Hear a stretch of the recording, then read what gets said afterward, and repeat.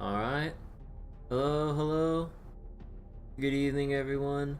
So, it is time for more FGO and getting to, well, not really like the final parts of the event just yet, but I would assume, well, assuming like the upcoming sections are paced how I think they might be laid out, it'll probably take 2 more sessions to get through a couple more stuff before the end of summer in Dubai, and then the transition into Ordeal Call 3. But yeah. Although so when you get to the end of the summer Dubai story, does it just transition straight into like Ordeal Call 3? I actually didn't check out exactly how it's gonna be laid out and stuff, but I mean, I guess we'll just find out. 突然ですが、先輩はスイカに塩をかけます。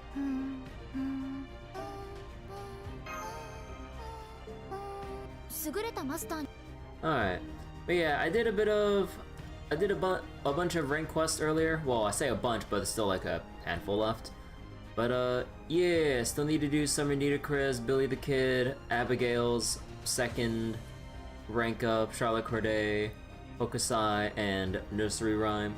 I'll get around to them eventually. I chewed through like 4 or 5 of them like since last night and just earlier today, burning my stamina, which probably should have went for point farming in the event, but I was like, you know what, I really should get these rank ups out of the way. It's like 2 quarts a pop, so I'm just like, yeah, I should probably go do it.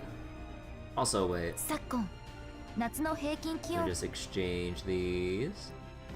いらっしゃいマスターくん。カタログはこっちだよ。退屈がてらお。 Alright. So let's go continue where we left off. So I believe from what happened last time, like, at least the more significant part off the top of my head, everyone else already knows Erish's secret that she's turning into a beast. But thankfully, they're not passing around the idiot ball where everyone just like panicking, raising alarms. They're actually going like, okay, wait, let's not do anything actually crazy and think about Master's perspective. Why would she want to hide this? And they're all like, oh, she's hiding it because she felt like there's no better way to actually, you know, go about this. Because if she thinks that we could have helped her, she would have told us straight up. So by hiding it, it means that they're just watching the situation carefully, praying that it doesn't spiral out of control and that it'll just hopefully go away. So now, I would assume going into Section 8 and beyond for a little bit, we're going to be playing a little bit of mind games of you don't know that we know your secret and all that junk. But yeah. How long that whole thing will last? I got no idea, so let's just get into it. But yeah, I also finished binge watching like a whole. Oh yeah, wait, I need to get the Game Press guide up real quick. Hold on. I want to get the guide up so that I can just see what rewards I need for the upcoming section, or what drop CEs I might need for the upcoming section. 1 stack of gold currency. Ah yes, truly valuable right here.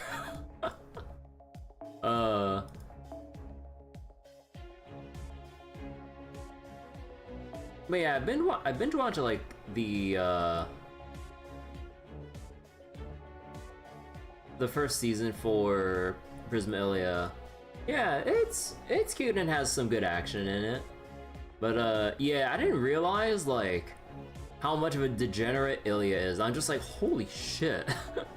Like, I remember like seeing some out of context like screenshots or very small snippets over the years, but then, what the fuck, man? That's so fucked up. Like, Ilya, what the hell?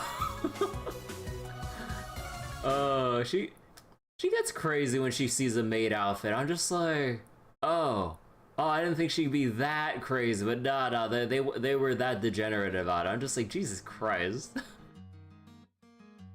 But yeah, like, I'm getting ready to watch the OVAs and like the next season and stuff. But also, wait, when do the movies take place? Because I saw that there were Prisma Ilia movies. Although, actually, I should check the release date. That would actually make more sense. But yeah, like, do they take place in like a technically separate canon, or are they like certain adapted arcs that were just put into a movie format rather than a whole season? I have no idea. But yeah, okay. Good morning, everyone. Today we'll be touring the desert in Dubai's southern district. In stark contrast to the futuristic cityscape you've seen so far, the desert is a veritable explosion of Dubai's wild nature and panoramic beauty, or so they say. Oh boy, are we ready for more glazing over Dubai's like cityscape and everything? Oh boy. Oh god. Please let us move on from the Dubai glazing to the actual story. Just checking, but what's going on with the... wait. But what's going on with the beast alert? Isn't it still in effect throughout the city? I don't know. I'll go ask at the front desk.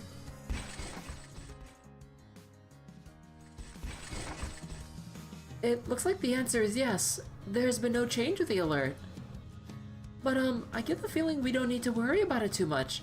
That it doesn't have anything to do with us? Surely. It wouldn't be right for a Chaldean servant to agree with her here.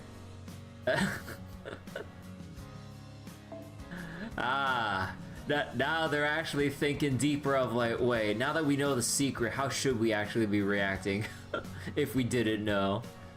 So all the more diligent servants would go like, nah, like we still need to be careful. You never know, there could be a beast anywhere here. Maybe somewhere within this group. No, I don't think that's a chance we can afford to take. We should at least be vigilant for any sign of it. Hey, what do we do now?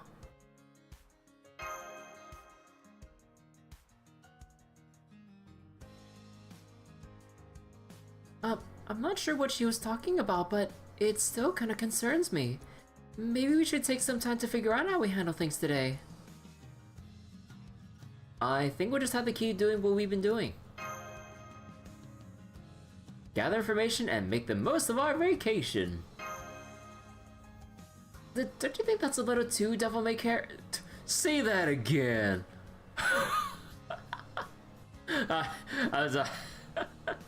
You know what? I need to screenshot this just for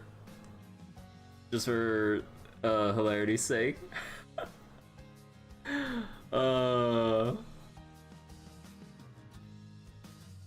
There's no sign of the beast causing any harm so far, and I bet it'll stay that way.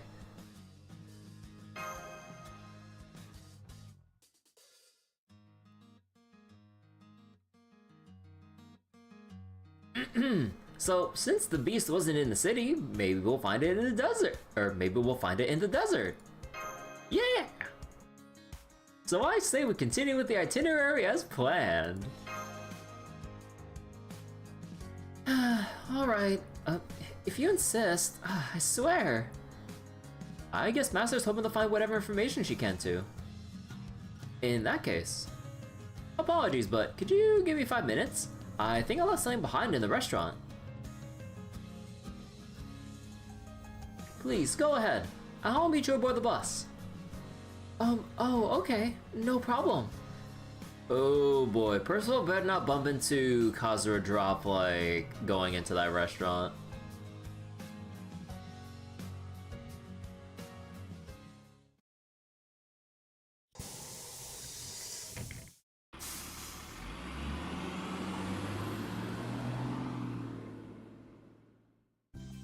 Your hotel is actually quite close to the desert, so it won't be a long trip. Ooh, so this is a bus. It uses an internal combustion engine to turn its wheels and propel it along the ground. Whoa! Technology! No rockets, no subspace navigation, how strangely quaint. It's like, this tech ain't futuristic, but oh my god. The ingenuity back then. How come there's so much empty space out here? Well, the great outdoors. There's still a great deal of ongoing development in Dubai, so I guess it's related to that. Ah, so it still has a lot of room to grow, does it? How youthful. Oh my god, Tenochtitlan is looking at Dubai as like a child who still is yet to like grow into like a beautiful person or something. Not to say I no longer have the potential for growth myself. What do you think, Kaskui? What kind of buildings would you like to add to me? Buildings? Please, don't be shy. As long as they don't violate any zoning codes, I'll do my best to accommodate your requests. In fact, zoning codes differ from country to country, so depending on how you interpret them... Oh my god. You know, it's surprising how down bad Tenochtitlan is for Master.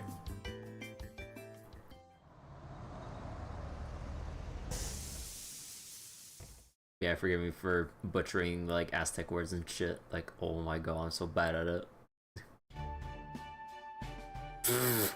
Now that's a desert. You know, that evokes so much energy of like that old ass of like of those like of the voice line deliveries in original Resident Evil 1. It's like, wow, what a mansion. Cause like I've just been like on this little streak lately of like just watching some OG Resident Evil streams and stuff, and I'm just like, bro, man, like OG Resident Evil voice acting is hilarious. Like I love it. Again, like that whole campy B-movie like delivery and stuff, like again, genuinely bad, but it's like charming in its own way where it's like, I mean, I guess like what everyone says, the fun bad. But yeah, how you doing, Abdo? Hope you're doing well. Now their cars get powered up by sun photon energy. Whoa, technology.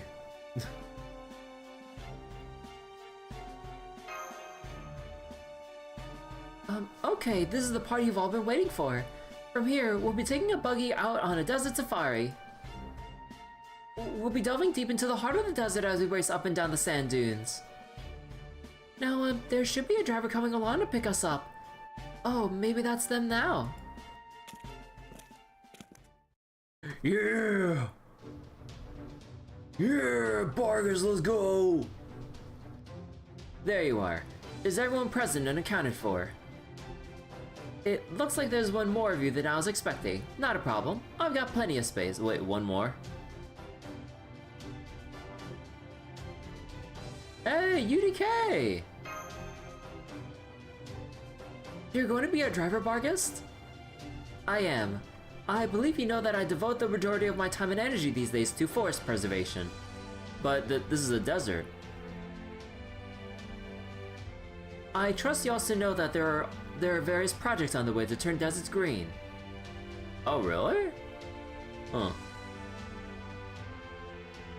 Which means this desert could one day become a forest. Oh.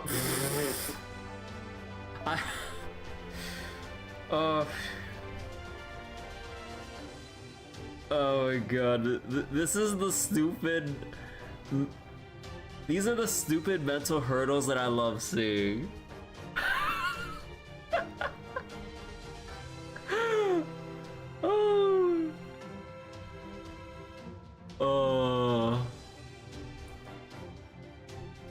So because they'll become future forests one day, it's her job to preserve the desert. Okay. Oh my god. Her boobs would be touching the car wheels. Nah, her arms are long enough. All this is to say that my duty is to keep the peace not only in forest, but in deserts like this as well. Be warned that I will not tolerate any form of littering. Plastic in particular is notorious for not being biodegradable. Talk about dependable. Alright, get in. Add some magic water. Well, if it can heal, if it can heal the mold, then surely it can grow into a forest in the desert. I'm going to treat you all to an exciting post-pounding desert drive on our way to your destination and its beautiful scenery. Be warned, I won't be taking it easy on you, probably because the income I earn here goes directly toward conservation efforts. And probably because I want you to experience what it's like to ride the desert waves. Most people never get the chance. That said, I advise anyone prone to motion sickness to take the middle seats. I've never ridden a roller coaster, but I understand this ride may produce similar sensations. Really? Damn, I'm getting a bad feeling about this. Vroom vroom, bitch.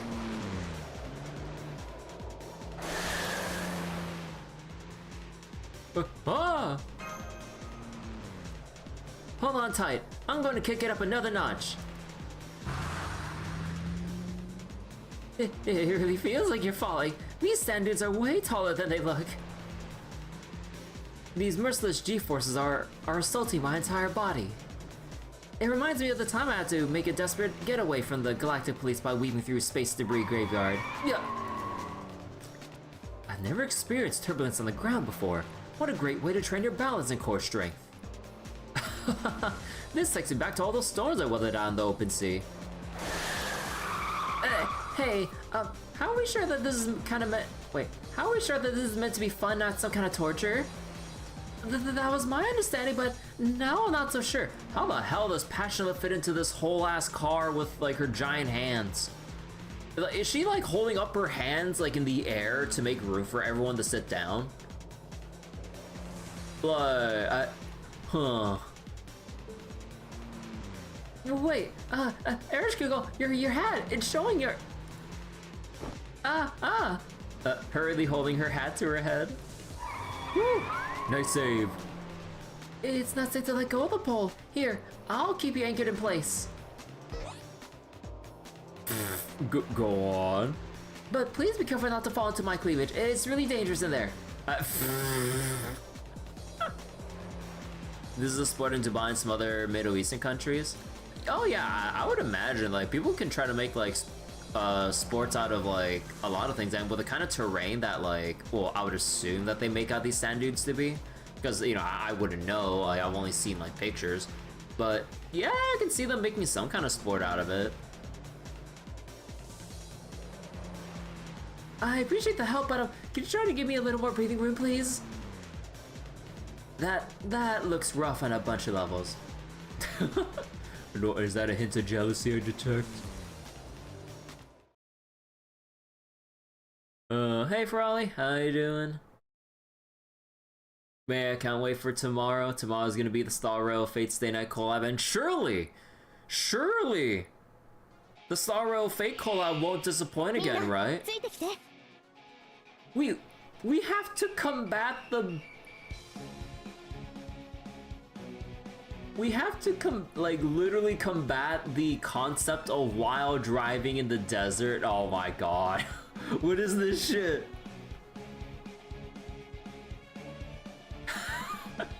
What do you mean?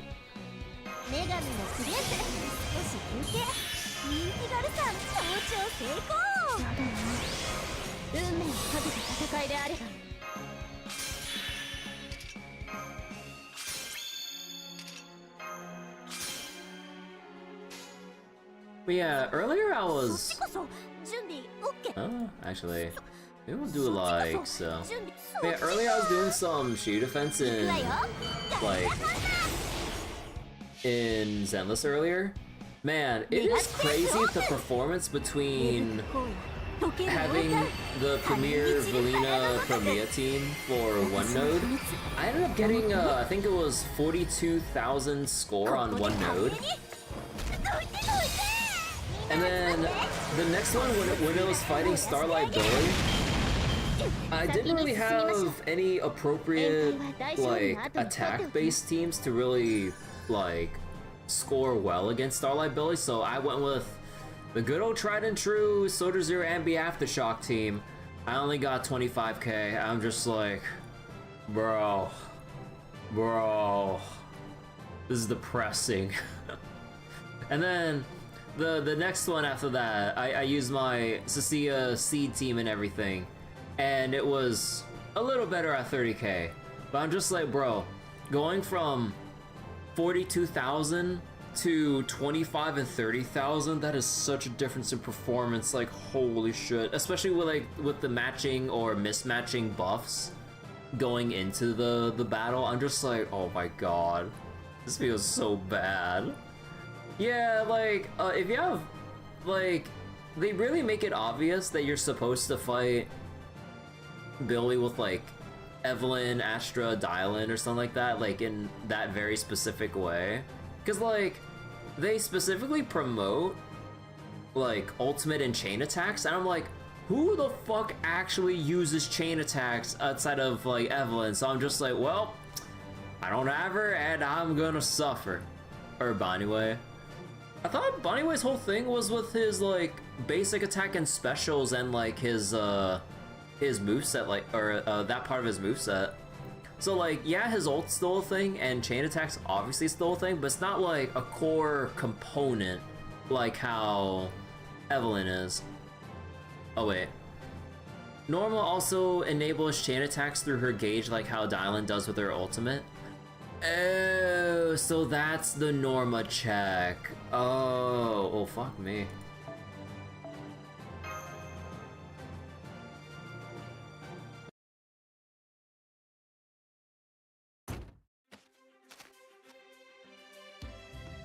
We're here. Nice job hanging in there, everyone. Now go on. Drink in 360 degrees of panoramic beauty. I'm still a little dizzy, but...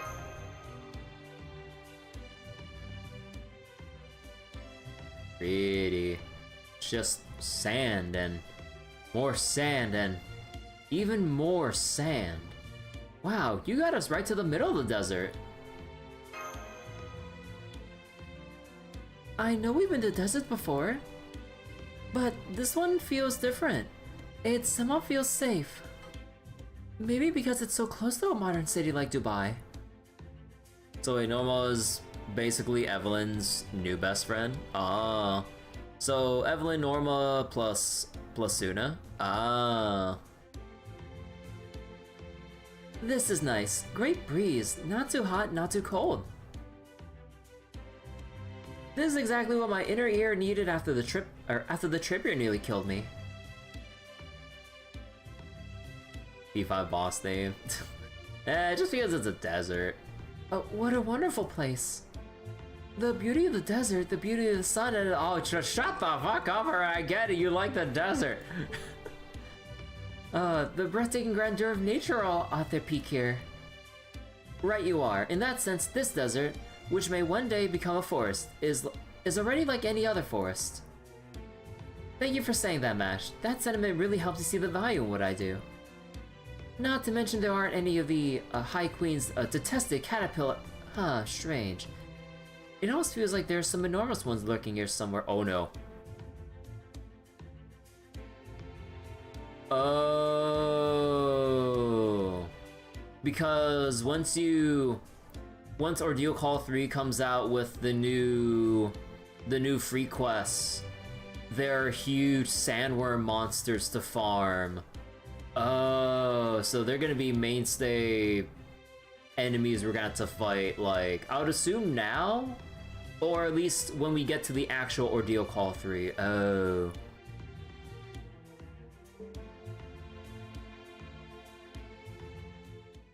Huh?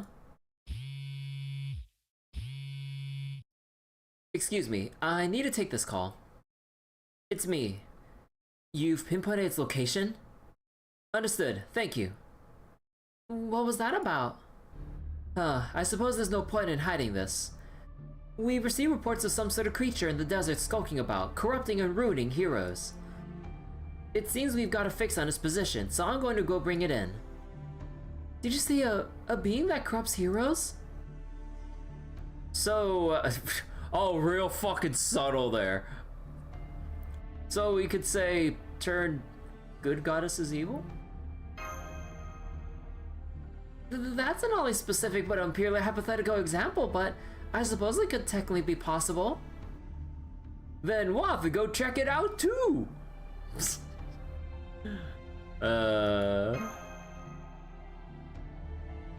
Frankly, I would be grateful for the help, Master, but are you sure you want to do this? We're sure. We may be here on vacation, but we've also been looking for potential leads on the beast alert going around the city. A beast, huh? People have been talking about that, yes. Even I've caught its scent, though only faintly. Oddly enough, that scent seemed to get both stronger and weaker today. That's probably because I'm here now and because I just met the sky spell the way Excess advised yesterday. Then again, that scent could also belong to the same other, or to some other being that has nothing to do with me, right? Of course we'll help. If this creature's a threat, then it's our duty to stop it.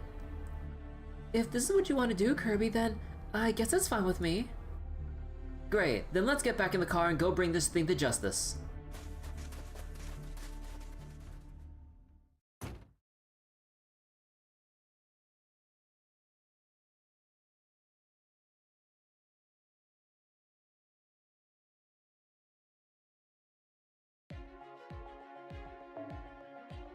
Wait, it's considered foreigner?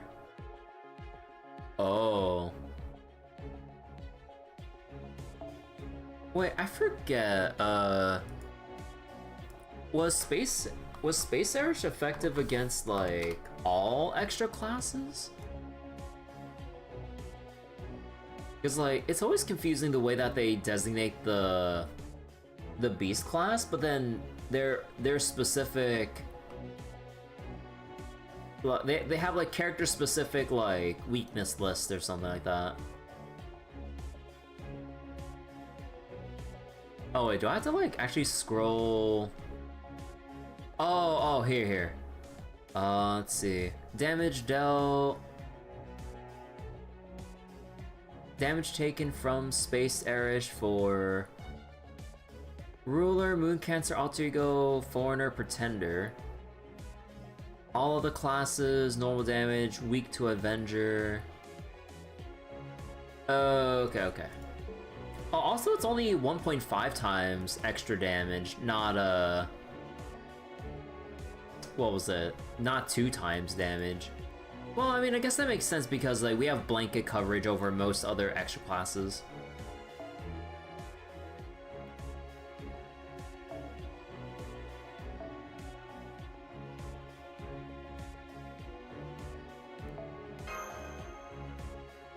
Actually, wait, does this one drop anything? Oh, no event drops. Gotcha. Well, actually, I mean, in that case, I might as well get rid of these and bring in someone else that can... how about... Bunny Toria with... Bouncy. Well, actually, that's as much room as I have.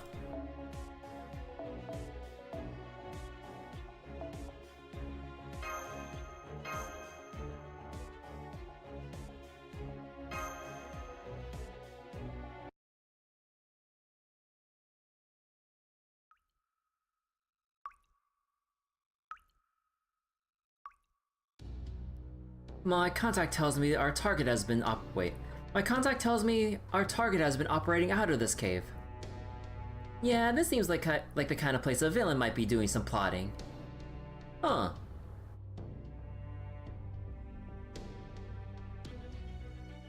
Oh. Goodness, nobody told me to expect guests. Welcome to my humble abode, everyone. Talk about a scheming villain. Jacques de Molay? Oh my, why are you looking at me like that, Master? It feels like you suspect me of being responsible for every problem here. How terrifying. Huh, no way. Are you... Black Goat the Devil Summoner? Grand Master of the... Grand Master of the Knights of Temple Noir, who's planning to conquer the galaxy! What? No! What are you even talking about? Also, black and noir mean the same thing. The glasses. The glasses are very versatile. Now that I look closer, it seems you aren't. That's a relief. I may be a villain, but even I kinda hate the idea of an interstellar black mass. What is it you're doing here? Huh? Well, I have lots of things I want to do, so I guess I'm picking one that seems feasible and tackling exactly how I want. Noir is French word for black? Yeah. Though that doesn't mean I'm just doing whatever I feel like. Elaborate. For example, are you using evil power to transform heroes' basic natures? My, those garnet eyes of yours are so serious. Why ever would you be asking? This isn't a game. Answer me, now! Oh, you're no fun. So you're asking if I'm up to my usual tricks. Namely, whether I've been conducting bizarre and obscene rituals to summon horrifying demons. If so, the answer is none. I mean, don't get me wrong, I was trying to do just that. But for some reason, I just couldn't get it to work here. It was kind of like the demons I tried to summon weren't home or something. Still not sure what that's about. Huh. When your resident, like, devil summoner is having issues saying that the devils aren't there to be summoned. It's like, wait, if they're not there, where'd they go? It's like, oh no. Maybe because this is the future? Oh yeah, demons just don't exist in the future. Thanks, baby. Fully, like, cleanse all of Dubai of any and all demons and devilry. Maybe? At any rate, I definitely haven't been summoning any demons. And as for corrupting heroes, I have no idea what you're talking about.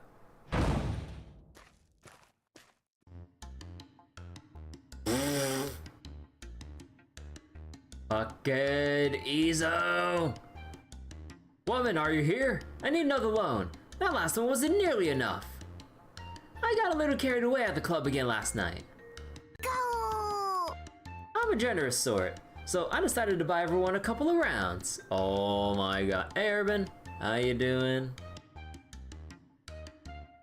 This Dubai place is a lot of fun, but it sure ain't cheap. Huh? Ah, merde. You may not have summoned any demons, but seems like you've been up to some other nonsense.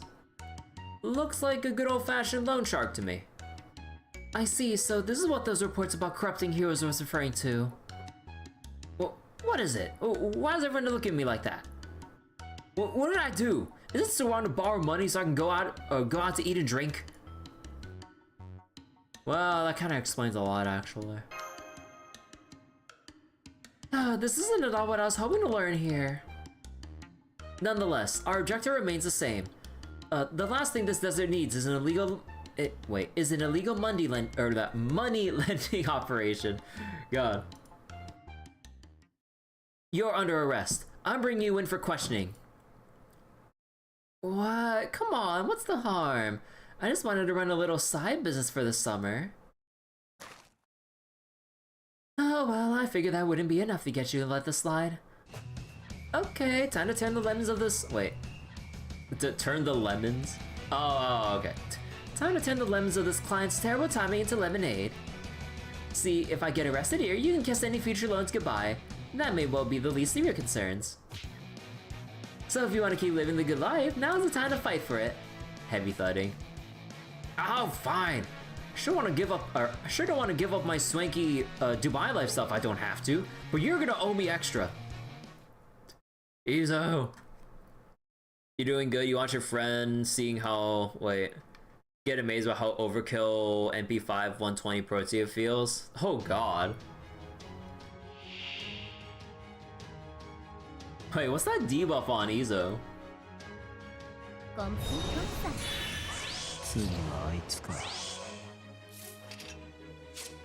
Liability. Decrease charge for yourself and increases Jacques' charge at the end of turn. Ah. 女神のクレープ少し休憩あ登って登ってやだな白兵戦行きます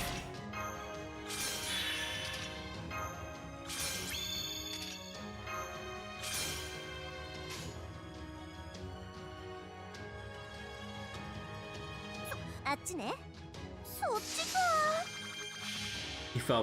You felt pretty bad on how quickly you beat these two? No. 解放時空が終わっても必ずあなたを捕まえるわエディンシュグラコラプサなんじゃよしそこ逃げない魂味わいなさいその魂なかなかね冥界にいらっしゃい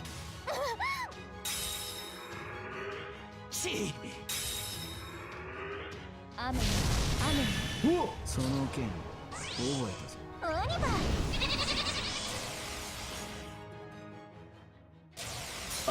I should have used Cast Artorias and おまんわしを笑うたか誰にもわしを笑わせんぞもうやだ No, we're fine. かな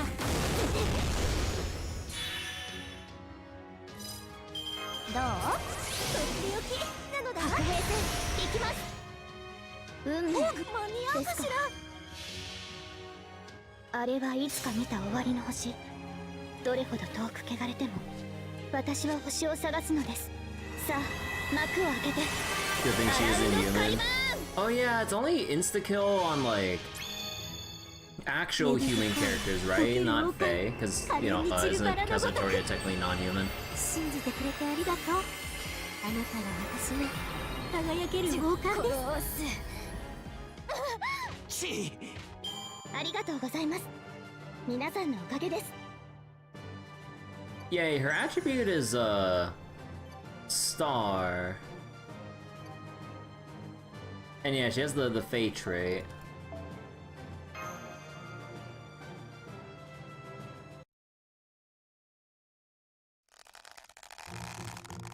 Got you. Merde. I had a feeling we might be outnumbered. No, my carefree Dubai lifestyle. Just to make sure, do you happen to know anything about the supposed beast that's got all of Dubai in a tizzy? If I did, I would have done a little better job here. A better job taking advantage of it, obviously. I see. Please don't feel discouraged, Ershkigal. Even if we've only eliminated one possibility, that's still progress. Oh, I mean, of course we're all discouraged at having come all the way out here. Wait. Of course we're all discouraged at having come all the way out to the desert, only for our lead to be a red herring. Yeah. Oh, right. I mean, it was pretty out of our way, wasn't it? That was too close. I was so obvious in my disappointment that I almost let them find out. All that aside, I'm surprised you managed to find my hideout so quickly. I thought I made sure I was flying under the radar with my little operation. I wasn't the only one looking for you. My contact gave me the intel that led us to you. Huh? It just goes to show that I'm not the only one who wishes to keep the desert safe. Oh, speak of the devil. Oh. Ah, so you're the one running the illegal money lending operation near my camp. Oh. Delicious. Nah, just kidding. I came as quickly as I could, but it seems you've already taken care of things here. Thank you. Yeah, thanks for handling this so quickly. I would be a poor queen if I... Oh, wait, I would be a poor queen indeed if I were to let you leave unrewarded after you did such a fine job bringing this lone shark to justice. Allow me to invite you out to my camp. If nothing else, we can all have a lovely tea time together. I have plenty of dates to go around. Yeah, Zenobia's pretty.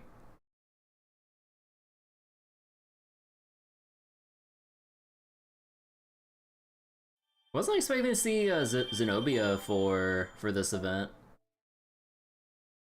Even if it'll just be like a short appearance. Alright, so let's see. Desert Getaway. So that drops the Silver CE, so let's go clear it once. Your two favorite servants who you haven't used in years in both JP and NAFTO, yet you love their designs? Yeah, I like Zenobia's design a lot.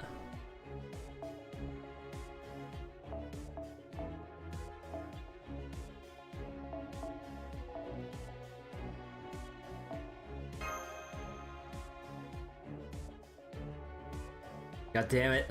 This is the wrong Artoria here. I'm not going for Ash the Savior.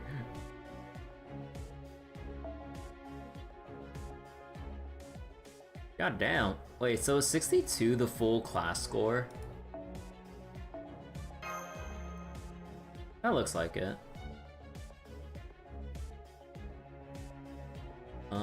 Anyone with like MLBs anywhere? Nah.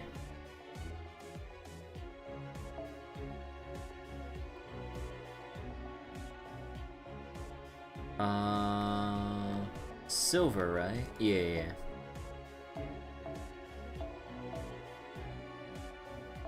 I only got one.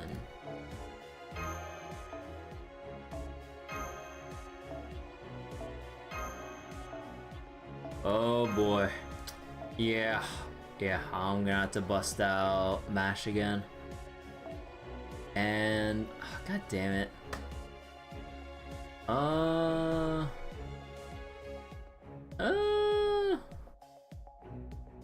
Yeah, let's just take out Melusine for a 12 cost. Let's do Babanji.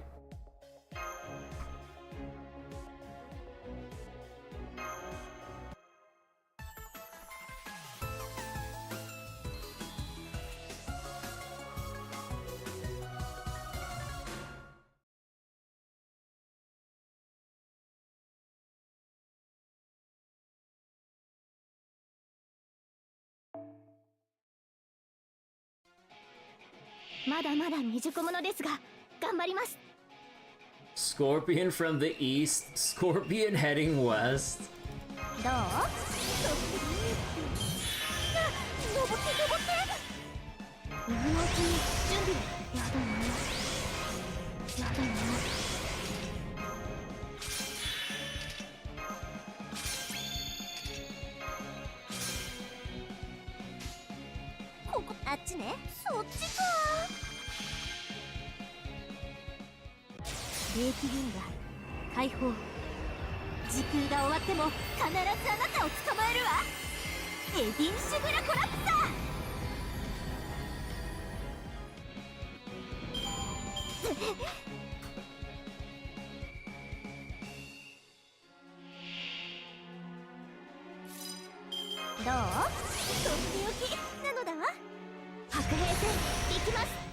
Oh, we're only just a little bit off there, actually. We'll go with this instead.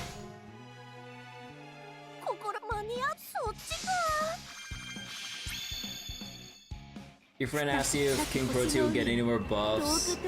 You said no immediately when you heard buff. Yeah, like King Protea is pretty strong already. Like, she's not necessarily in any... Or I'm not sure if there's any difference between now and whatever's in JP at the moment. But I would assume she doesn't really need any more than what she has right now, right? She's already pretty strong. But what do I know?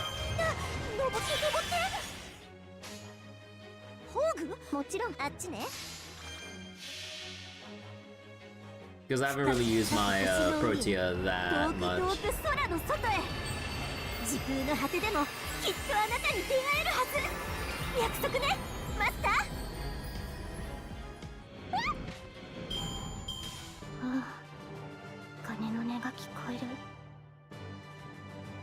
bum, bum, bum, bum, bum, bum.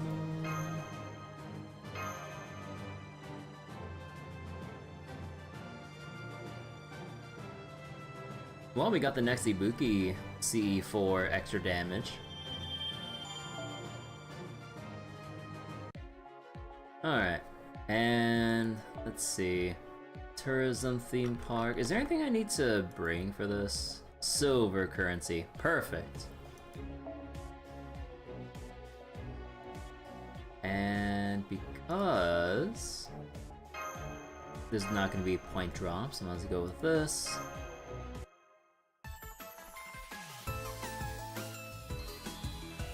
JP Protea is the same, still doing crazy damage. It's that you just got more buster support on JP FGO. Oh, okay.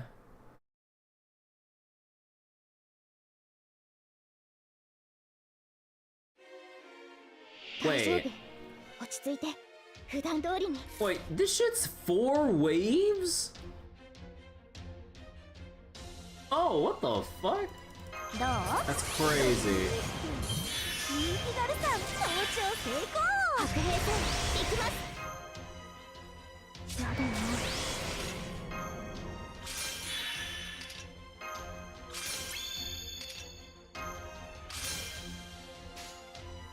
ホーグ間に合うかしら。あっちね。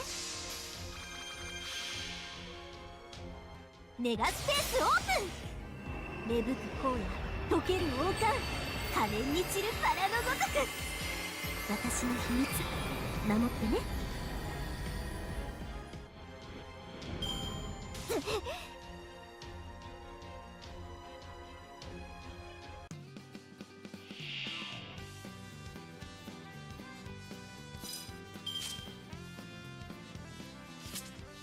どう？とっておきなのだわ。動き準備白兵戦行きます。やりましょう。そっちこそ準備ぞ。霊気銀河解放。時空が終わっても必ずあなたを捕まえるわ。エディン・シュブラコラプサー。 On JP, some of the new supports do like, you can do like 1 million just using Protea's third skill. If they resist all Zerigos, she can still do big numbers. That's crazy, even if it's against like resistances.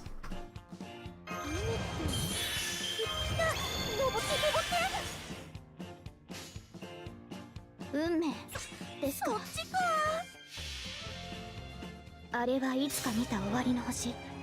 どれほど遠く汚れても私は星を探すのです。さあ幕を開けてアラウンドカリバーン。芽吹く荒野溶ける王冠可憐に散るバラのごとく。信じてくれてありがとう。あなたは私の輝ける王冠です。 Hey, you know what was funny earlier? I saw the new like Fate and Star Rail trailer out that was put out the other day. Oh my god, they memed so hard with it, with like Fate Strange Fake and everything. It's so funny. Truly the fakest trailer of all time, considering that like the trailer ends with Lancer actually surviving and winning. That's how you know it's the fakest of trailers. When Kyrielight actually survives and wins. Like, I'm like, oh my god, they're memeing so hard.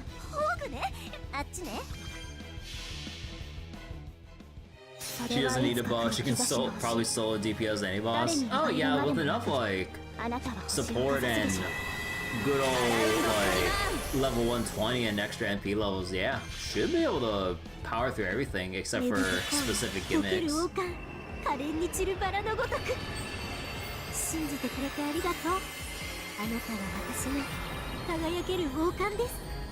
Also, what was kind of interesting about like the what was it?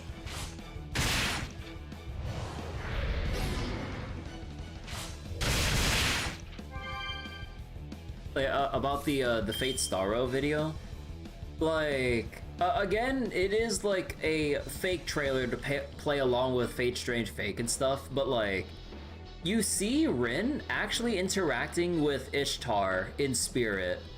And they're actually just fighting over control of like who gets their turn with the body, or with Rin's body essentially. I'm just like, oh, she's like actually talking with her. But whether or not that's actually something to like take into account going into the actual Fate Star Rail event, I'm not sure. But it was interesting to kind of notice with the trailer. Also the fact that like Caster just brings back everyone from the fucking dead. It's so funny. like chaotic battle ensues, and then once the dust settles, you just see Caster's wheelbarrowing everyone back to the world of the living. And I'm just like, oh my god, so goofy. But poor Caster is just overworked from having to like res everyone. あっちね。そう、間に合うかしら。行くわよ。ガルダハンター。怖い話はお好きかしら。明快チェック式。行くのだわ。ここが夏の最高潮。はい、鑑賞。泳ぎに行きましょう、マスター。泳いだことないけど。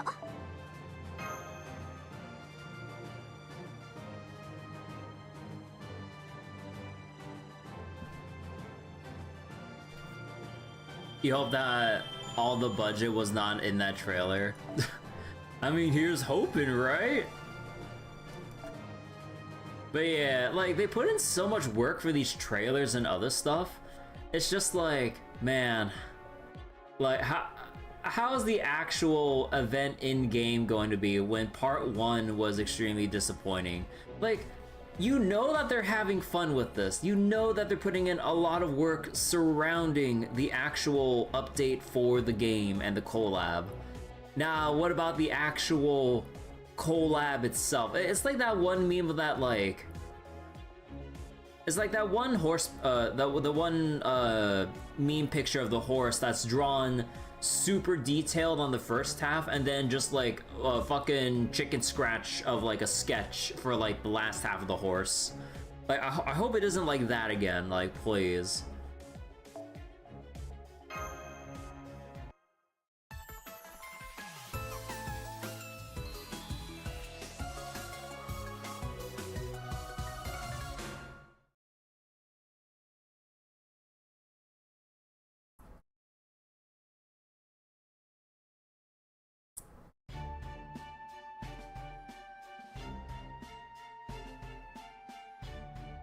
You see, there are plenty of dates for everyone. Go on, don't be shy.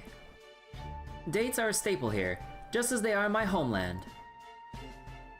They're made by drying out date plum or palm fruit. Of course, there may be no need to tell you about them, since I'm sure you've all had them many times before. God damn, there's so many. My point is merely that you're free to eat as many as you like. I'm quite fond of them too. Ah, delicious. Agreed. This simple sweetness and texture reminds me of dried persimmons. I could eat these all day, munch munch. It's too bad Vargas couldn't come with us. Indeed, I suppose it just goes to show how seriously she takes her daily exercise routine. Dubai Sports Gym, Dubai Sports Gym Desert Region branch. We're gonna have like 3.4 Kevin Fate to 4.3 Fate, where Star Rail story's way better. Yeah, I don't know. We'll have to see.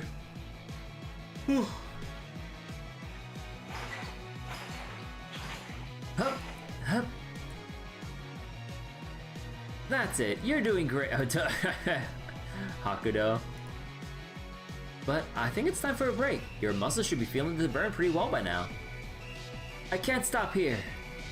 My summer duty is the protection and preservation of nature. I must remain in top physical form.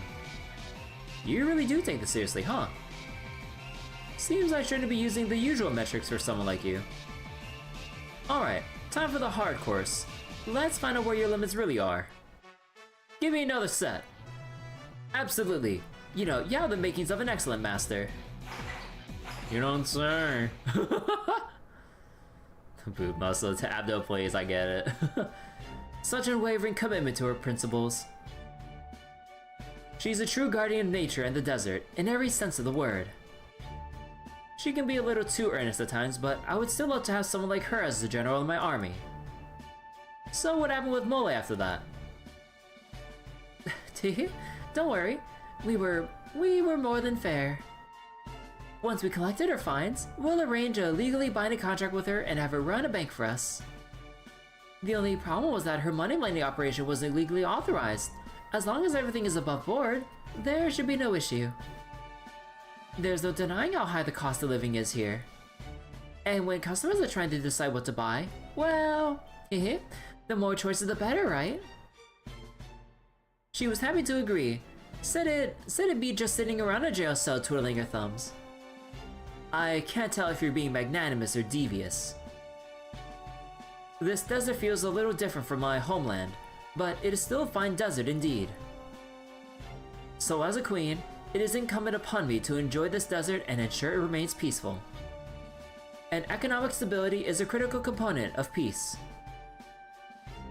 That is why I brought the Queen of Sheba in, to serve as my financial minister. She has been a great help in that department. Well, I do know a thing or two about making money in the desert. What do I know about the rumored beast? I have been vigilant. However, I have not noticed anything strange thus far. Living in Dubai, good luck, like, no joke. I mean, I can only imagine with a city that looks like that. I can only imagine it's only like the richest of the rich living there or some shit.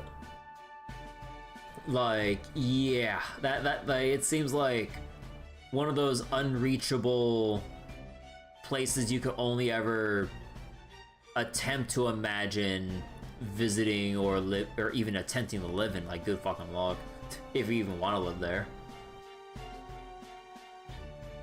If we did have to contend with the beast, we would not have had time to concern ourselves with the loan shark. I see. Then I guess there are no other problems out here in the desert, huh? I don't know if I would say that. Why? Is there a problem? Or is there a problem? Not exactly. It's more of a request I have for you. Though I confess, one I am embarrassed to make. Do you need a swimsuit? I mean, we can go for, you know, ask a ruler Artoria for a commission. Oh, good point. If anyone's up to the task, it'll be Master and her crew. Indeed. You see, we've been holding camel races to help drum up business. That explains the chapter name. Oh, camel races! Right, I remember now. In the Middle East, they tend to race camels instead of horses. That's right. I read about them as well. They're quite popular here. No kidding. We do not take bets, but we do offer prize money, and of course the jockey's honors on the line too. They are very engaging to watch. At any rate, we received word that some jockeys will be unable to participate in the next race. Their reasons are understandable: a sudden illness, a camel injury, things of that sort. Whatever the reason, we now need to fill... how many slots are we missing now? 3, I believe. Right. We need to fill 3 slots. I'm hoping you might be willing to do so yourselves. You are all well known around here, and having skilled competitors in the race will make things more fun for the spectators. I know this is quite a lot to ask, and so suddenly to boot, so I certainly will not demand you claim first place. Though of course, if you do manage to place high, you will be rewarded accordingly with prize money. I see. That does sound like a great way to have fun in the desert, as much for riders and as for spectators. You've seen camel racing like 3 times in your life using YouTube or social media? Yeah, I kind of wonder how that would actually look like compared to like the usual like horse racing and whatnot. Speaking for myself, I prefer oceans of water to seas of sand. I will enjoy this from the stands. Sounds fun, but I don't have a camel. I don't suppose I could ride my own steed, could I? Oh sure, but that would be, oh sure, that would be perfectly fine. My camel race is special, you see. Anyone who has a horse or a mount of their own is free to use it. I then use illusions and perception blocker spells to make them seem like they're riding camels. The only animal racing you watch is horse racing. Your grandma has like a horse farm, so she introduced it to you? Oh, really? Oh, that's cool. Huh. So anything goes then. In that case, could I compete with my city mechanism? A whole city is probably pushing it though. A car, sure, but I can't really allow something... But I can't really allow something to enter the race if it's too big to even qualify as a vehicle. Damn. Well, I suppose a city my size could cross this desert in a single step, so it wouldn't be much of a race. Hold on, if we can use any kind of regular sized vehicle we like, wouldn't anyone driving, say, a car or a rocket ship have a huge advantage over anyone riding an actual camel? Dee, don't worry, I've got that all covered. Whenever I cast the illusion that makes your ride look like a camel, I also apply a modifier that converts it to camel speeds. Sure. So the only horse who likes you is an emperor, a white horse who hates being clean. Huh. Sounds like Uma Musume's story material indeed. Rocket-fueled camos. I guess when you think about it, it's more of a curse, really. At any rate, the modifier ensures that every racer moves at the velocity their vehicle would have if it was a camel. Which means that everyone gets to enjoy a fair pulse-pounding super darling camel race.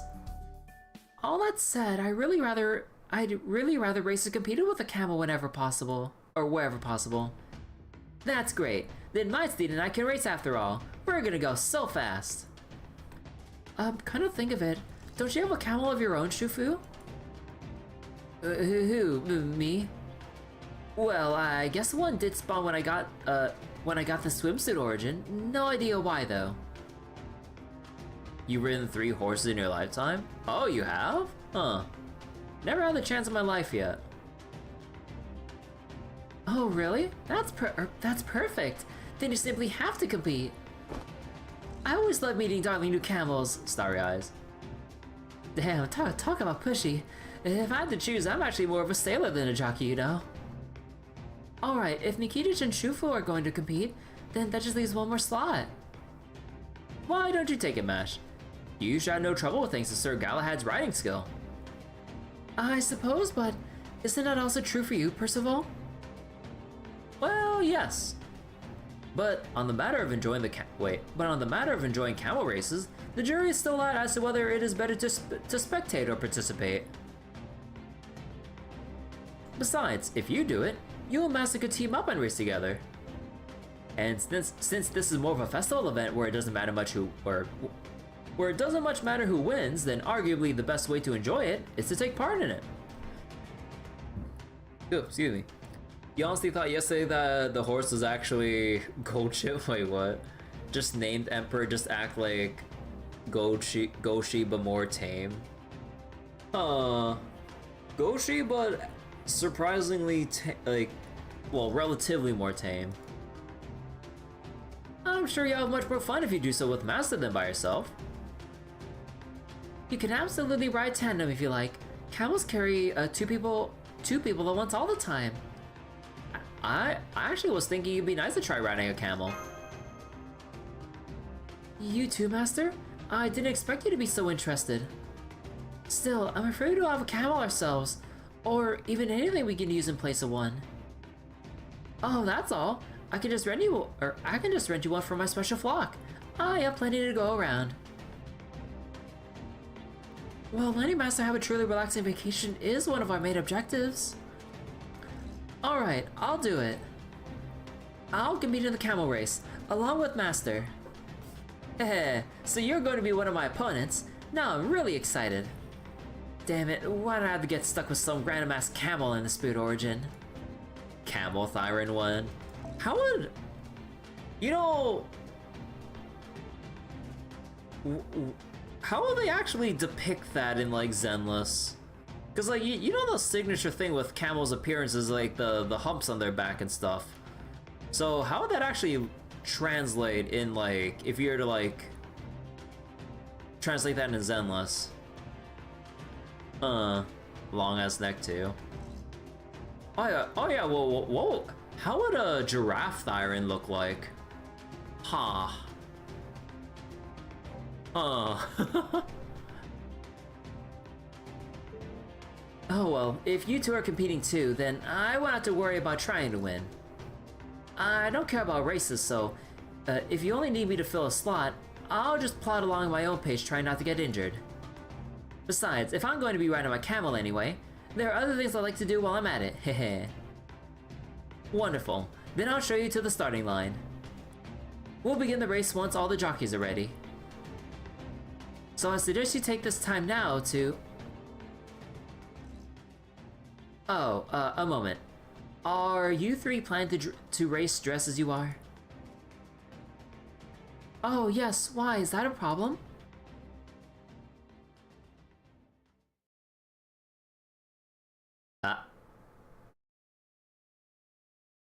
I suppose it's not my place to say anything, but you should know that around here, people can be criminally punished for unchaste behavior. So I advise you to pay close attention to your appearance and be careful not to dress inappropriately.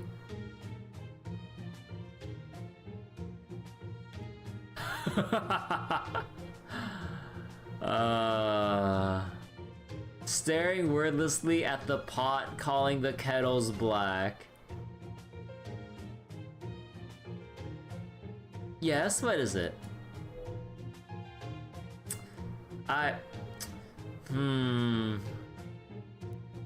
Pot beat kettles.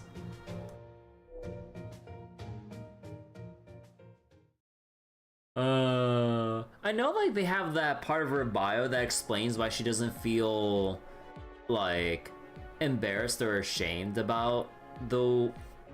Actually, no, wait. I'm pretty sure, like, they explain her in her profile somewhere. Hold on.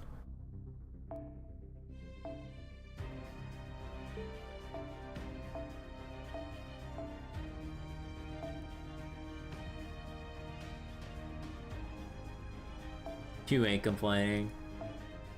Don't dress inappropriately while she wears less amount of everyone in swimsuits. But yeah, it's like, let me see. I believe they had it in the description somewhere.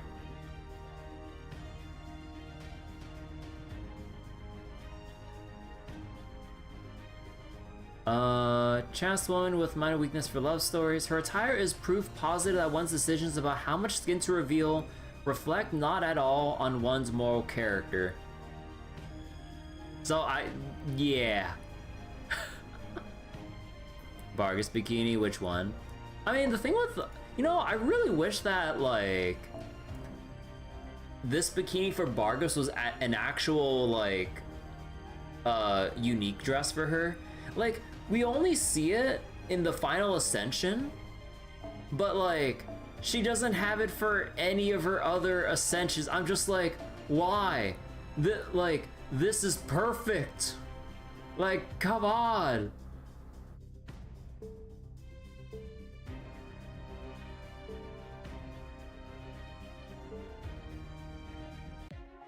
But yeah, like, Zenobia has, well, simultaneously, like, low self-awareness about the fact that she's, like, basically, like, nearly nude, but also has, like, no shame about, like, the way she conducts herself despite the amount of skin she's revealing with herself. But yeah, but to everyone else looking from the outside, obviously they're just like, sure. So yeah, it's just that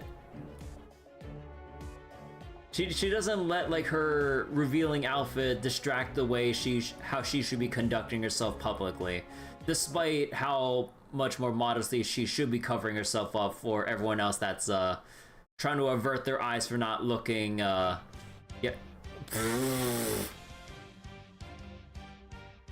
Of course, we have Jaguar Warrior doing the commentary here. Alright folks, this is it, the moment you've all been waiting for. I'm Miss Jaguar Mura, your resident famously beautiful jungle idol who, for some reason, prefers doing play-by-play at this table. And with me to provide color commentary is the race's own executive producer, Shibanyan. Oh my god. They actually made a new drawing for her at the commentators table. Oh my god.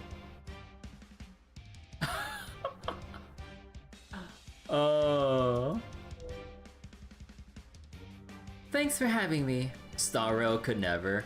Like, honestly, like, with again, don't mind me going back to Starro bashing, but like, I'd rather we have visual novel cutscenes or some shit like this instead of like how Starro still needs a bit more detail and work when they do their story cutscenes and stuff.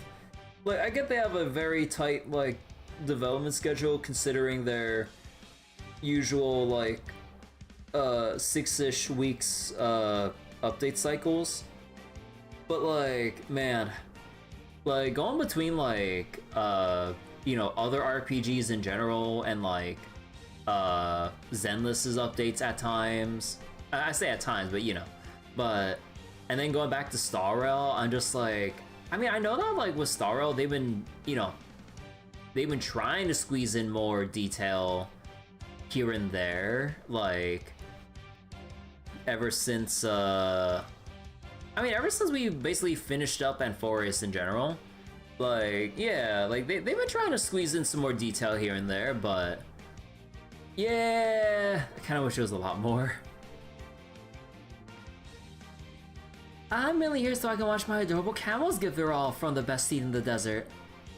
So don't expect much from me. That's our Shibanan for you. I wish I could finagle a job where I got paid wherever or whether I worked or not. Anyway, please give us the rules. Of course, they're very simple. Every racer must start the race on the camel. And whoever crosses the finish line, whoever first crosses the finish line after passing through all the checkpoints is the winner. Racers may not attack another racer's camel. They may, however, attack each other. So please feel free to enjoy a bit of battling while you race, but keep it within reason. Ooh, baby.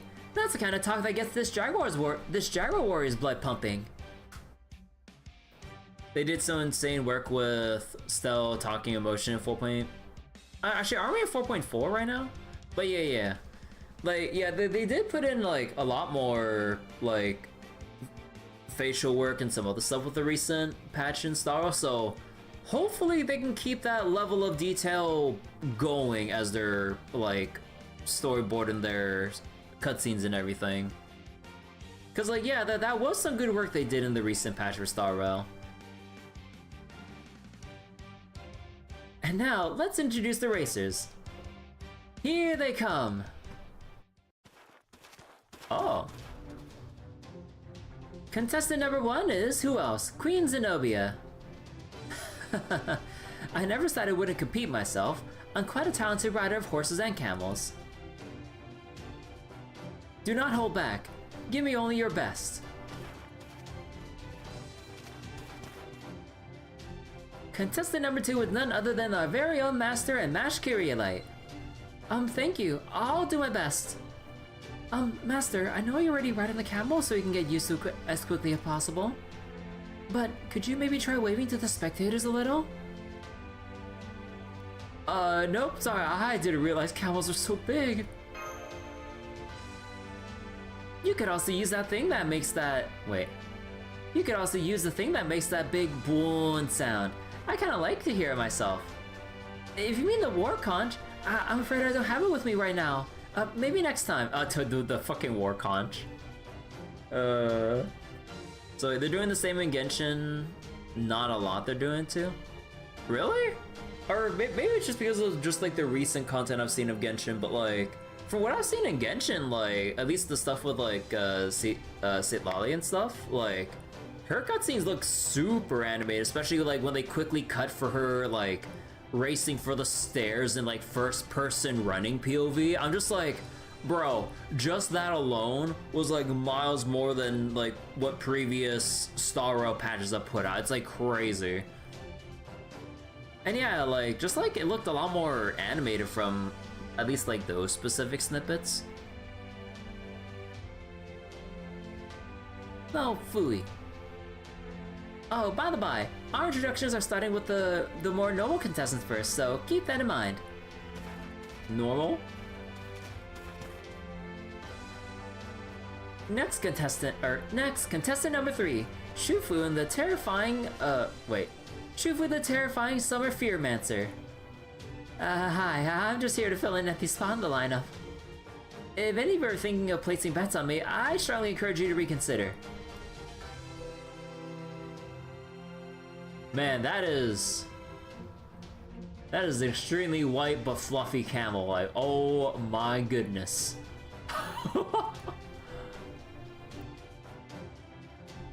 Not to worry, here gambling is a criminal offense. Oh, okay.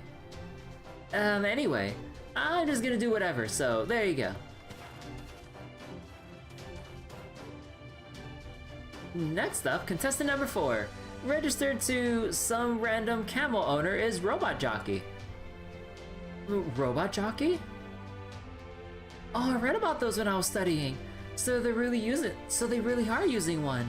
Wow. Makes sense. Lighter jockeys have a significant advantage. Who authorized the Robot Jockey? Reminds me of Servantverse surrealism.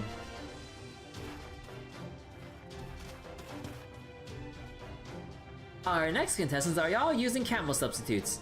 Camel substitutes? First up, contestant number 5, the assassin from the north. Even now, I still can't tell if she's a fellow cat or not. Dobrynia Nikitic. Hahaha, I'm gonna have so much fun. Remember, I used that spell to change your mount's appearance and restrict its capabilities.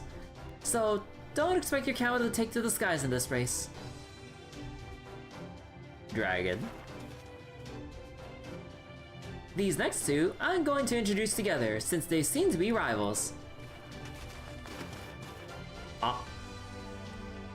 Contestant number 6, Madame Carmilla.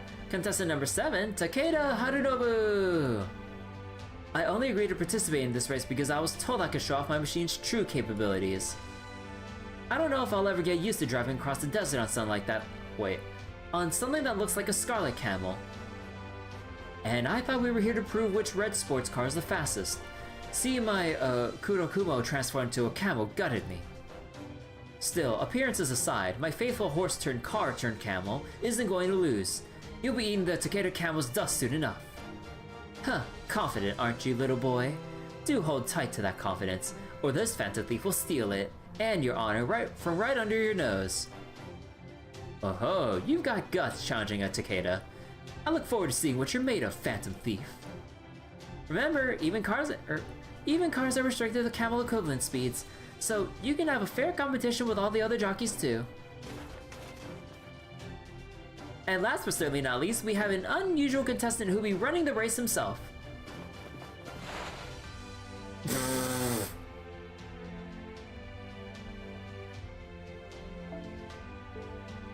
That is so cursed.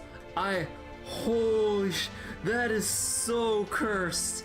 Oh my god. Contestant number 8, the terrifying speedster China, Red Hair. What? No, you got my name wrong. I'm Lubu. Oh, oops, must have been a mistake in your entry form. Sorry about that, take 2. Red Camel. No, Lubu. I took the liberty of casting my illusion directly on a contestant this time. I hope you don't mind, sir. Not at all. If word got out that such a renowned figure as myself was taking part in this race, it could cause panic in the streets. You simply did what had to be done. Yeah. And that's all our contestants. Yes, these are the 8 racers who will be competing for your viewing pleasure today. Who will be the one crowned Camel Speedmaster when the sand settles? Stay tuned to find out. Bro. They actually changed Lubu or Red Hair's face into a fucking camel. Like, that's so cursed. Alright, is everyone ready? Then here we go.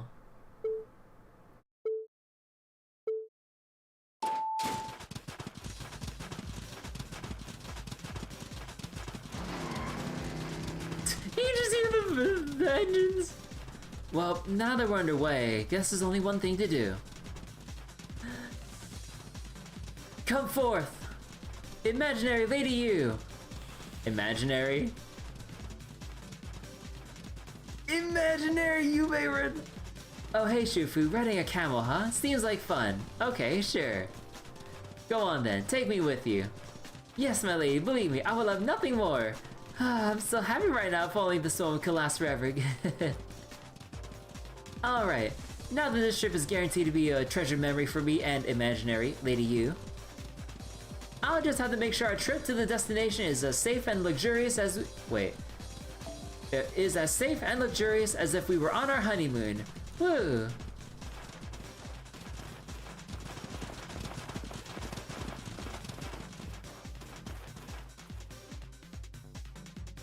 It looks like one of our contestants has already offered her own little world, but that should be entertaining in its own way. We're really just racing for fun out here, so as long as everyone's enjoying themselves, the rest doesn't matter. Whoa, that didn't take long. The races are closing in on each other. Looks like we're about to see some contact. We'll be showing you live video footage of each likely clash as they occur. And don't worry everyone, thanks to my spell, it may look like the contestants are fighting a typical battle, but they're actually all being very careful not to harm the camels even as they get in each other's way.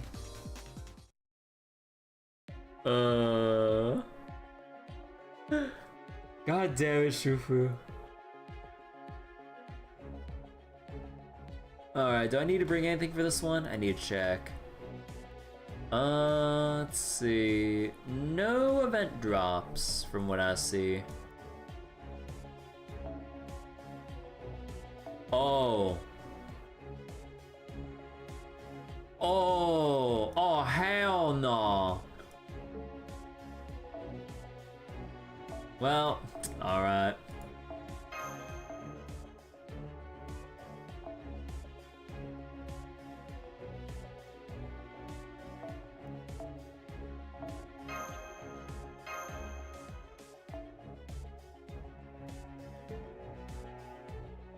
Man, I mean, it makes sense that it's restricted for this, but god damn it.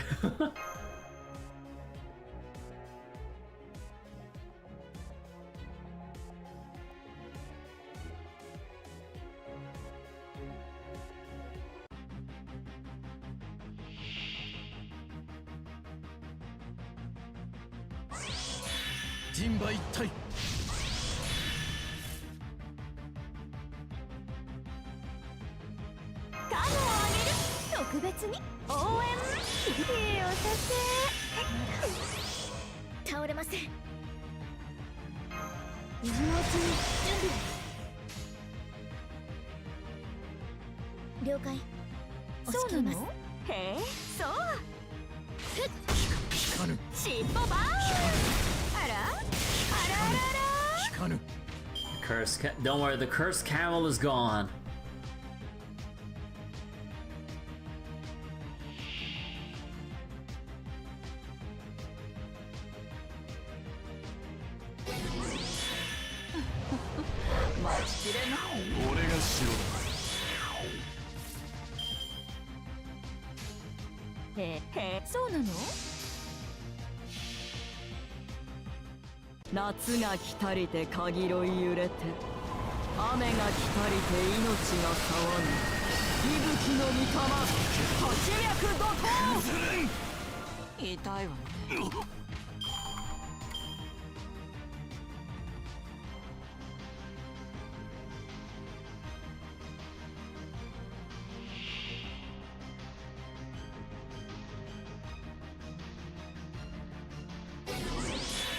Final stretch.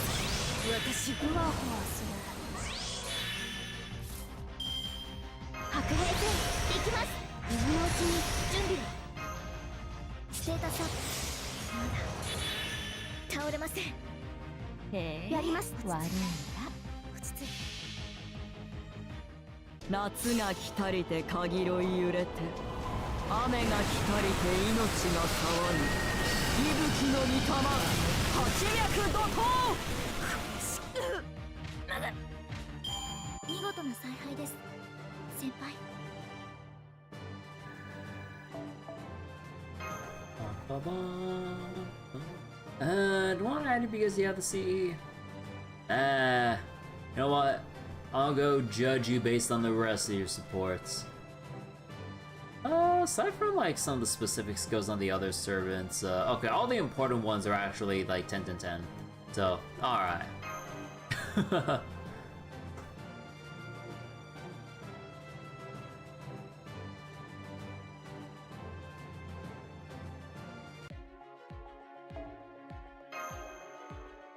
Oh, we get rewards in Node 3. Oh, because we won the race.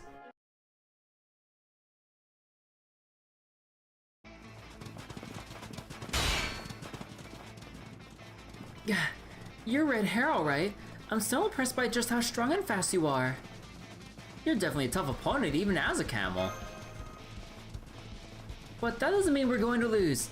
I can just about keep up as long as I can make good use of my Knight of the Round Table horsemanship. As I keep reminding everyone, I'm Lu Bu. And while I'm at it, I have a question. Why do you refuse to look me in the eye?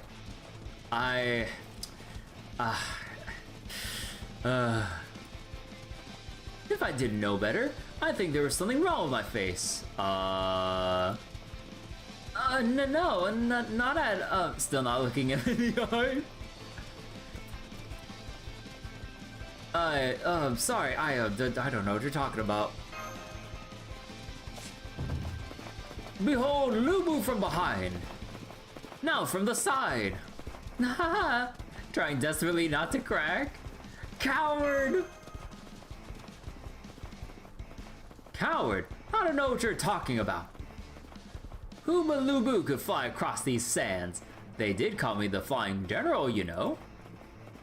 While I, Lu Bu, will always enjoy galloping across grassy plains, there is also something to be said for running through the dry winds of desert dunes. Let's keep this pace up.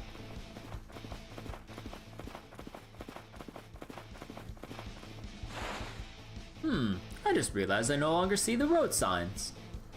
Oh, this must be a cunning trap. The Chimendunja. Sorry, but no.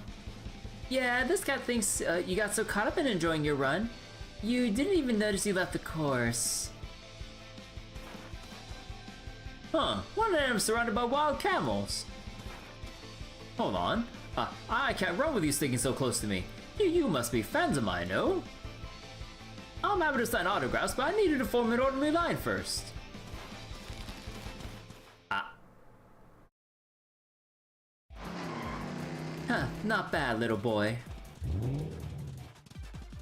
I'm still just getting started. You underestimate you underestimate the Takeda at your own peril. Now I'm seeing the camels that look like hot rods, but they still just move at camel speed. Whoa, they're drifting on the camels? Oh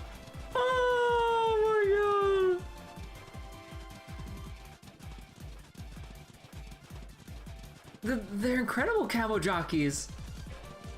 Meanwhile, Scotty swimsuit ruler looks down on you. Wait, I forget how her fourth ascension art looks like, or her final ascension portrait looks like. But isn't this the turnaround point? Yes, it is, and they both overshot it by quite a bit. It seems the Reds have so much horse camel power that they struggle with tight turns. We can't hope to match their speed, but we can still compete by being smart about our route.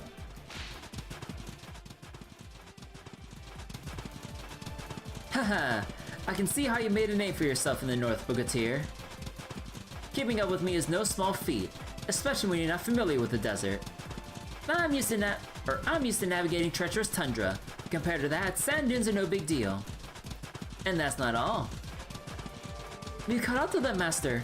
However, my whole goal for the summer is to enjoy myself. This race is no different. So I'm focusing less on winning and more on just having a good time. Oh, nicely done. Huh? I'm not about to pass up this chance to get in on the fun myself. Of course, I already expected as much. I've been looking forward to fighting you. It looks like we have another race battle on our hands, Master. Then we just have to find a way through while we fend them off. Camo drifting.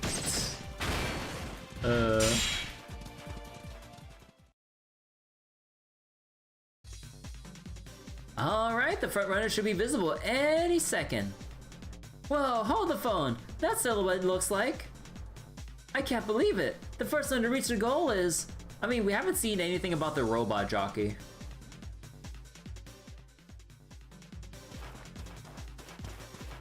Yeah. The robot jockey! Since he didn't get in anyone else's way, no one got in his way either. It looks like not having anyone paying attention to him meant he could just run the race at his own speed. No wait, by that logic, there's still another camel in the running! Ah. Me and Lady Yu, together forever. It's Shufu! Apparently she's just been going at her own pace this whole time, and none of the other contestants have even noticed her. Now, thanks to her employing the tortoise and the hare strategy, she's taken second place. It's pretty clear from the look in her eyes that she's still off in her own world, but it's like they say. The best place to hide a tree is in a forest. Maybe the best place to hide from reality is in a fantasy. Oh wait, what's this? Oh, by the way, I can see Lord Shang Yu over there, so I'm just going to get... Wait, so I'm gonna get going, bye! Bro. You can't even let, like, an imaginary Yume Rin, like, just... Oh my god. Ah, Lady Yu! Wait, Lady Yu!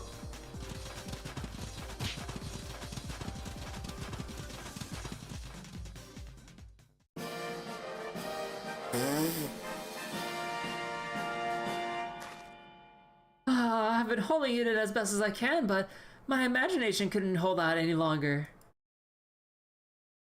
My image of Lady Yu is so perfect in every detail that it wound up too real. Huh?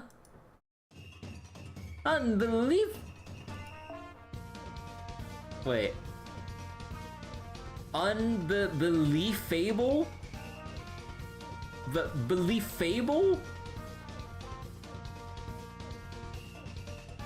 Fable? Fable the game. With a surprise burst of speed, Shufu surges ahead to claim first place.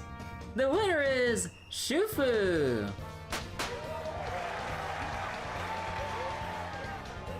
She won, but at what cost? What did it cost you? My dreams. 1 million QP.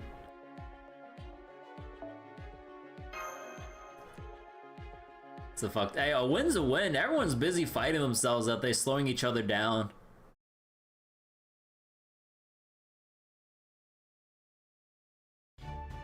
Congratulations to all of you on a wonderful race. Now for the banquet to celebrate our contestants, our producers, and our spectators. Please enjoy the pleasures of the desert at night for as long as your heart desires. Oh, and of course, we mustn't forget to celebrate the race's winner. She is the true queen of tonight's festivities. I'm afraid we do not have any alcohol, but at least make sure she has first pick of all our best meats.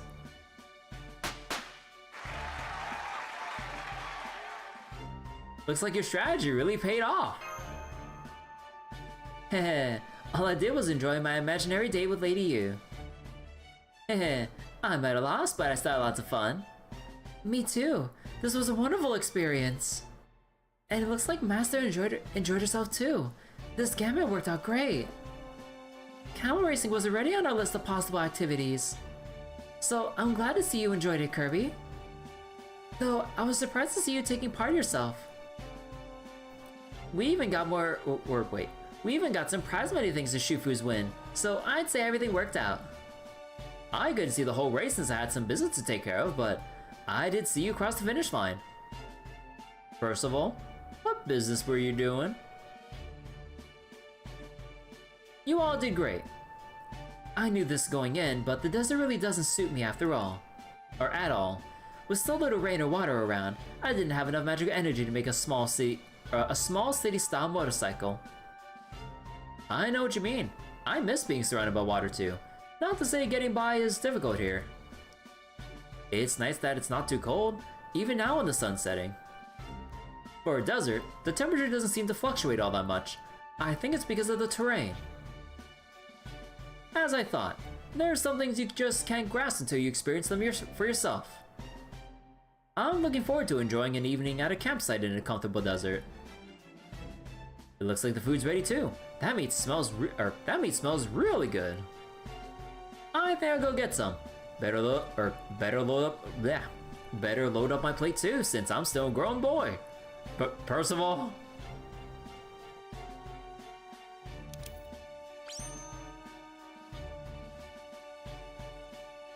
Of course, I see there are also mountains of dates to enjoy, as well as other sweets I'm not familiar with. My hopes are high. Then what are we waiting for? Let's take the queen up on a generous offer and enjoy the festivities. Percival's muscles never stop growing. His shirt can barely contain it. Every gram of protein only makes his muscles like larger. I just wish there was some good old-fashioned pirate rum to go around to.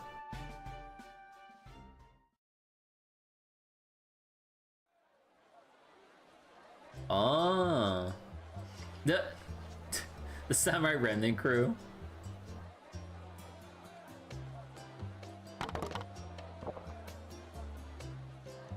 All the goody servants. These shish kebabs are great. I love nice simple dishes like this.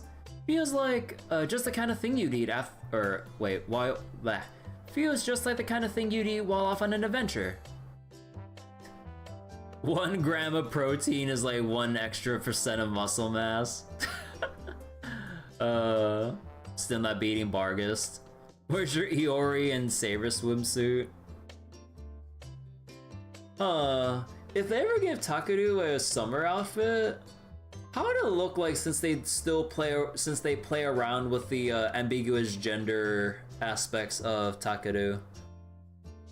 Be some kind of like fancy one-piece suit or some other elaborate summer outfit, probably. But yeah, I wonder if we'll get anything more on like Samurai Remnant in general, because there's still like a kind of like a dark, troublesome thing surrounding Iori and everything. But I mean, I guess we're just not gonna. Well, I mean, we kind of already made our peace with it, right? But nah, I don't know. I'm not sure if they'll do anything more with Samurai Remnant in general, since it already is kind of a complete thing. No. It could probably be more to delve into, but yeah, not sure. Takeru has a gigantic opaque floaty ring in the shape of a duck. I can see that. Or maybe like a water snake floaty thing. I don't know. Seems kind of like peasant food, but wait. Seems kind of like peasant food. Not a treat for royalty, but they're sure tasty. Something wrong, Monte? I was just thinking about how Ruggiero used to eat skewers like this all the time. If I'm thinking that, then Ruggiero must be somewhere close by again. I gotta go look for him. I hope we find him, but you probably shouldn't run off holding a skewer like that. It's Astolfo. It's him. And now for some entertainment, starting with belly dancing. Matahari.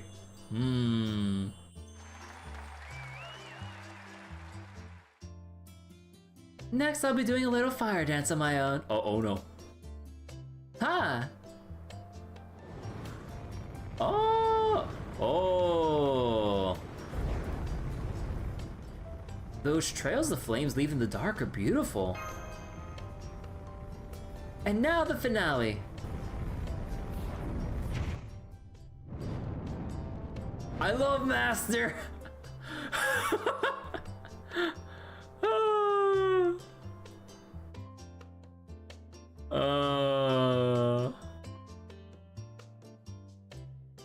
Sorry about shooting your shot. I mean, she's been upfront about this shit since year 1 of summer. Oh?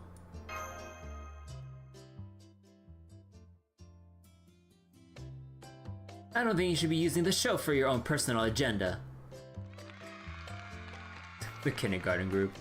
Whoa, so cool. Oh, this is fun. Or this is fun, huh, Xing Xing? It's so sparkly and floaty and burny. More, more! Yay, dancing, performance, it's beautiful. I love it. Vritra in the front row.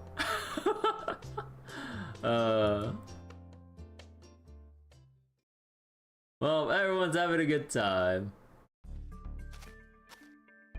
Well, everyone, are you enjoying yourselves? Definitely. This desert banquet is awesome. Specifically her in the front row. I mean, Vitra loves a good performance. Good, I'm glad to hear it. I tend to go to bed early, so just wish to check in before doing so. Queen of the Desert, I know I asked you this before, but you know how there's supposedly a beast somewhere around Dubai? You still don't have any idea how that might have happened or noticed anything else strange, right? No, unfortunately. However,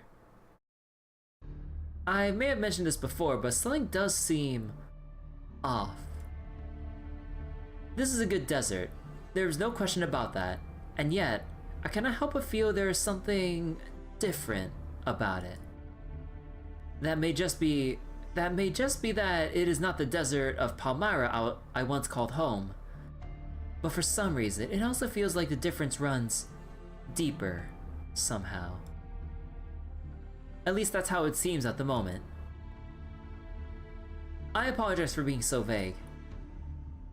It may just be that the race has me overly excited and that is throwing my senses off. You feel something is off? Huh. The opposite could be true. The excitement from the race could have sharpened your senses and helped you notice something you missed. If your instincts are telling you something, it'd be a waste to dismiss them out of hand.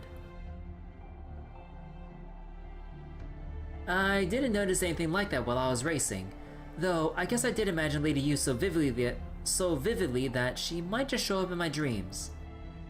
How is that different from usual, you ask? It isn't. Wait for me, Lady Yu. Oh, speaking of dreams. Oh, Passionlip. It looks like this fair lady has already set sail for Dreamland. So she likes to sleep even earlier than I do. Good. Do you have a ride back to your hotel? If not, I can arrange a car for you. Unless, of course, you would prefer to take camels instead.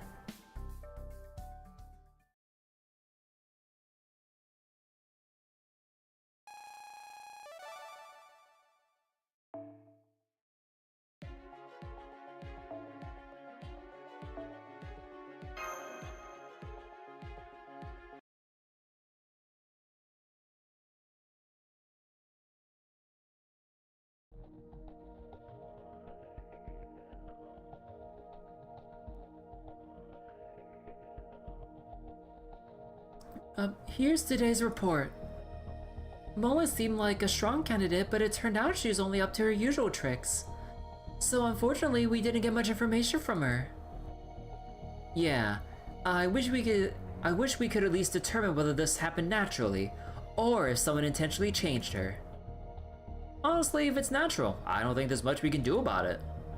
However, if it's intentional, then our top suspect is still... Yes, BB. The one who invited us here in the first place. I know it might be late asking this, but... Is it even possible to do what we believe she has? Do we know of any technique, spell, system, noble phantasm, or law that could turn someone into a beast? And does BB even have access to any such ludicrous methods?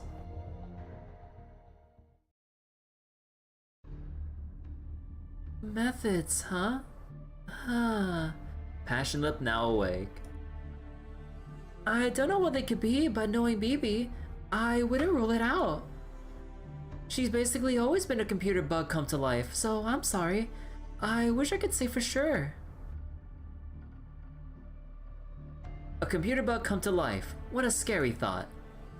In fact, my earlier rampage was caused by a computer bug, munching on chocolate dates.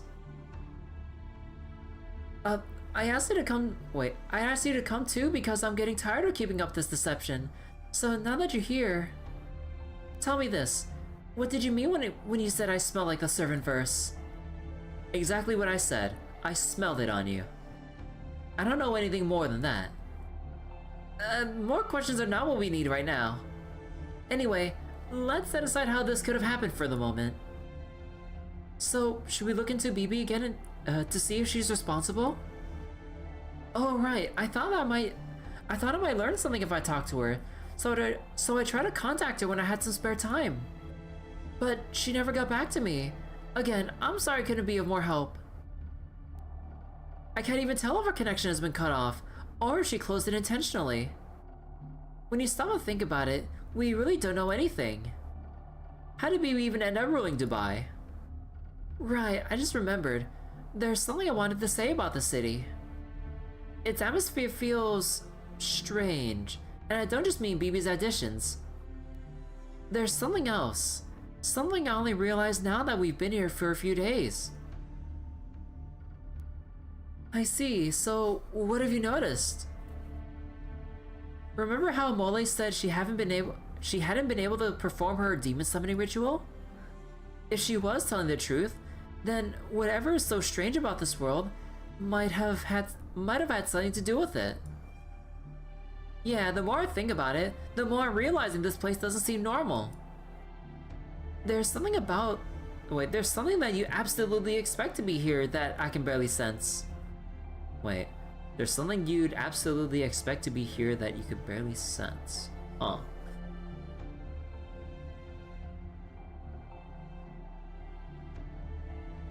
No, not just barely. I can't sense it at all. It's as though it just doesn't exist. Something you'd absolutely expect to be here? The scent of death. I am the goddess of the underworld, so I can obviously sense the presence of death. But I can't pick up even the faintest whiff of death in the city. I don't know why that is or how it could have happened, but I can say this for certain. There's something strange about the city. So we still don't know whether BB is involved, or how she could have done this if she is. Alright then, changing gears. I have a report of my own to make. This has been on my mind for a while now. There's something strange about the city. So today, I decided to investigate further and see if I could discover what that was. You know, again, I'm liking how we're having two conversations in parallel with both respective teams going over their findings and stuff. This is really cool. Really, I've been so taken with this lovely modern city. What could possibly be so strange about it? I'll come right to the point. There's been something off with the map this whole time. Take a look at this guidebook I got at the Dubai Mall. It covers Dubai's history, of course, but it also includes a map of what it looks like today.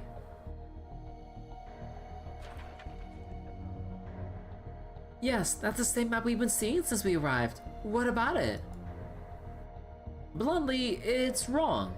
I thought something about it was off from the start. No matter how I think on it, it just doesn't match the map of Dubai I studied before we left. Not to say it's totally unrecognizable. It's little things like the topography not being quite the same, or certain buildings being swapped around. There is a plethora of minor inaccuracies. Huh, maybe you're just misremembering. Not to mention, I know it's easy to forget, but we're actually in the year 2030 now too. Okay, look, I know it's like a couple of years like later into the future, but like, I don't think they're just gonna dig up sections of the city and push it somewhere else in just a matter of a few years, let alone being able to do that in the first place. They're not in Bikini Bottom, unfortunately. Isn't it more likely that in the time that's passed, things will just change a bit from what you studied? That's possible, of course, but I'm not the only one who's noticed these discrepancies. Think back to when Passionate was telling us about Dubai. She studied it just like I did, and there were moments when she was confused just like I was too. I think the difference between this map and what she recalled must have left her bewildered. The Battle of Bikini Bottom.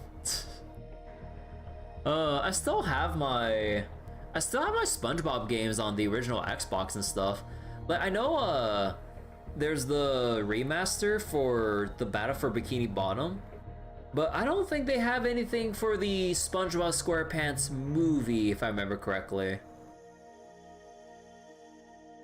Look at how they made a hotel on an artificial island in India. A hotel? Wait. Oh, are you talking about wait. Are you talking about IRL or wait? I don't remember. Because I was like, wait, real life or an FGO? Because like FGO during the India Lost Belt was the whole thing with like Arjuna altar. So I was like, wait, no, there wasn't any of that.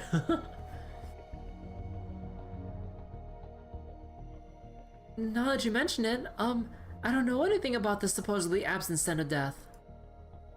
But I have thought there was something strange about the city as well. Like, most of the city is the same as what I studied, but there are some things that don't quite line up with what I remember.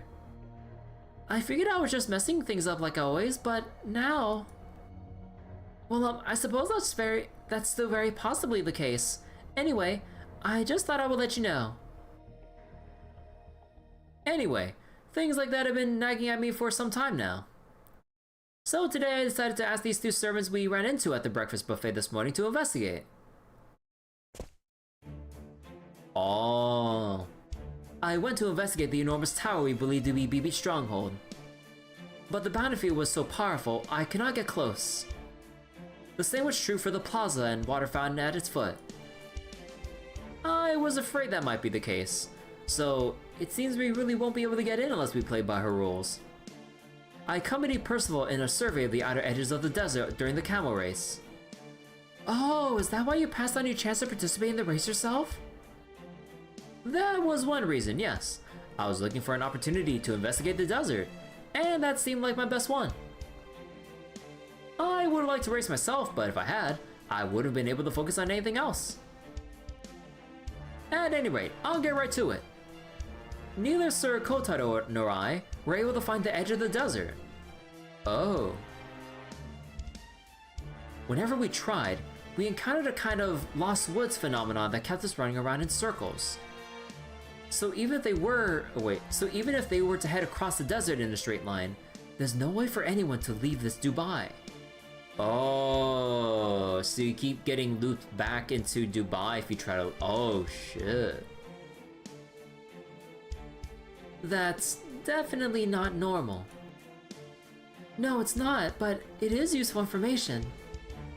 Now there is one more thing we can say for sure about the oddities with Dubai. We will need to keep it in mind. Of course, we still don't have anything conclusive to go on. So I'm hoping you two ninja will continue to work for us as our safety net. You say do bye, you say do hello. Nah, get out! You either need to go up, left, down, left, or you need to listen for the music your childhood friend is playing. Hey Bryce, how's it going? You getting through more of the summer event for FGO right now? Can we count on you? Wait, can we count on you to keep helping Master from the shadows? Indeed. Yes, of course. If things take a turn for the worse and something bad does happen, we will end it in the shadows before Master even notices, so that she may continue to enjoy her vacation in peace. That is how a first-rate ninja operates. You're waiting for the time lock? Oh, okay. Of course, the best possible outcome of this is completing the trip without anything unusual happening. You've managed to stay up to date the whole event? Oh, nice. Yeah, I've kind of fallen behind a little bit, obviously, but yeah, I haven't been farming too many event points on regen. I actually spent my spare stamina trying to catch up with the rank up quest, actually. I managed to get, what was it, Merlin's, I think it was Bunny Artoria that had strengthening, I think, earlier. Was it Bunny Artoria? I think it was. God, who are the other ones I went through? Because I was just kind of like mindlessly going through it from the top of the list and everything. But yeah, still need to catch up on some of the other ones, like Abigail. Who else was there on that list? I'm kind of forgetting. Oh yeah, Nursery Rhyme and other stuff as well. It's still entirely possible that Ereshkigo's beast transformation was just a coincidence. And it will fade away on its own with no one the worse for wear. Right, however, now that we've come this far, we can't afford to let our guard down. Tomorrow's the last day of our tour. Our job remains the same. And one last aspect of it is to gather as much information as we can on about Beast, so we can deal with this one properly and safely if it comes to that. If there's something strange with the city itself, learning more about that could be helpful. However, even if nothing further happens with this Beast matter, we still have another order we must fulfill at all costs. Another order?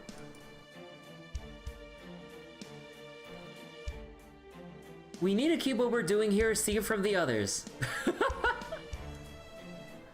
And make sure everyone returns from this summer vacation refreshed and rejuvenated. I love how much the two conversations just overlap and parallel with each other. It's cheeky, but I really like it. Yeah, we also have Ordeal Call 3. Actually, like, so does Ordeal Call 3 come up like when the final time lock comes up, or is it the day after the final time lock? Cause like, I'm not sure, like, cause I saw the notification on my phone about Ordeal Call 3 coming up, but like, is it like right after, or is it gonna be like one more day's worth to give people time for the final time lock to then get the introduction to Ordeal Call 3? I'm not sure how this rollout is going. Looking at the wiki, it sounds like it starts like right after. Okay, so there shouldn't really be any, well, for stream purposes, like pacing issues with getting to whatever point and then like stopping and then starting and segueing right into Ordeal Call 3. Okay. Alright, so what do we got here? Let me see. Let's see. Bonus. Wait. Battle Mash Kyrielight. But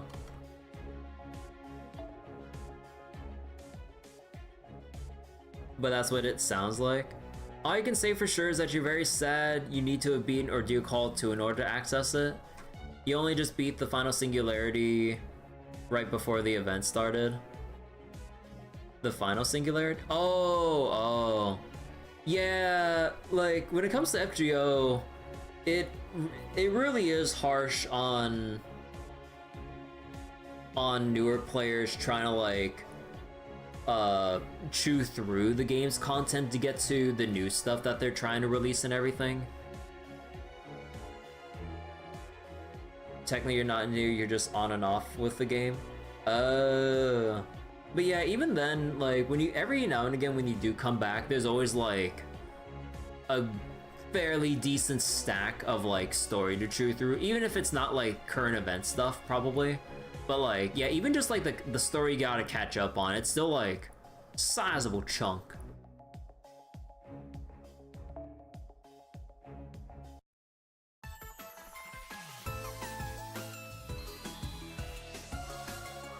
Plus, how much effort did Shifu put into the camping trip?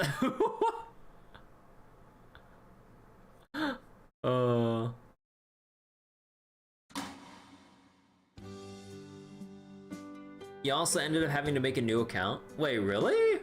A new account? I wouldn't see any reason to actually make a new account unless you just want your personal support account. Because yeah, like, in all my time playing FGO, I've seen absolutely no reason except for having your own personal customizable support on demand. Oh, because you lost your old account? Oh, sorry to hear that. Yeah, the way that FGO's account system works too is really archaic. They really need to just like tie it to email or just like an FGO specific account or something. Let's say they have like a Type Moon account system of some sort or some shit like that. That would go a long way with making sure people don't lose their hacking accounts, like, dear God. But yeah, that is like the other big pain point with keeping up with like FGO and stuff. Like, God forbid you try to either get a new phone or tablet to play FGO on, or if you're trying to like transfer stuff onto an emulator if you don't want to be on your phone all the time. Yeah, I remember when I first started FGO and I did my initial roles and got through a couple chapters and stuff, but like it was during that release period that Delightworks, now Lazango, was like super heavy with stamping down on emulation use because for some reason they had a very big anti-emulation stance. So then during a time when they were going through that phase, I could no longer access my account when I was like putting in like a decent amount of time like into FGO and everything. And then by some miracle, like I think with some help from asking around with people, and I think like actually I think at one point when I was like transferring back and forth and stuff, there was one time where I just couldn't like get into my emulator after transferring, that I ended up contacting customer support for FGO, and surprisingly, like they were so helpful. Like I provided all as like when I said I like couldn't access my account, they asked for, you know, a lot of the, you know, identifying details, you know, username, your My Room servant, which SSRs or 5 stars you have pulled, and like what your resources are looking like, or just like whatever other things to like pinpoint exact details of your account if you know that much about your account. And they got me like a new password for transferring, and like, or actually I kind of forget exactly, but yeah, like they basically helped me transfer my account back to my phone at the time. And I thought I was gonna lose like however many months worth of progress when FGO first came out during the first year. Spending money is a good way to get your account back since it helps support prove it to you. Oh yeah, it was before I started spending money on FGO. So it was like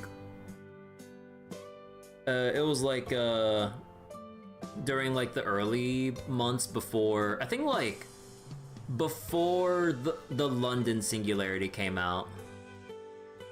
Cause yeah, I think that was like roughly when I tried spending a little bit at the time, trying to like do 2 10 pulls for, I think it was like for Tamamo when she first came out, right? Because she came out in the 4th Singularity. And then I swore to never again spend on FGO unless like a GSSR came up. Oh no, that was before GSSRs were a thing, so I just swore to never spend on FGO until I've gotten around to like, once I saw GSSRs were a thing, I was like, you know, if I was planning to spend anyways, might as well do it on a guarantee than throwing it into the void until an SSR comes up. Because this was before the pity actually became a thing for FGO now. Many years later. So, yeah. So, you've done that in the past. To be honest, you could probably even still do it now, but you're perfectly fine with your new account where it is. Despite lower quantity of servants, you're further along with it. You actually didn't make it to Babylonia on that one. The Halloween she came out, not only did you luck sack her, you drunk pulled her for a friend. Nice. But yeah, I mean, if you're content with where your current account is at, and especially since you're further along with it, yeah, might as well stick with it. Okay. It's been many years since that hellish summer camp. I mean, well, maybe it hasn't been quite that long. Summer camp. Anyway, while adoring Lady Yu will always come first for me, there's something else I've been wanting to try. Hang out with a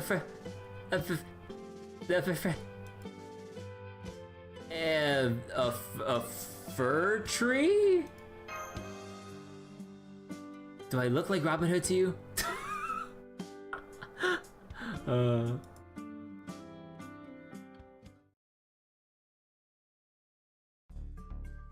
Ahem. So basically, I want to hang out with Mash Kyrielight. Well, what's stopping you? Not many people know this about me, but I kind of shut down whenever I try to talk to a friend. She's just like me for real. No, I'm just kidding. Hello, Andre. Hello. Hey, why are you looking at me like that? Are you mocking me? You think I'm worthless scum? What? No, not everyone in this world is out to get you. I swear. Go on, Lady Yu, say something. Oh, wait, the plush. Huh? Lady Yu? How dare you treat my shufu that way, jerk, dummy, nincompoop? So ventriloquism, huh? Don't be stupid, Master. You think I could pull off something as advanced as ventriloquism? That was just a dub. A dub? You did 100. You're doing 100 pulls in Fate right now. Hey, good luck with getting Seal. Actually, I forget. Is BB Dubai out now, or when Ordeal Call 3 roll? Actually, no. Wait. Is BB Dubai out now? Ahem. Anyway, Master. On that note, will you invite Mash to hang out for me? Sorry, you're gonna have to do that yourself. Aw, come on, why not? Yeah, don't be so selfish. Let's say I did. What do you think would probably happen? Huh?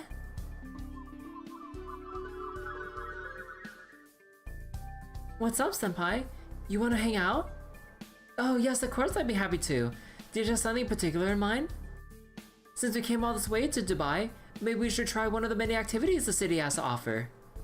Oh, Shufu's with you? Yes, of course she's welcome to. Thanks, Mash. Not at all. We're going to have so much fun together. So then I was like, uh-huh. Oh god.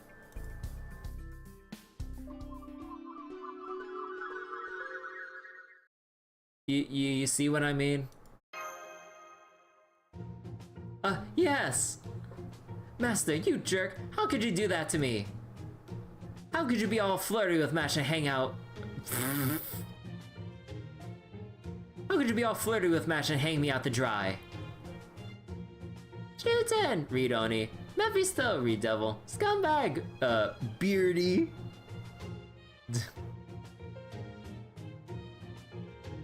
But you get that. But you get that's what the. Wait. But you get that's what'll end up happening, right? Yeah. Which means I'll have to invite her. But I don't know if I can. I don't have the guts to invite Mash to hang out.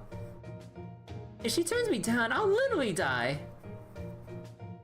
You had plenty of guts when you decided to try and drag me into this.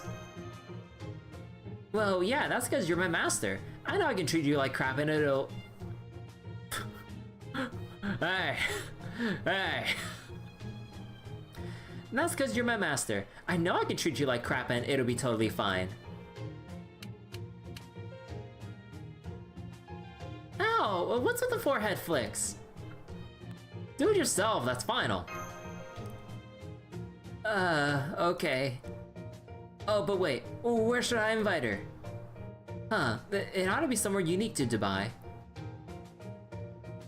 She's on dust farming duty to America with ye. The dust mines call. Where should I invite her, Master? I think Mash would be happy to go anywhere. You really think so? But I'm not at all confident I can show her a good time. Yeah, I'm sure Mash would enjoy herself no matter where we went. But if I'm gonna do this, I want to take her somewhere more outrageously fun than she's ever been before. Send her to Detroit. I don't know about that. Yeah, Detroit sounds like a silly place. What's that supposed to mean? You saying you know Mash better than anyone? I mean... We've been there with her since, like, day one. Well, I mean, technically there's the other Chaldea staff, but I'm not sure, well, I mean... what's left of the Chaldea staff? Look at you, humble bragging. I'm so jealous. No, it's not that. Huh? I mean, I think she'd enjoy going somewhere quiet with you. Quiet, huh? There's Da Vinci. Yeah, Da Vinci as well. Somewhere quiet we can have fun together. I guess I could look around and see what I can find. Then let's look for one together, Master. Aw, you want me to come too? Does that mean you won't? I'm not saying that. Great, then let's get going right now. But people are gonna get the wrong idea. The Great Dubai Mall. The great outdoors of the urban city. I didn't think it'd be this hard to find somewhere quiet. So wait, Shufu literally just appeared on your summons? Nice. So wait, on a summon related silly horror game, Michigan Report from Hell is getting retro achievements? You question how they'll make it interesting given how that game works? Not sure. I've seen some streams of people playing Michigan Report from Hell. It looks so goofy. What's also interesting is that I've been seeing a lot more people do archipelagos lately. Cause like, yeah, like, between like my group of friends and stuff, like they were doing like a 3-player archipelago a couple days ago. But yeah, like did something big happen within like recent weeks with like the archipelago scene in general? Cause yeah, I've been seeing a lot more people either do multiplayer archipelagos or they do like single player multi-game archipelagos themselves. Well, you know, archipelago implies multiple games, but you know. But yeah. You know, it's really interesting, like, I never really looked into archipelagos, but it just looks so interesting how they modded the games out to send items between each other. That's actually really cool. You bet there'd be an achievement for killing off all the camera women. Oh god, that'll certainly be an achievement, alright.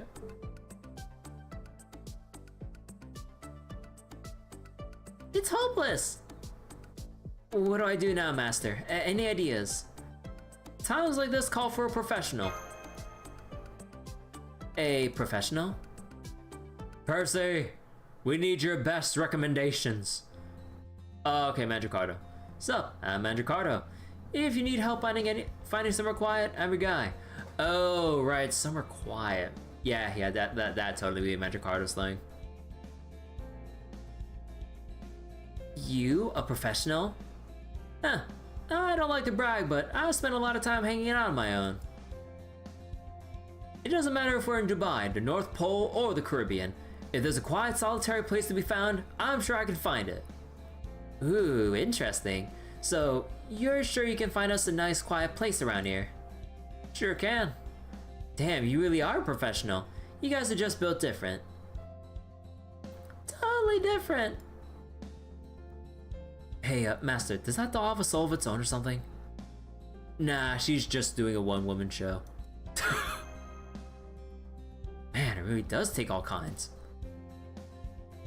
Alright, Mandricardo, Master, let's try this again.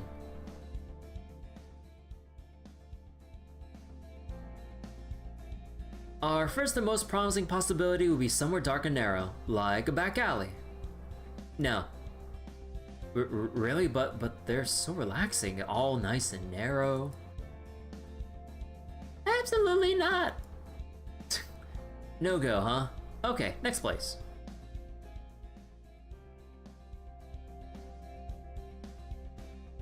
Okay, you want somewhere with plenty of wide open space, nice and quiet, perfect for small hangouts.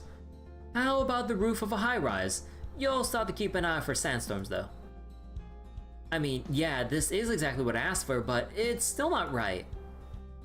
I think she wants something a little more traditionally outdoorsy. Outdoorsy, huh? Then I've just got the place.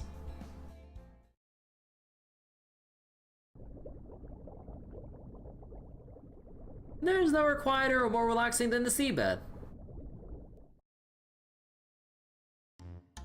Okay, this is nearly looped around to being viable, but hell no. It's nice that we're not drowning at all, but still. It's definitely beautiful down here, but I wouldn't call it relaxing. Too many monsters for it to be viable. What do you mean? That's free seafood. Fair. I thought this might be a good off the beaten path option, but I guess we've gone way off the beaten path and into the waters. I mean, it really is pretty down here. But I'm just looking for somewhere Mash and I can sit and chat about nothing in particular. Oh, I see. Somewhere to chat, huh?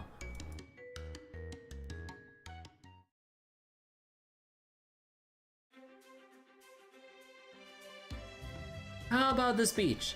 It's off limits to the public. Ooh, I like this. This is it. That's great. Glad I could live up to your expectations. But we count as part of the public, right? Well, yeah, it's a private beach. But the custodian says we can use it whenever we like as long as we take care of a certain problem for them. A problem? Oh, what's the problem? Let me guess. Sharks. Them.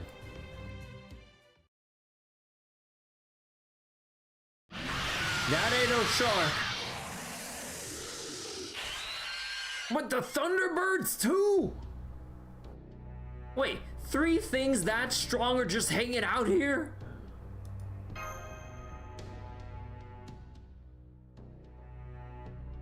I was told they used to... I was told they used to be pets before whose pets? Who had them as pets? Those were pets? Yeah, but now they refuse to move on from this beach, and the custodian doesn't know what to do about them. Oh, I see now. It's like rock, paper, scissors. They're trying to eat each other so they can't make a move. Ah. Good old standoff, huh? But if we can do something about them, then we get to use the beach, right? Got it. Genshin has taught you how bad an idea keeping a Thunderbird as a pet is? Well, what's wrong with a Thunderbird as a pet? That was more about child sacrifice being a bad idea, but still. I mean, if there's no children around, then, you know, no sacrifices will happen. Easy. Problem solved. Wait, hold up. They might be at a stalemate right now, but if we don't play this carefully, they could go crazy. And that completely wrecked the beach, so we're stuck. Now what do we do? I guess I can make a talisman to pin them in place. Although, with demonic beasts of that rank, that'd probably be really rough. Would it be difficult to pin down all three at once? Looks that way, yeah. I think it'd be hard to restrain all three at once. Too tough. What about just for a little while? Then maybe I can knock him off my noble phantasm. I'm sure you can do this, Shushu. I guess I could. And I definitely don't want to give up on this beach. Okay, I'll give it a shot. Sweet, once you got him restrained, I'll hit him with my noble phantasm.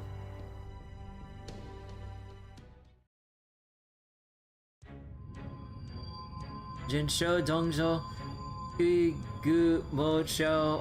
God, I don't know fucking Chinese, dude.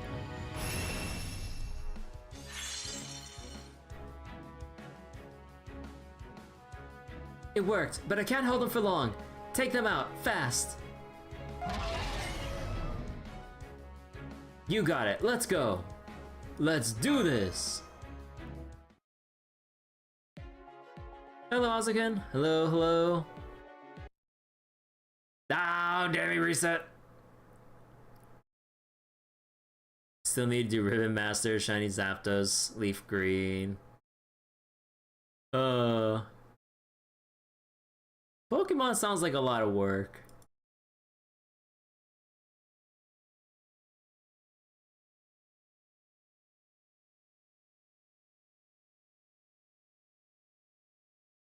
Tennessee Scotty Stage 4. No. And I don't feel like it. Come on, FGO. Anytime now.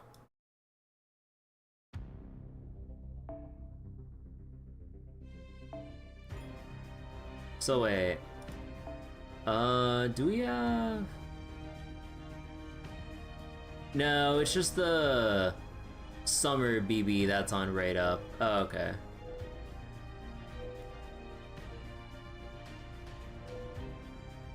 Yeah, okay, so I guess we have to wait quite a while more for BB to buy. Pokemon is not only a lot of work, it's also a lot of money for actual completion. It can be if you're trying to get as much out of it as you are. You're really just punishing yourself. At least you get almost everything with the Switch games.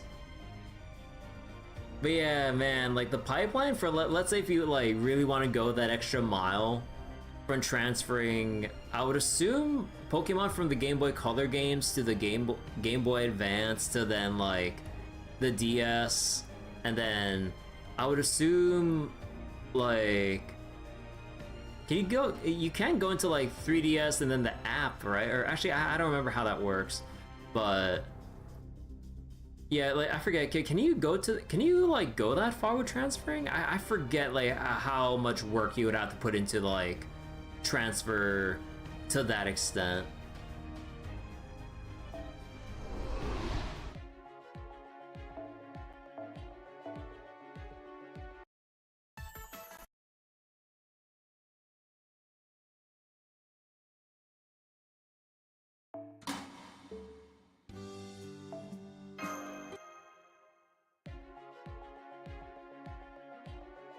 You have everyone in Gen 3 done except for the bees. Oh.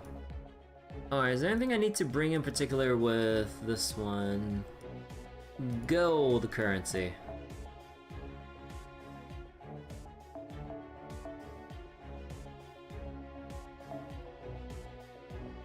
In this quest, you must defeat all enemies within 8 turns. Make sure you bring along ways to deal with multiple enemies at once.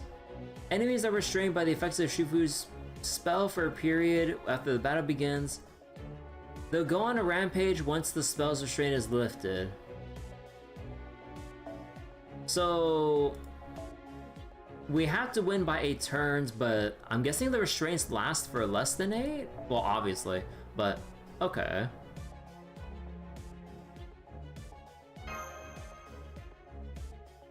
You have 2 from Gen 4 plus 2 of the mythicals, most Gen 6, and a bunch of Gen 7s. 8 and 9. Oh.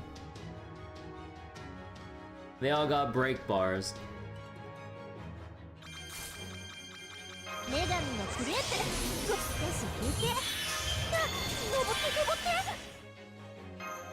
やだな早書きですよカルウェナ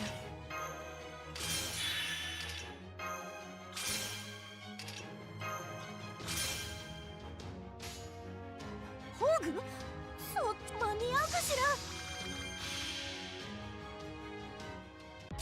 The Regis have been shiny huntable in every generation until Gen 9 broke the trend. Oh, really?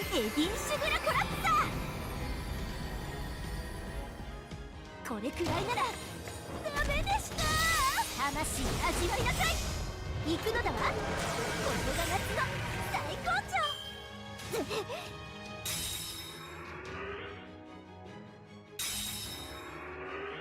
Wait, Appliance Wrecking Bird, I just noticed the name.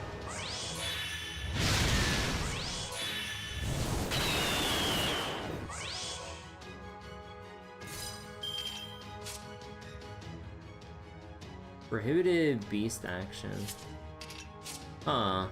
Okay, wait.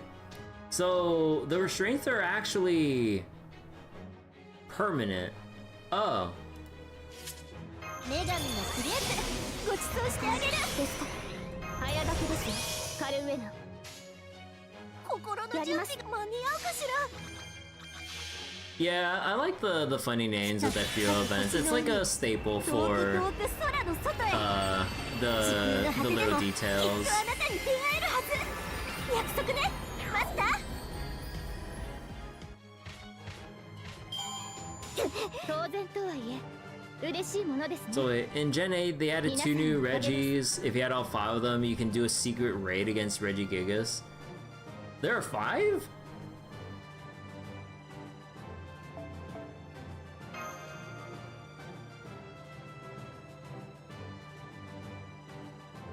I didn't realize there were 5 of them. God damn.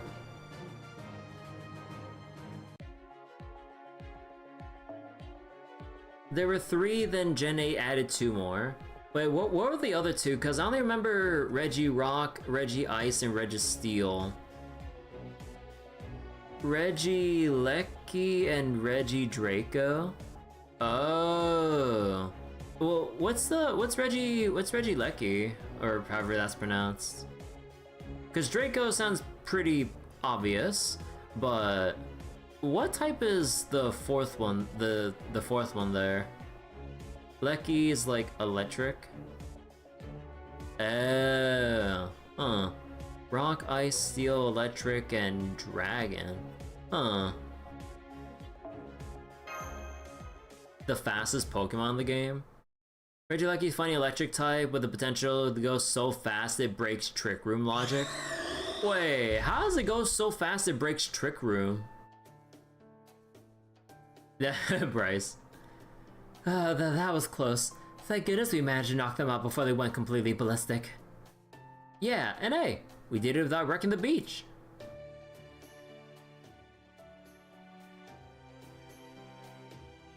Thank you, thank you. I could never have gotten rid of those pests on my own. Oh, okay, sure. As long as you keep it clean, you can use the beach for a day. Thanks, Mandricardo. Yeah, nice work. Really well done. No problem. I'm glad I could capture some demonic beasts too. Anyway, have fun. Okay, I've got a great spot. Now all that's left to do... to... invite her yourself. Aw, come on. At least come with me. I promise you and Mash would be happier this way.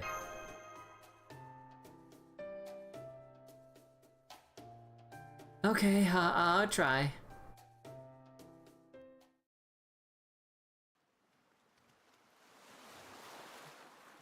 The truth is, there's something I've been wondering about ever since I was summoned.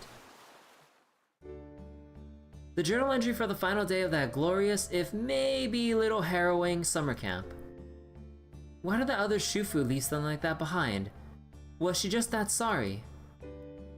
That summer with Master was supposed to be fun, but the guild basically made it a fantasy.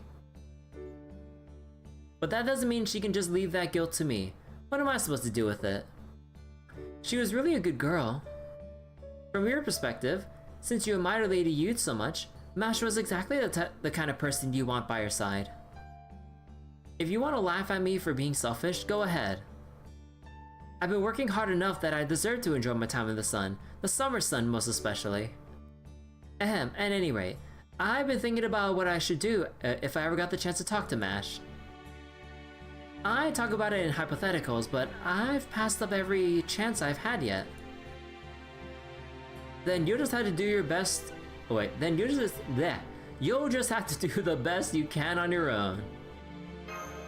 So you forget the actual details, you just know that it can achieve a speed stat so high the trick room stops functioning properly. Huh. So Issue, Draco, and Lecky, you can only get one per game, so you need to do a second playthrough to get both. Oh, that sounds so annoying. But I mean, yeah, that's kind of usual. That's kind of usual for Pokemon to do mutually exclusive Pokemon to encourage people trading or, God forbid, getting multiple copies of the game to trade between yourself, but yeah. And then, just when I work up the courage, Master goes and says that. Damn it, why couldn't you just do it for me? It'd be easy for you. Then again, that sense of ease is exactly why it has to be me. I get that. Wait, it's not mutually exclusive though, they make you choose in-game? Oh, okay. It's important for me to be the one to invite her. I think that's probably what the other Summer Shufu wanted too. So the next 2 runs? Yeah. Oh well, guess if someone's going to grant my wish, it'll have to be me. Okay, take a deep breath and call her name loudly and clearly. Then, when she turns around, work up all your courage again and... would you like to, you know, hang out? Together? Aww, happy Mash. Oh man, I probably came across as super creepy. Let's hope she's willing to see past that.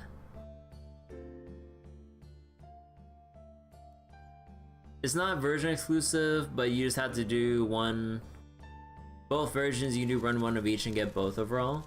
Oh. Aww. Looks like she's got more people looking out for her than she thought. Aww.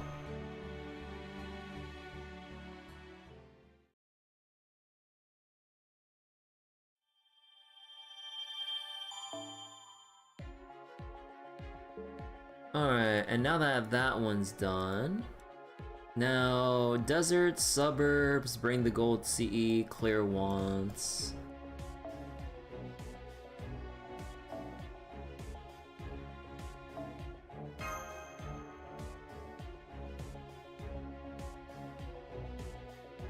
Mashes out. Nah, Lady Yu, like, you know, knows better. Like, this is Shufu's chance to actually, you know, do more as an individual rather than just latching on to Lady Yu all the time and stuff.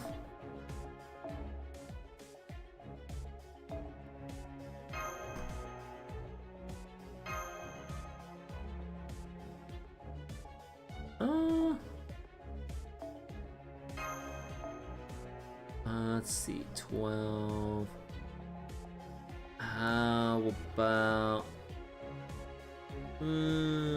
How about Kotaro?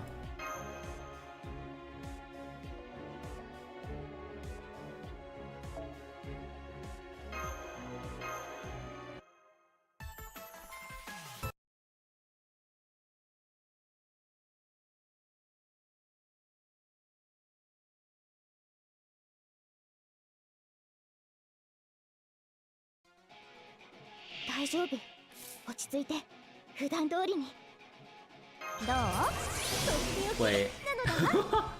Wait. Scary face from Rip-Off Loans. Kind man from Rip-Off Loans. Scary face. Okay, another scary face. Oh, because it's the nice knight looking one, and then yeah, like these guys.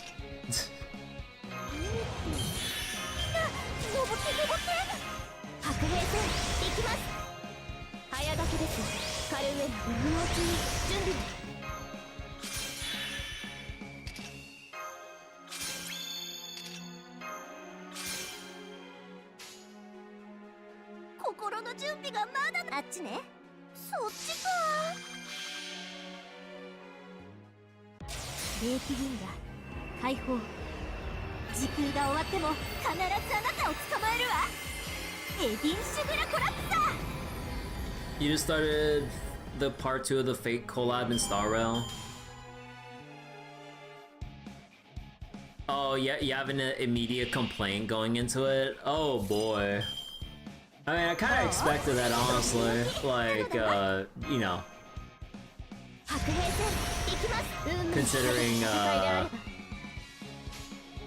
Star Rail and how they handle cutscenes. But yeah, we'll see tomorrow. Like, I want to go do the Star Rail Fate collab tomorrow.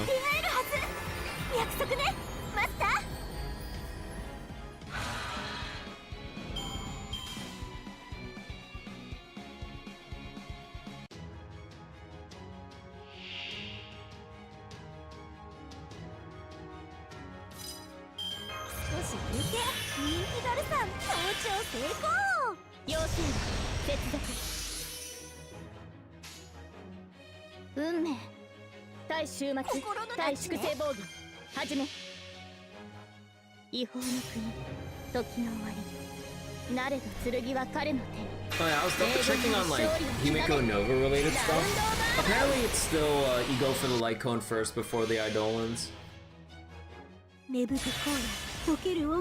Although, man, looking at the Eidolons for Himiko Nova, man, they look so strong with like the team composition flexibility that you'll, what was it? The Eidolons give you so much like flexibility with like what you can actually do. But yeah, no, I don't have the pulls for that shit, sadly.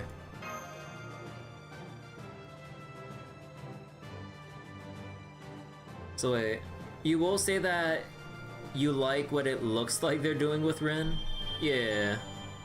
Like, they're clearly having fun with, like, what they're doing this time around with the Fate stuff for Star Rail, but yeah, again, it all depends on how the actual story content is like in-game and not the fun cinematic trailers. Oh boy. Like, hot air balloon journey. Alright, what's this one? Hot air balloon. Silver and gold currency. Okay.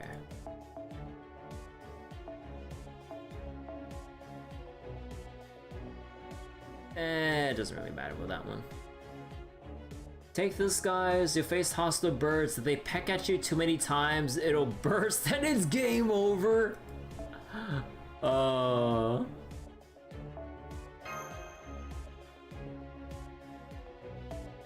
Okay, that's so silly.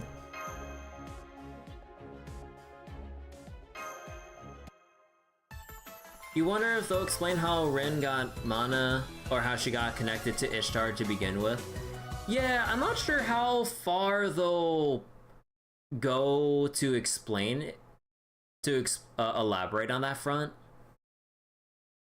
You bet was a bribe so you can use Rin's body in FGO.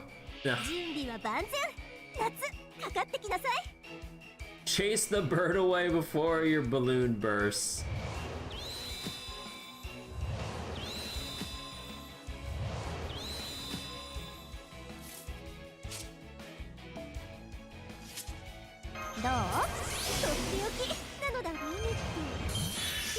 Tara will be like, who's this Tara?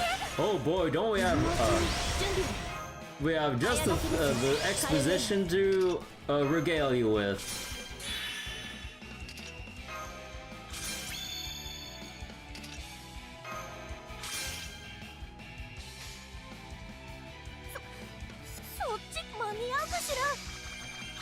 So wait, you already have Gil's light cone, try and get Himiko Nova's light cone so you don't need to pull for it? That's nice. Throw strange fake Ishtar at them. Yeah, I got Space Irish, Azukin. And I even burnt through my extra quartz reserves to get NP2 Space Irish. Oh boy. It took a lot more than I thought.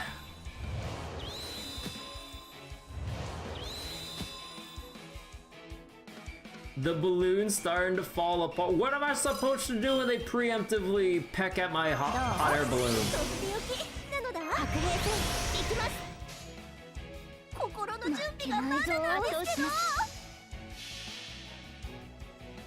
So like, not a fun FGO one, that's ours.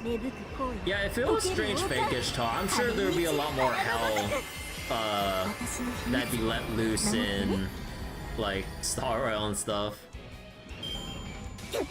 I mean, we'd actually have like an actual serious story on our hands, which is what I'd probably welcome at that point. Because like the big issue with like how part 1 for the Fate collab went for Star Rail, like everyone that was participating was just too buddy with each other. Like, there weren't any genuine antagonists to really, like, drum up the threat and the drama and everything. So then it was, like, too goofy for its own good, which really took out the, like, potential from the story and everything. Yeah, the Trailblazer just befriends everyone without really anything in between. Like, not even like enemies to friends thing. It was just straight up like befriending without the enemies part. So I'm like,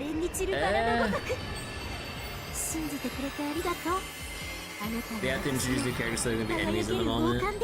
Yeah, like, I really wish we just had just more, you know? Like, just something more to the story.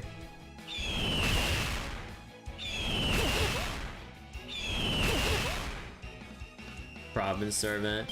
Yeah, they had some really dumb OC as, like, someone to... I don't know, like, it felt like they wanted to do something with her, but at the same time, it's just like, we wanted to focus on the Fate cast. If you're just gonna try to force people to, like, pay more attention to the OC of the event, I'm just like, why? We're here for the Fate cast, not some random ass OC that just cropped up out of fucking nowhere.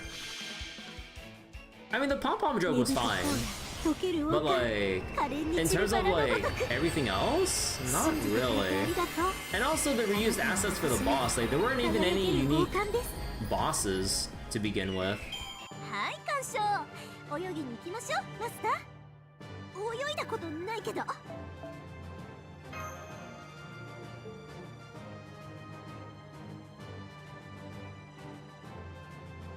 Seren got what he wanted without the Grail. Yeah, like Pom-Pom and Misha reuniting in a cheesy way like that, you know what? Perfectly fine.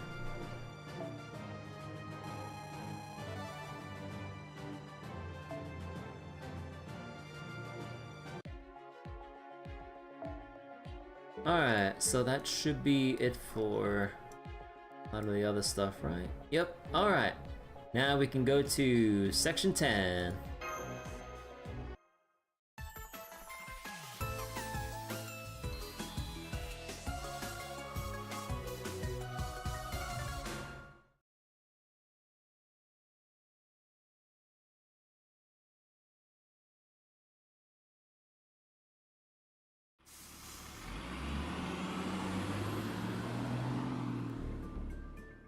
Okay, everyone. Today's sightseeing has been fun, but now it's time to visit the final area. I'm going to miss this trip when it's over just as much as the rest of you. But for now, let's not worry about sad things like that. Let's focus on having the time of our lives. Woo! Oh gosh, just hearing you react so positively makes me glad I got to be your guide all over again. Anyway, we're currently on our way to Old Dubai, one of the city's more historic areas. The old-fashioned buildings are very distinctive, but the area's real heart and soul, it's its three major sokyus. Oh, sokyu is the Arabic word for market. Anyway, the three big sokyus consist of the gold sokyu and the spice sokyu, which are both self-explanatory. And the old sokyu, which deals in more traditional goods like textiles and handicrafts. Where would you like to start first? One of the best ways to tell how prosperous a city may be is by seeing how much gold it has at its disposal. So personally, I'd like to start with a place that can do just that. Works for me.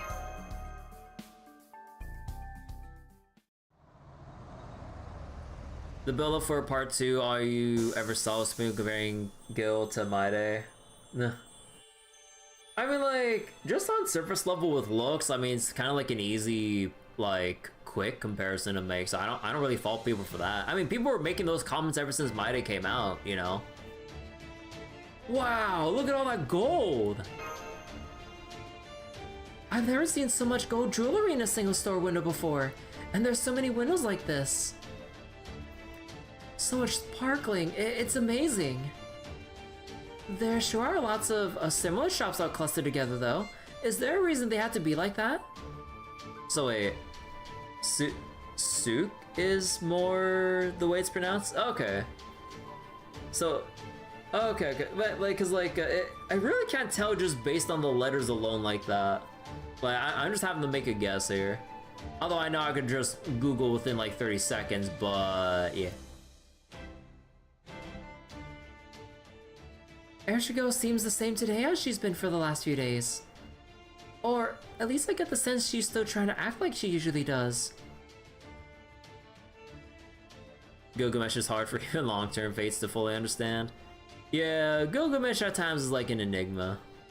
Sort of. Which would mean she and Master haven't made any progress on the situation either.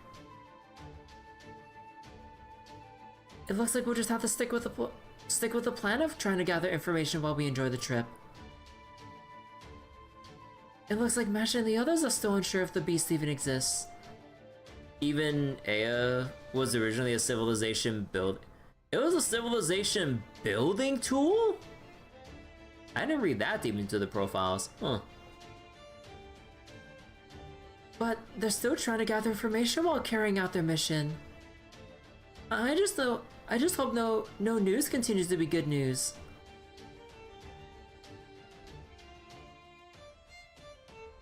Ah, I knew it.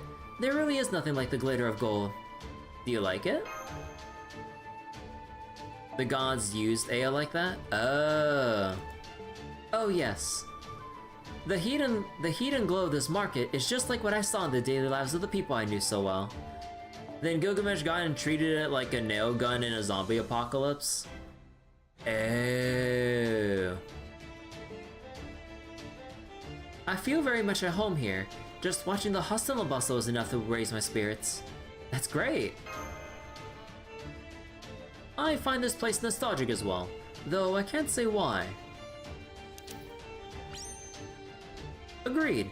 This grounded vitality of daily life. The fervor, the smells, the heartwarming din.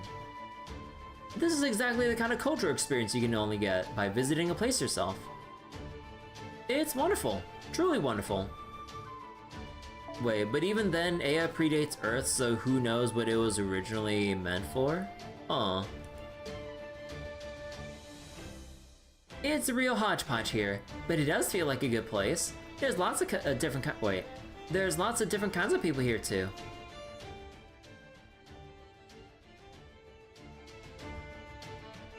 Wait a second.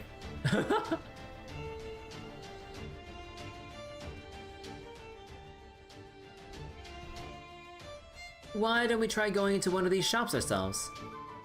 Let's say that one.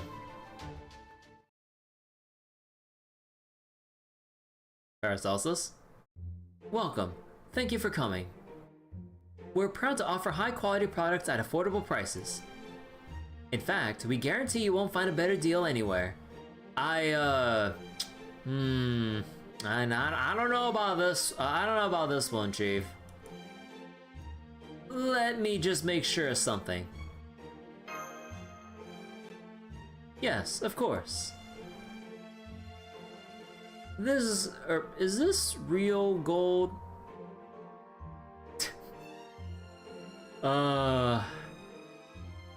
Never trust the jewelry shop run by an alchemist.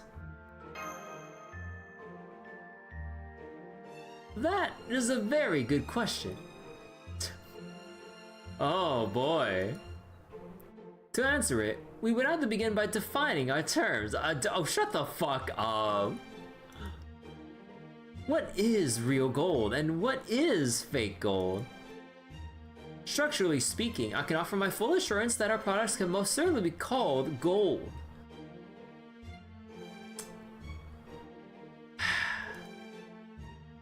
Bearing that in mind, is there truly any difference to be found between real and fake gold?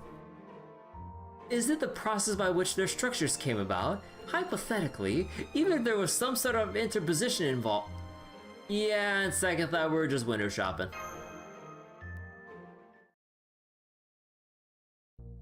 Hey, wasn't that shop? It's probably best we don't think too much about it.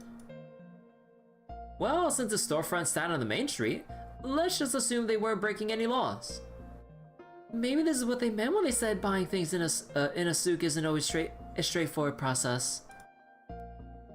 From what I read, you need to understand the local purchasing customs before making a transaction. That sounds right. If only there was someone around who was knowledgeable about that sort of thing to give us pointers. Someone knowledgeable, huh? I think I might know just the person. Actually, I actually wound up here by accident the other day, while I was going for a run on the beach. Which is when I ran into him. You cover that kind of distance by accident? Hey, that's great. Then let's ask this person to show us around. Alright, here, this way.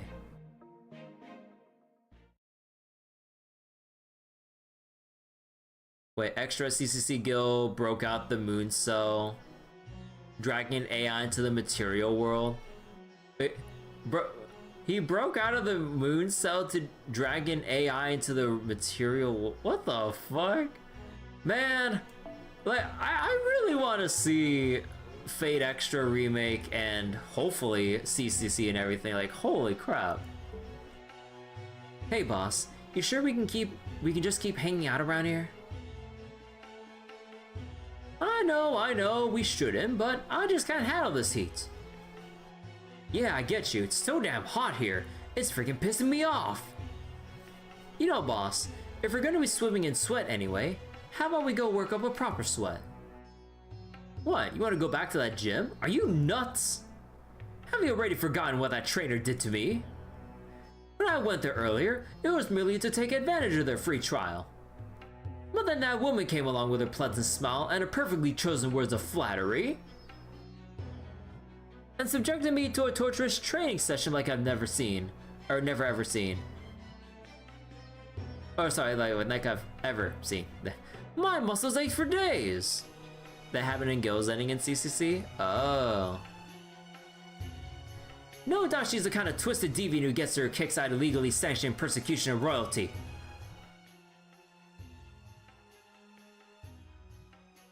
Achoo. Why do I get the feeling someone's talking about me behind my back? Anyway, I just don't feel like doing anything. If only something fun would happen. Something that would give me a real jolt of motivation. I see. So you found a certain self-proclaimed celebrity prince. Oh, it's Karna. You're back. And you brought Master with you too. Welcome, welcome. Looks like you're all here today. You came to tour the markets. Something like that. What brings you two here? Can't you tell? I'm relaxing in a beautiful place befitting my royal person and perfectly suited to my taste to boot. I bought it to serve as my home base during the summer vacation.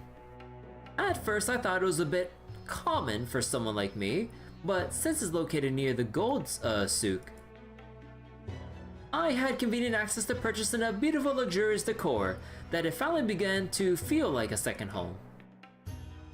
I know it's so dazzling in here, it's actually painful to try to take it all in at once, but it sure suits the boss, yeah? Huh, you always did love the glitter of gold. Well, of course.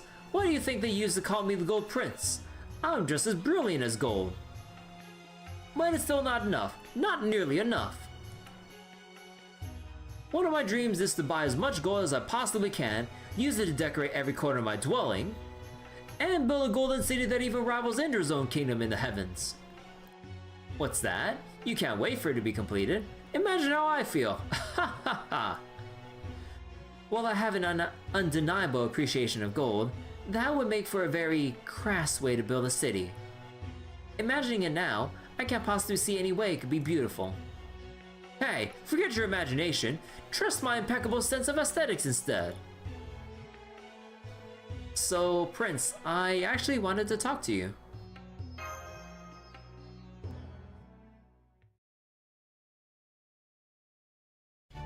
Huh. You don't know how to go about buying things in the souk. Haha. You really are just a hopelessly ignorant commoner, aren't you? Very well, then I, history's strongest, most esteemed, and master of all trades including shopping, Prince, shall deign to teach you how to make the most of your time in this market. You must learn the fine art of haggling. That is the key skill you will need here. Oh, that reminds me. Each guidebook I read said that shopping in the souk area involves negotiating the price of your purchase. I think they said a lot of the things sold here don't even have price tags. So if you just accept what the merchant tells you something costs, you'll end up overspending every time. Yes. Haggling is one of the most enjoyable parts of shopping at local markets. That said, it can be difficult for those who aren't used to buying things that way. Huh, fortunately for you, I'm willing to teach you my methods. Be grateful for that. I'm glad to see the boss is finally feeling motivated again. I was starting to get bored I was starting to get bored of just hanging out here, so you'd better believe I'm joining you. That sounds great, thanks. Fine, I can't say I understand exactly what it is he's planning.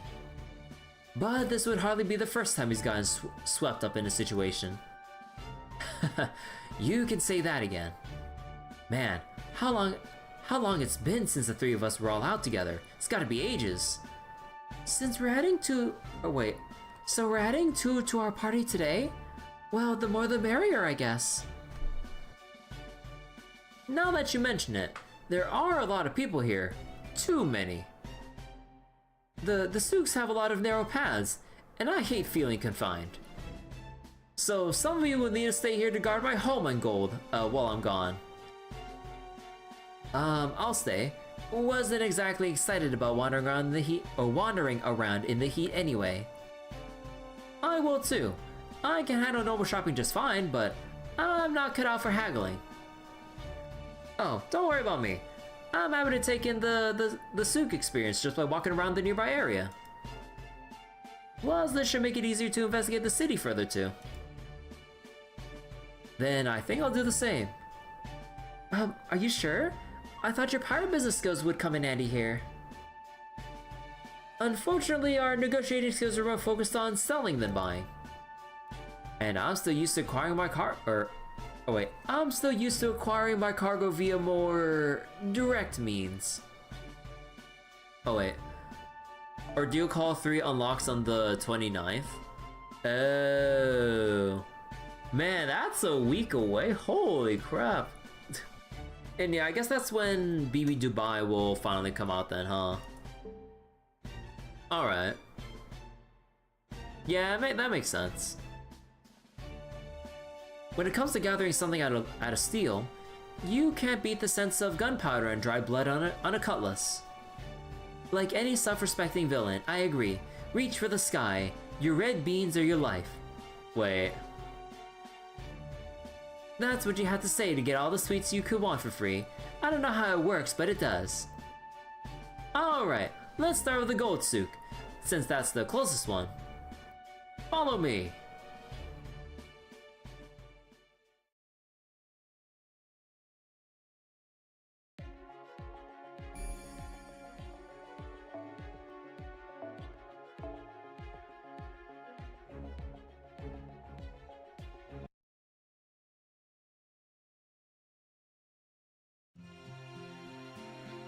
Beast, don't know, don't care. Let animal control handle it.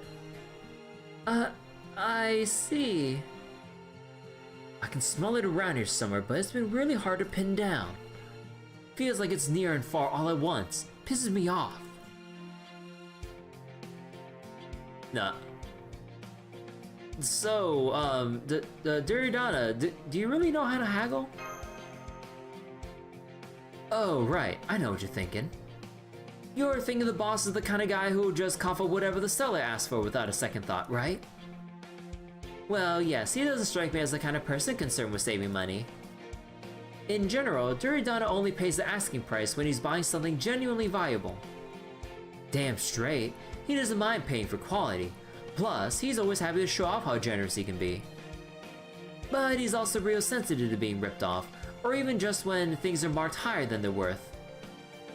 Because just being willing to swallow the sticker price like that means you don't know how to tell quality from garbage. That's when the boss utterly dismantles them with cold, calculating logic. By the time he's done, you almost feel bad for the merchant who tried to rip him off. Hey Karna, remember the time, how do you pronounce that? Desisana?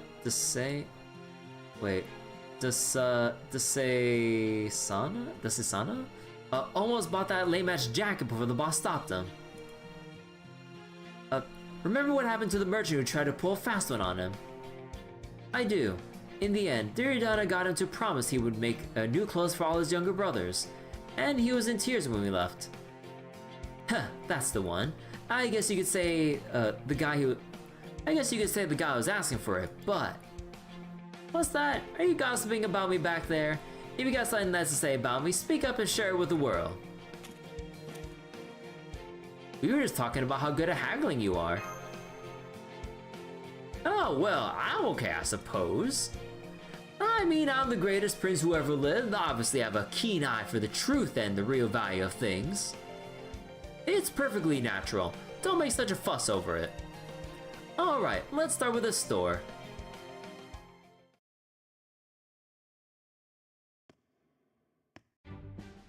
Hey there, welcome to... Oh, it's you, Master. Oh, this is your store, Kintoki? Nah, I'm more like a part-timer that got promoted to manager.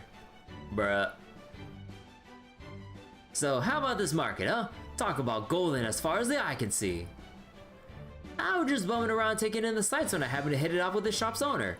One thing led to another, and now here we are. It's one of those things where you get to mix business with pleasure. Pretty sweet deal. Anyway, just so you know up front, I take this job seriously, so don't expect any discounts because we're friends. That said, I ain't gonna try to pull a fast one on you either. You gotta be fair when doing business after all. Uh-oh. What's up? Well, like I was saying, the boss has got no problem with haggling things down to fair prices. But I'm honestly not sure what he's gonna do when prices start out as fair as they can get. Since he's here to show us how to shop at these souk places, wouldn't he haggle anyway then? Nah, he'd never act against his own principles. I really don't know what he'll do when two of his principles conflict with each other though. I don't know, but I suspect that's why we're here. Yeah. Alright, let's see what happens. Huh, what's up, sir? What you looking at? Wait, dude, I just noticed those sweet golden accessories you're wearing. Awesome stuff! Those are some of the finest pieces of jewelry I've ever seen. You got great taste, sir. Oh, you can tell, huh? You clearly have a discerning eye for yourself then. And I see your store has an excellent selection as well. This necklace, for instance, is exquisite. Right? This shop's all about providing quality goods at a reasonable price. Wait a second. Where have I heard that before? He's clearly telling the truth. These prices are all very reasonable indeed. But that doesn't mean there's no wiggle room. What about this? It could be a little cheaper. Huh. I know you heard me when I said reasonable prices. And it wouldn't be golden of me to lower them without the owner's approval. Pay attention, Master. It's time for your first lesson. When you look at an item, look at its seller as well. That's the basis of all negotiation. Take this man here. I can see exactly what to do to get him to bring down the price. Huh? That said, I don't love using this method since it reminds me of a certain someone I absolutely cannot stand. But nothing I can do about that. The point is, I know how to work men like this. Wait a second. I read him as the kind of guy who values strength above all else, and loves testing his own against others. In which case, how about this, my good man? If you can't work with us on the price now, why don't we play a game first? Oh? This is one of those things where you flip a coin or something, and if you win, you get the discount you want. That could be kind of cool, if the store is running some kind of campaign or drama business to go with it. But, it wouldn't be golden to me to accept the customer proposing that without... Well, how about a sumo match? You like that kind of stuff, no? If we win, you lower the price. If you win, no discount necessary. Oh, come on, you can't expect me to...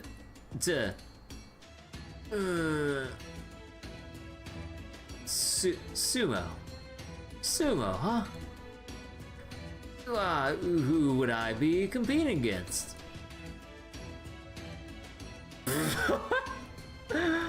Oh no, it'd be the same fucking thing with Ushiwakamoto all over again. Me, I'll do it. I've heard all about Sagata Kintoki and his monstrous strength. I've been waiting to test it out, or to test it myself for a while now. Oh no. So come on, let's have a good clean match. No, hell no! Huh? Look, it's just, you know. No, what? They're too close, damn. This is the whole problem with Summer Spirit Origins. Look, you didn't do anything wrong. This is my issue. I still got a long way to go in this area. Oh, Kentucky, you sweet summer golden child.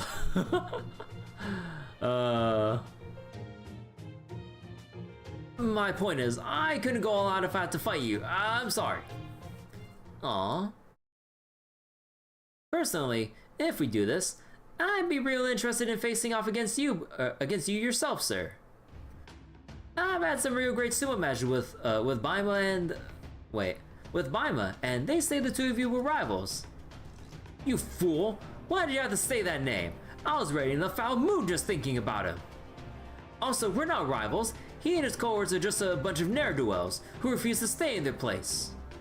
Still, if he can keep with Baima and his ridiculous strength in a sumo match, then it'd be a real pain for me to face him myself. I mean, I'm sure I wouldn't lose since I'm perfect in everything, including raw strength. But if I did somehow lose, I would look like an utter fool. No little trinket is worth I risk, but if not me, then... I'll handle this, Duryodhana. What? You, Karna? I get why the boss wouldn't want to do this, but looking at our builds, wouldn't having me do it make more sense? No, sumo may be a contest of strength, but that doesn't always mean the larger contestant will always win. It all comes down to balance, grasping it, protecting it, disturbing your opponents, and so on. If you can do that, victory is in your grasp. Huh, well, you do sound like you know what you're doing. I do. Lately, I've been observing how something large, heavy, and unusually shaped moves with this complex center of gravity. Ganesha. I now know very well how it moves and how it does not. I can see those sorts of things very clearly, so let me handle this. Ha ha ha! I have no idea what you're talking about, but I like that confidence. I knew I could count on you, my friend. Alright, I leave this in your hands. So you're saying there's more to Sumo than just power and bulk, huh? I like that. You're on, Karna. You're as worthy an opponent as I could hope for. Let's have a good match. No need to hold back. Damn, he's at a level where build doesn't even matter. His spirit order is practically bursting with power. And that light in his eyes. Oh man, oh man, oh man, this is gonna be so fun. Alright, let's do this thing. Time for a super golden battle, baby.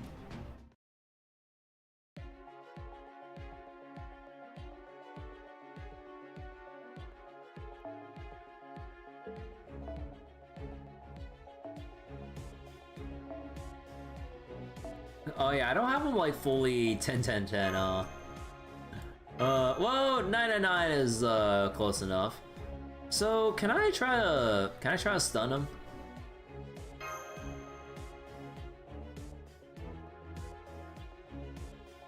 That's fair in a sumo match, right? Nikita would have won. I mean, Nikita would have won by default. Because Kintoku is always very like, wait, what? Oh. He's always like overly mindful when it comes to looking at women's bodies and stuff. So when it comes to like trying to have a genuine sumo match or something like that, he gets way too flustered about that instead of actually focusing on it, even if like the other, like the woman on the other end is like actually genuinely focusing, not feeling ashamed or distracted by whatever Kintoki's thinking about. Kintoki's too innocent.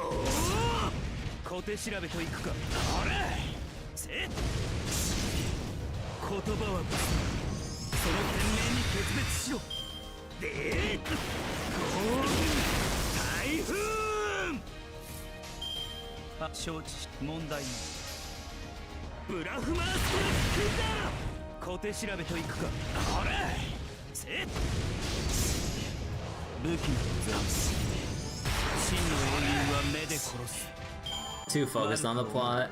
No, there's more like Kintoki is like focused too much on averting his eyes on the plot. Cause you know, like Kintoki's like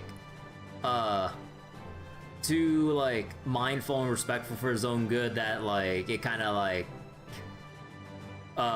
rubs some of the other girls the wrong way with like, you know, like with Nikita, just like, huh, why don't you want to do a sumo match with me? Although Nikita isn't exactly reading on Kintoki's signals either on that front. So there's that too.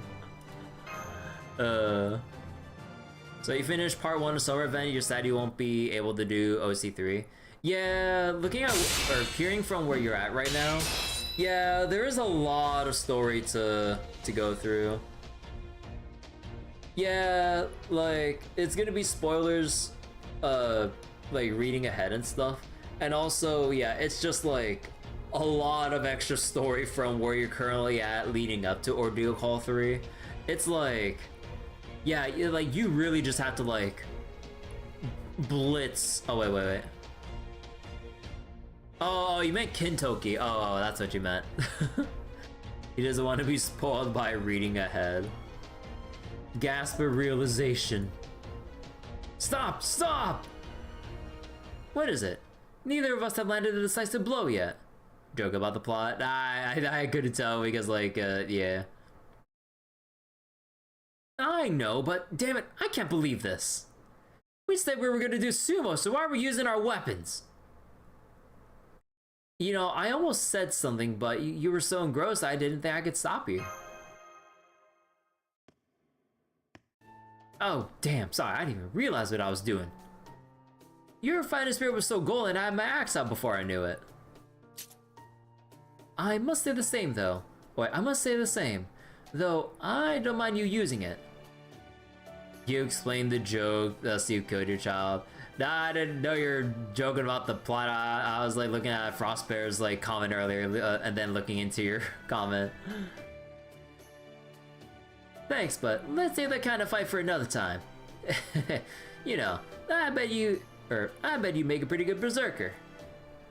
Anyway, that was a nice golden sweat I worked up thanks to you. Our match may have ended without a winner, but it was a great workout, so... Alright, you win. I'll give you the discount of that necklace. Oh? Good, good. Glad to hear it. I considered creating a baseless who drew the weapon first argument, then using sheer momentum to shut down the spat and make you lose by default. But it looks like that won't be necessary.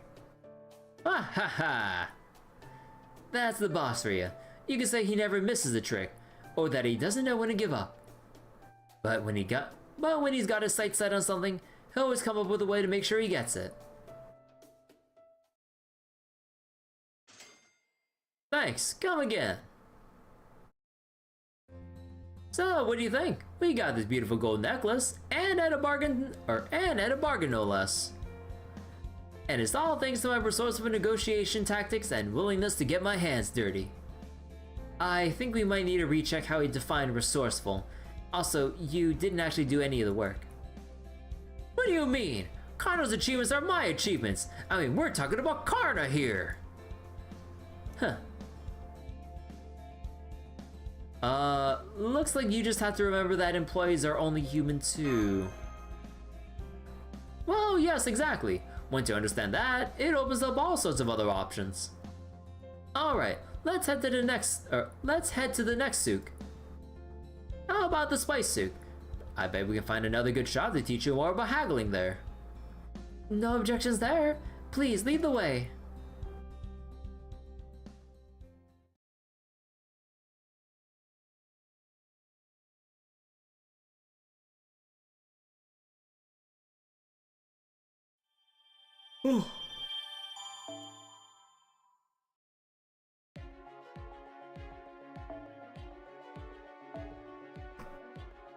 Oh man, I gotta go farm with the points. Okay, so, oh wait, this is an Avenger one? No! Let's see, this one's good for pure points. Hold on.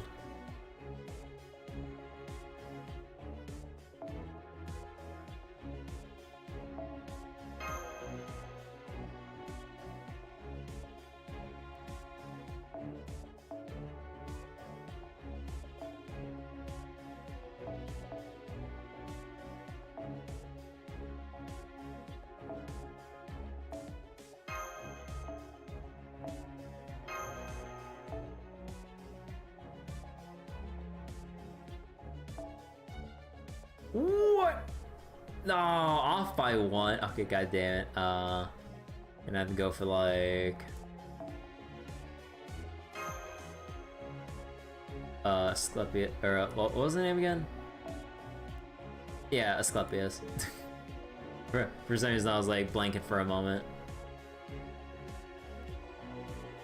Alright. So we'll still brute force with Erish anyways, because we got the event CE. Surely we can do it.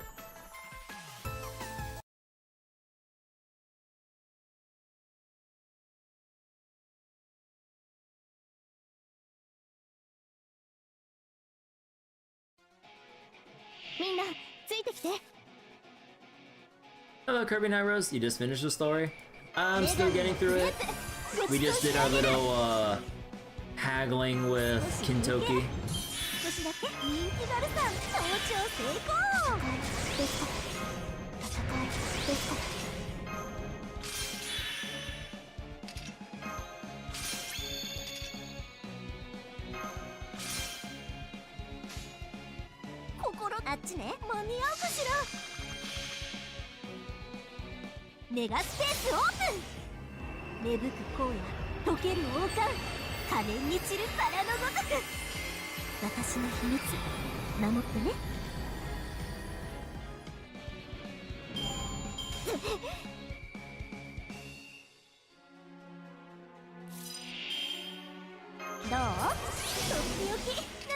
555 carat black diamond.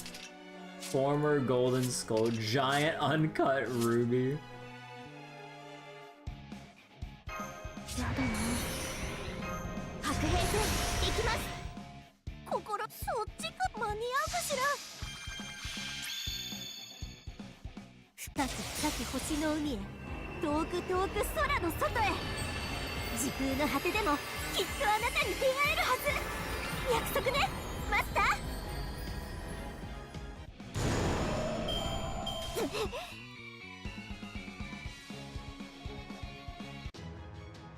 Depending on how this goes, how long are the last sections of the story? Like, how many story arrows am I looking at here? And yeah, considering that like Ordeal Call 3 is gonna come out like on the 29th, we've got quite a ways until OC3. Once Robin Summeretto appears, Caster Toria. Oh, sorry, dude, Caster is it's got. My mind is like mixed between Star Rail and FGO names or shorthand names. You think there are like 2 more fights? Oh, okay. 可憐に散るバラのごとく。信じてくれてありがとう。あなたは私の輝ける王冠です。いた！ありがとうございます。皆さんのおかげです。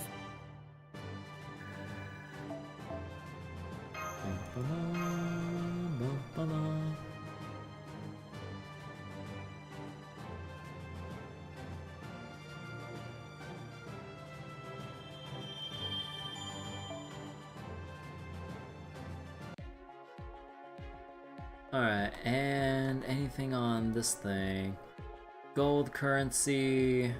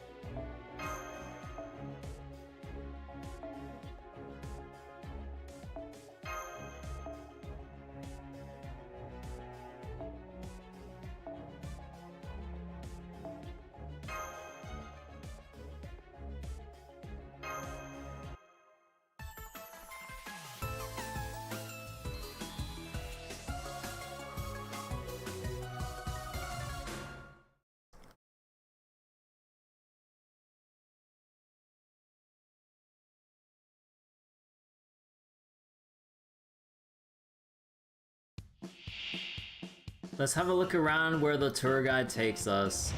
Look that way. Oh.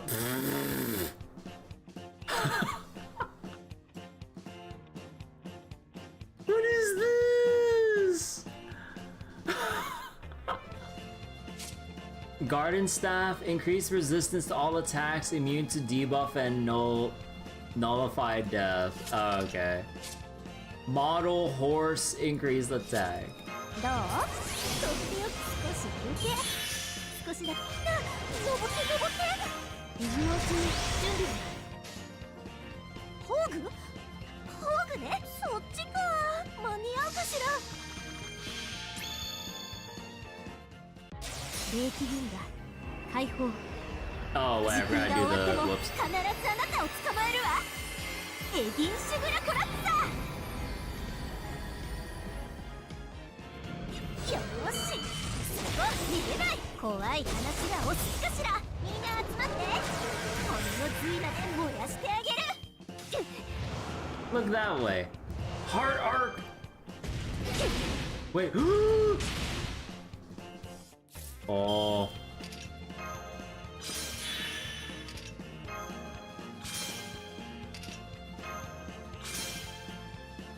女神のクレープ、ごちそうしてあげる。白兵戦、行きます。もちろんそっちこそ。そっちか。メガスペースオープン。芽吹く荒野、溶ける王冠、可憐に散るバラのごとく。私の秘密守ってね。やった行くわよ、ガルダハンター。 Look that way. Another tree!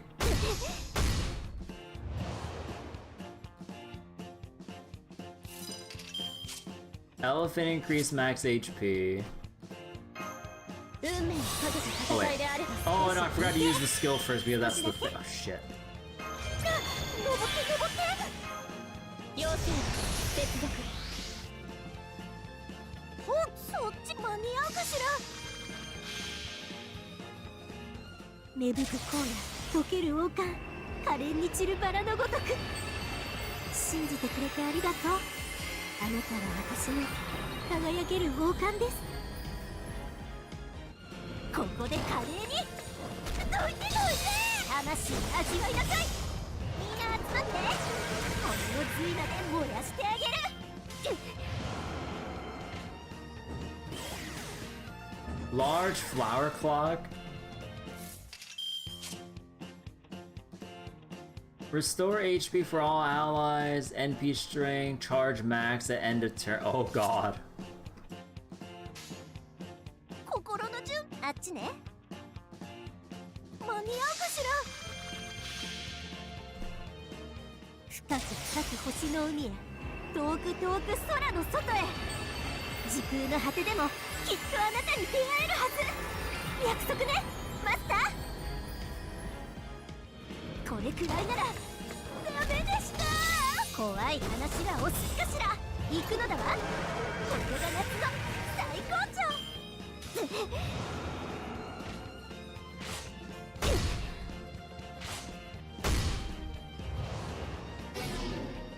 No, not confusion. 早書きですよ、カルウェナ。黄昏の時を再び。間に合うかしら。最果ての島、罪の都、最後の竜は我が胸に。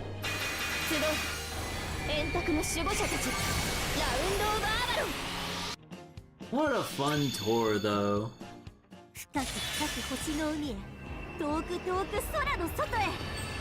時空の果てでもきっとあなたに出会えるはず。約束ね、マスター。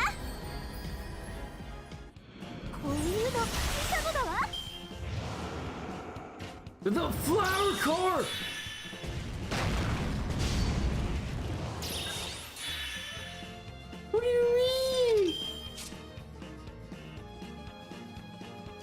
女神のクレープごちそうしてあげる。心のあっちね、圧倒します。芽吹く荒野、溶ける王冠、可憐に散るバラのごとく。信じてくれてありがとう。あなたは私の輝ける王冠です。行くわよ、ガルダハンター。イーグル。 Now it's over. Did you enjoy it? 鐘の音が聞こえる。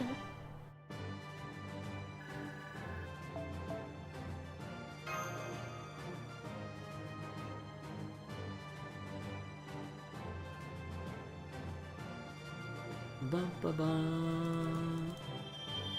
Kills by smiling. Wouldn't have it any other way. Alright, section 11, Old Dubai, a spicy dish.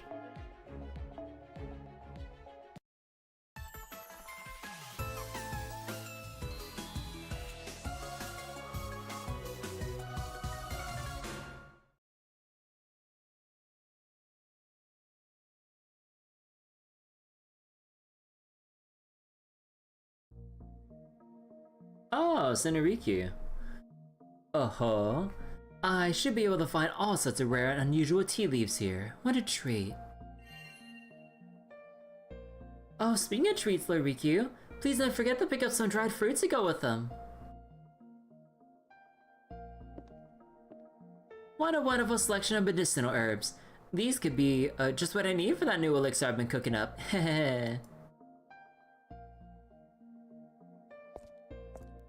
Oh, hi. You guys are here too, huh? You can probably guess what I'm doing here. Don't tell me. You're wondering where my fellow spicy food aficionado is, right? She went off on her own. I forget. Was that Cotton? She said something about how such mild spice couldn't be all the world famous spice Sook had to offer. Then she went off to see if he could find anything spicier in the back alley stores. She's probably just infiltrating some. Oh wait, no, was it well, I forget. Oh my god, I'm forgetting like servant relations like so much right now. Best girl, Cersei. I mean, Cersei is really fun to see, especially during Samurai Remnant. It was super goofy just seeing her out of fucking nowhere.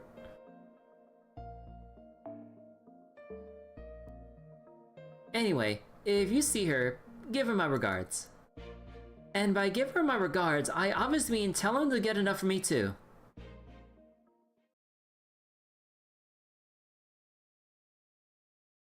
Dot.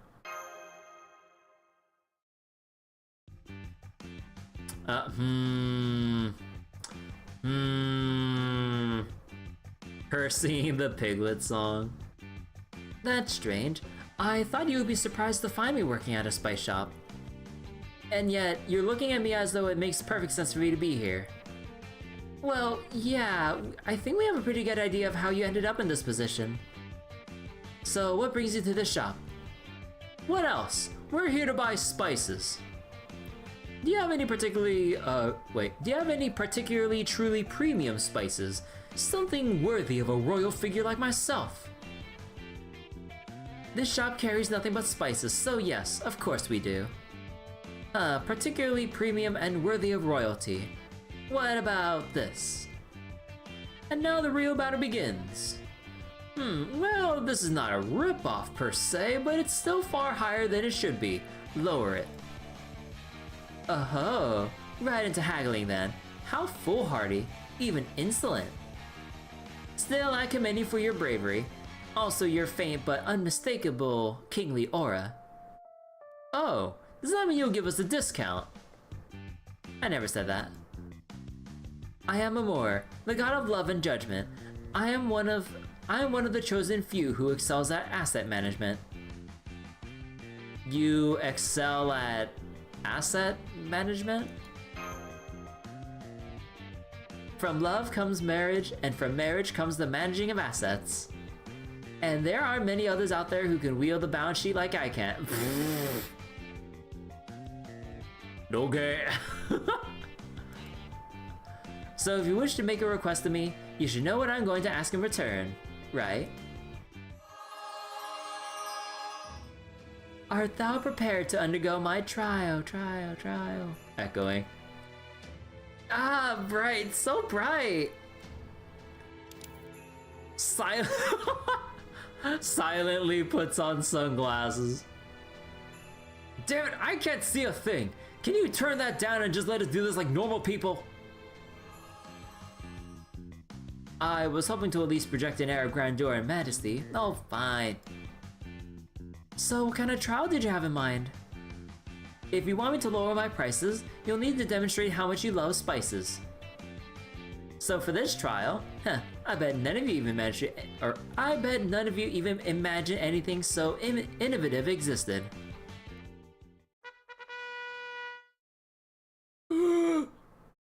You'll need to eat super spicy curry. I'll take your hottest dish. Okay, master. Time for lesson 2. Sometimes the seller will offer a proposition in exchange for lowering the prices. Generally speaking, it's fine to accept them. However, the important thing is to make sure you only do so when you can sweeten the deal for yourself even further. So on that note, of course we'll accept. Really? I haven't even explained the basic rules yet. How very brash of you. Anyway, your trial is to eat every last bite of curry, which I will make with my secret stash of spices. I find it extremely mild, but well, I can't speak for the rest, or for the uninitiated. You've seen where Indian curry can get somewhat spicy? Huh. So we just gotta eat some spicy food. Leave this one to me, boss. Svathaman. It's okay, boss. I know what you're gonna say. And I already accounted for it when I volunteered. Where's Iori? I forget, can Iori handle spice? I don't remember there being a little skit on spicy foods with Iori. I don't remember any. If any. I see. Well, very well done. Tell me this, shopkeeper. Approximately how spicy are you planning to make this curry? And how much of a discount are you going to offer? You would figure he can't. Yeah, probably not.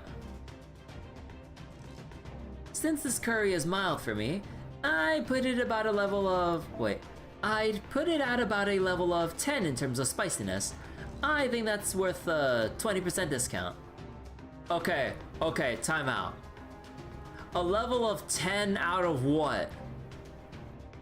That level means nothing if we don't know what a theoretical maximum is. Like 10 out of 10, 10 out of 100. Like knowing Kata, it'd be fucking 10 out of 10. 10 times maybe? Yeah, it would be like a 10 out of 10, Understood. Then make it twice as spicy. But in exchange, I want you to give us 50% off. Wait, that much? Are you sure about this? It's like I told you, Master. Accepting the seller's proposal for a discount as it was given is a rookie mistake. If that's all the backbone you can muster, you'll be a sitting duck for any bullshit package deals they want to upsell you.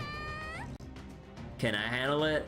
I die just from sniffing the spicy dish.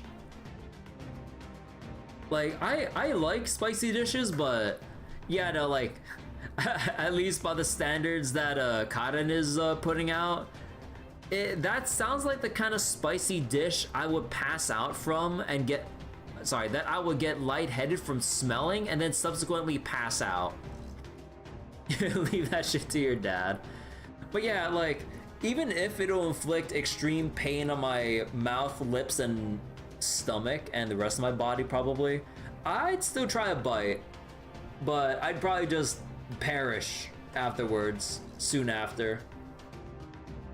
Like, whether it's like, I've been to like some all-you-can-eat Indian buffets before, like, some of their foods are really spicy, or like, not necessarily like immediately super punchy, burny spicy, but it's kind of like that extremely, what was it? It's the kind of spice that lingers for the whole meal and never stops hurting you, but not so painful where it prevents you from eating, but you can't help but just feel it constantly, even when you're trying to down a drink to like wash down the food you just ate. Mala spice. I mean, I did have a Szechuan food before, or like went to some Szechuan restaurants before. Yeah, their Szechuan dishes as well. Oh my god.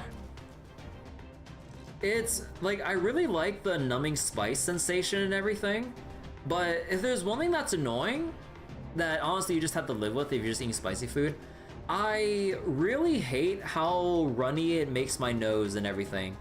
Because it really makes me spend more time like going off to the side, or at least turning my face to blow my nose and stuff before I can continue eating. Because yeah, it's that level of spicy where it just makes your nose constantly runny all the time. It's honestly, that's like the only thing that's like off-putting for me from eating like Sichuan food and stuff. It's just like, I don't want to spend most of my goddamn like meal trying to like clear out my nose before I can try to get another spoonful of whatever dish I'm eating. Like, I love the dish, like the spice levels, that like actual numbing sensation, the actual flavor of the food, but like it's just so bothersome when I'm having to clear out my goddamn nose all the time. It's like, it's like, why is my nose like this? Or, you know, I mean, that's just the effect of the spice and, you know, all that other TMI stuff, but, you know. You're a sweet person, not a spicy one. Your dad's a spicy guy. Yeah, like, I like my spice, like, but then, like, usually for the most part, it just comes down to, like, if it's spicy enough to get my nose runny, like, it would probably just make me not order it next time just because of the hassle of having to, like, get extra napkins to, like, clean up that stuff before I try to get more, bites in. But yeah. And I had a pretty good feeling the boss was gonna say something like that, which is why I told him not to sweat it. I see. Huh, level 20 is just spicy enough that it's effectively dipping a toe in our divine realm. Alright, I accept. These numbers all sound very abstract. Are you sure about this? Huh, the only thing you need to handle spice is the guts to push through the pain, and I got those in spades. No way I'm gonna lose here. The fires of rage burning in my blood will consume any spice thrown into them, but what about your stomach? Well said, Asvathaman, brave son of Drona. Or actually, how do you pronounce that if it has the little dot under the N? How does that affect the pronunciation? This match should be easy for you. Go on then, I'm counting on you. That curry smells really good. It's ready. Hold on while I serve some. Incidentally, I decided to serve it with rice rather than naan. Hey, master. I'm fairly sure Asvathaman has this in the bag, but I'd also like to avoid a worst case scenario just in case. What, like use a mystic code spell or a command spell to reinforce him from fainting? You prefer naan? Yeah, naan's great. Is there anything you can do to give him an advantage? I'll make sure he has plenty to drink. I've heard lasses are good for that, so wait, well, okay, time out. I'm actually gonna look this up. Wait, what is lasses? Or lassie? Or how do you pronounce that? I don't know. Wait, a yogurt-based beverage with a smoothie-like consistency. Oh. Prepared by blending yogurt, water, and spices. In Punjab, where a drink originated, yogurt is made from water buffalo milk. Variations include addition of salt, cumin, or cardamom.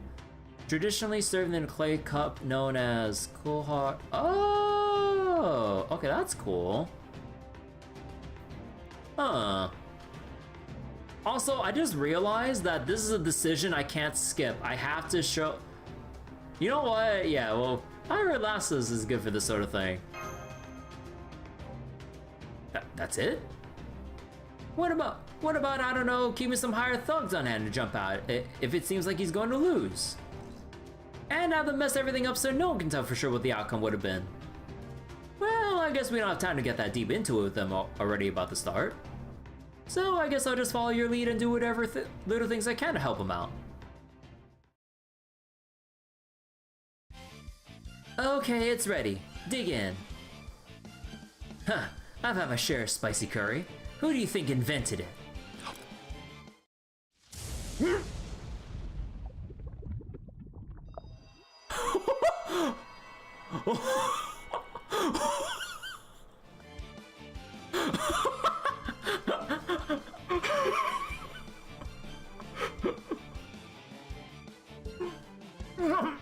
Shiva, give me strength.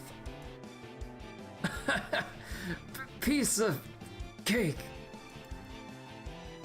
Is anyone worried? I mean, that was one bite. Don't worry, I can see his warrior spirit burning strong and stubborn. If I didn't know better, I think he was fighting for his very life. I understand. Sometimes even if your chances of winning are slim. Once you've set foot on the battlefield, you have to fight to the bitter end. Stand strong and fight hard to your last breath, brave warrior. I'll make sure you don't die alone. He is so fucking dead.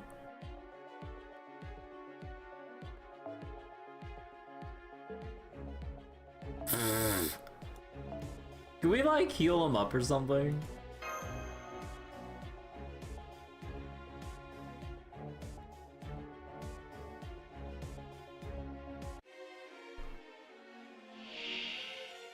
Spice incarnate. Endurance battle.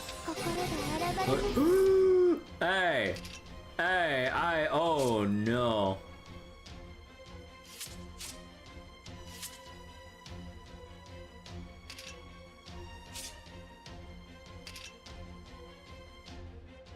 With your own buster cards.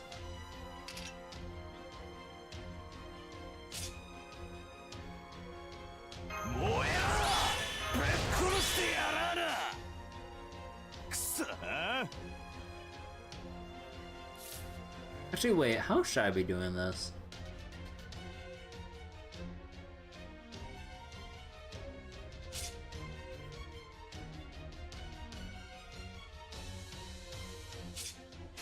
I have no idea, honestly.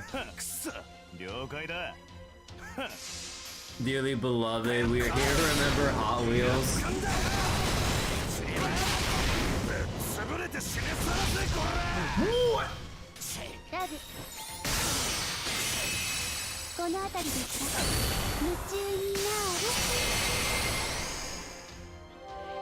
Broken Elasty, soften the spice a bit. Oh god.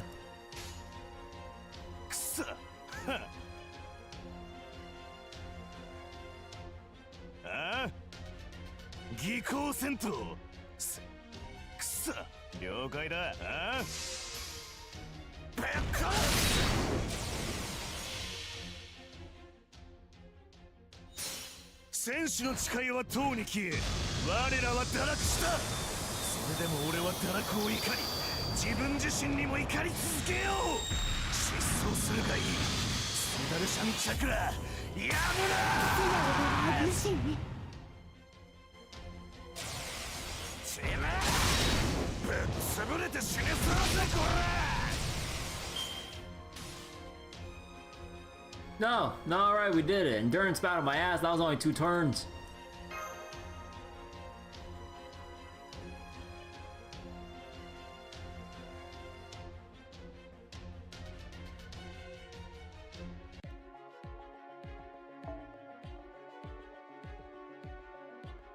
Why are we fighting an archer now?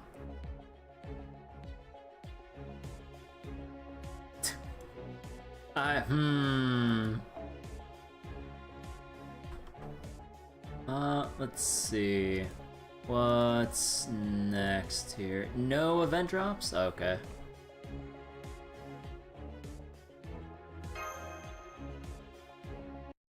So wait, you got your macro for the 90++. Oh yeah, thanks Bryce. Let me just go. Oh yeah, I saw the link for this on the I think it was on the Grand Order subreddit, yeah.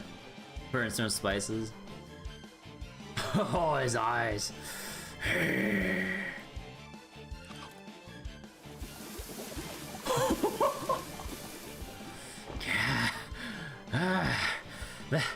That eye you got. Oh, you can do this, Afataman. Hang in there. I know you have it in you. You're as strong as they come. I've seen it firsthand. Then I... Hey, shopkeep. You mind if I stand up? You know how spicy food just makes you want to get up and move around sometimes, right? I understand. That's fine. As long as you don't let go of the plate. Good, she agreed. Boss, master, I've got a favor to ask. This curry is a more formidable foe than I thought. but I'm sure as hell not gonna lose. But to win, I'm gonna need the rage flowing through me to burn hotter than ever. That's why I want you to attack me.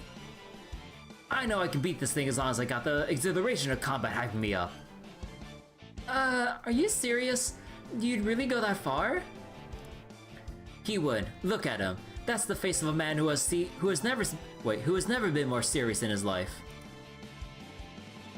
Azumarill is more than just an unstoppable incarnation of pure destruction. He's also a first-class tactician well versed in the art of strategy, so if this is what he says he needs, it must be crucial to his success. Alright, here goes.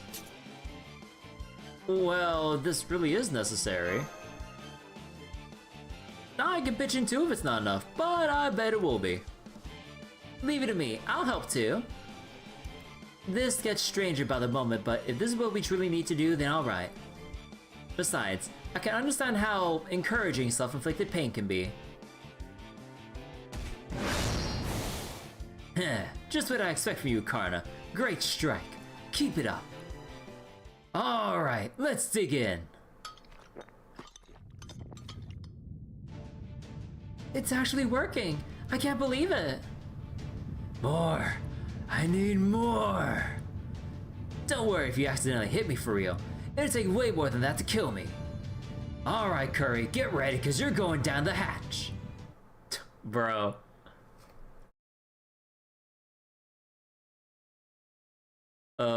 Actually, what comps can I do for 90++? No, there's no way I can do. Yeah, no, I don't think I can do the Abigail comps. I do have Archetype Earth, but not MP2, and I don't have Kaholan Alter NP2 or Raiko Lancer NP2, sadly. Musashi? I don't have Saber Musashi. Well, wait. Oh, Artoria Berserker and Ibuki Berserker.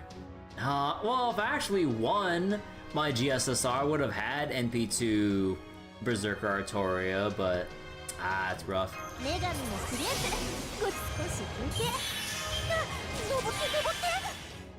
Hellish Spies.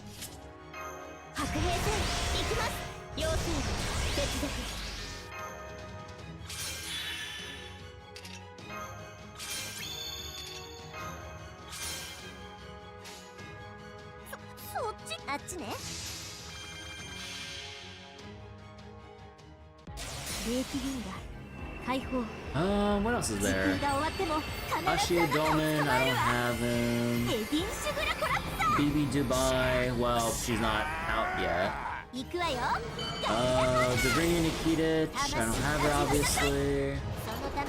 Nero Draco with Habitat.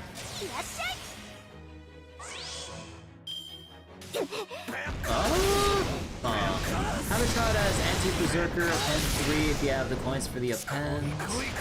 Oh.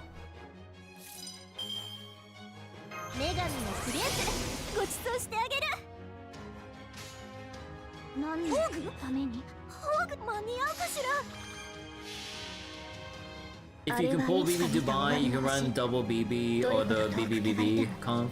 No. Let's see. Marva Tiamat. Wait a second. That comp asked for fucking MP2 Tiamat and Nero Draco. Oh my god. Nah. J Alter with Doman. Nah. I don't have Summer Jean. Space Erish with NP2 J Alter, NP3 Space Erish. Oh, what the fuck? NP2 Space Erish and NP2 J Alter. Wait, both need MLB, like, damage CE? Oh, fuck off. CL, well, I don't have CL. I don't have Testcat. I don't have, Tenolico. Damn. Man, I'm gonna have to, like, limit test with, like, some of these comps.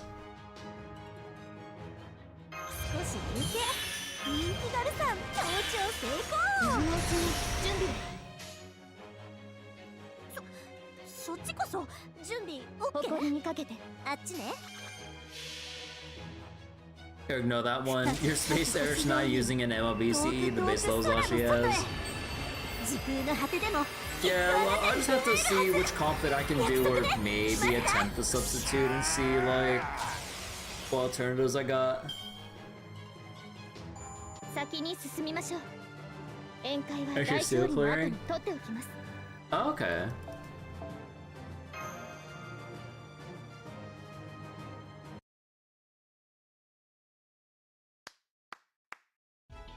Bravo! You did it! You ate the whole thing! Alright, way to go, Asvathaman! I knew you had it in you! Though, not without taking its toll. Damn it. That all you got? I eat spice like this for breakfast. The MLBCE on J Alter, she does need the battery. Ah. Yeah, she doesn't really have many other options to get MP charge. Oh, incredible! He sprawled on the ground, but he's still digging away at the floor with a spoon. Wait. That's Asvathaman for you. He's got more guts than anyone. Anyone.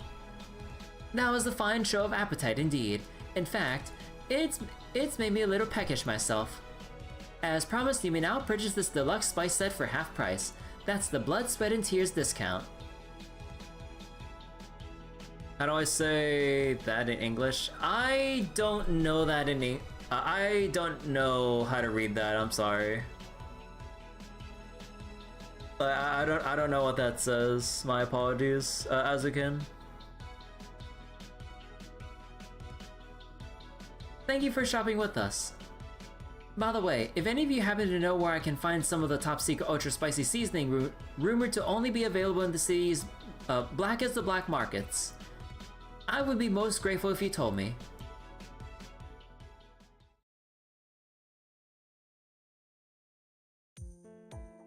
There. The world's finally starting to look normal again. Thank you for putting yourself through that. I never knew haggling could be so dangerous. Huh.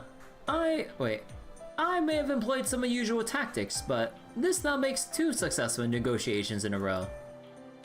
In fact, I'd say I've demonstrated the principles involved masterfully, but it's me, so that's no surprise. Now we can go on to the next event, the Old Souk, in peak condition. Ha ha ha! What did he mean by that?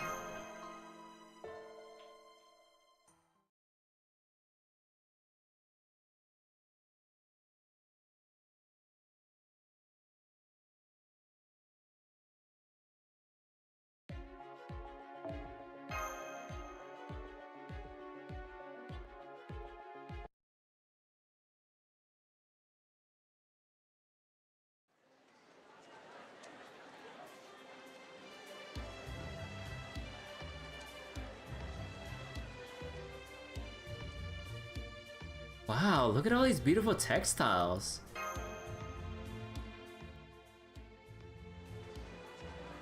How about trying to miss Crane? Yeah, makes sense for Uncle Vlad to be here. Hey. Jang is here though. Here, let's try this shop. Welcome, we've got all kinds of beautiful textile goods here. What would you like? A perfectly normal store owner? Wait, what am I saying? I shouldn't be surprised. Normal is supposed to be, normal. Found some nice yellow cloth, I see.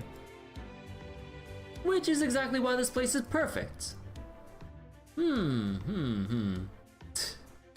yeah, his whole thing was with the color yellow, right. Master, you got to try on that, cloth pouch set, don't you? Don't try to deny it. I notice you looking at it longingly. Those are the eyes of a woman mulling over whether or not to take the plunge on something nice. Yeah, I guess I was. You can tell? How could I not? Now, by my estimation, this set is priced well beyond rip-off range. So you're going to haggle it down to something reasonable. Now that I've given you a masterclass in how it's done, This should be easy, right? Sure, I could just buy it myself, but where would the fun be, or where would the fun be in that for you? No, the greatest happiness to be found in this souk lies in finding something you want and striking a bargain for it yourself. And what kind of souk guide prince would I be if I didn't let you experience that joy for yourself? Well, since we're already here, okay, I'll give it a shot. Well said. Just don't forget how kind and considerate I can be, even after you get back to Chaldea. So, you're interested in this pouch set, miss? Very well, I can let it go for this much. You think you would suck at haggling? Yeah, I don't know, like, the basis of, like, how to haggle something down, because, like, we're just so used to seeing, like, the listed price for pretty much anything that, like, at least in my mind, like, I see a price listed the way it is, then why would the business owner even accept anything less? Bartering, maybe, but not haggling? Yeah, I don't know.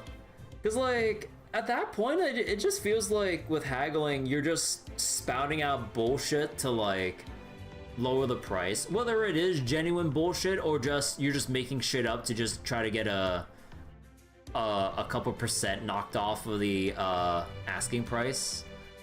I don't know. I really don't get it. You haggle if you need to ensure the sale. Yeah, I don't know. Like, haggling just seems like something that's completely foreign to me as something to pull off.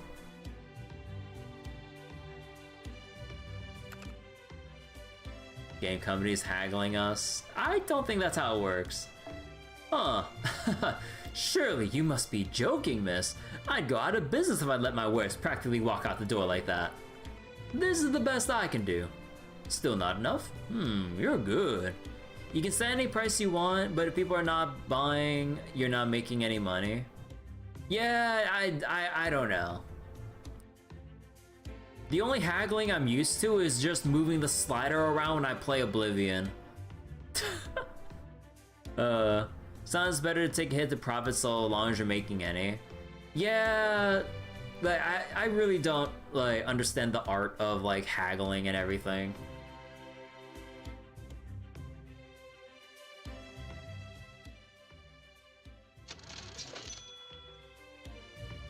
Thank you for shopping with us.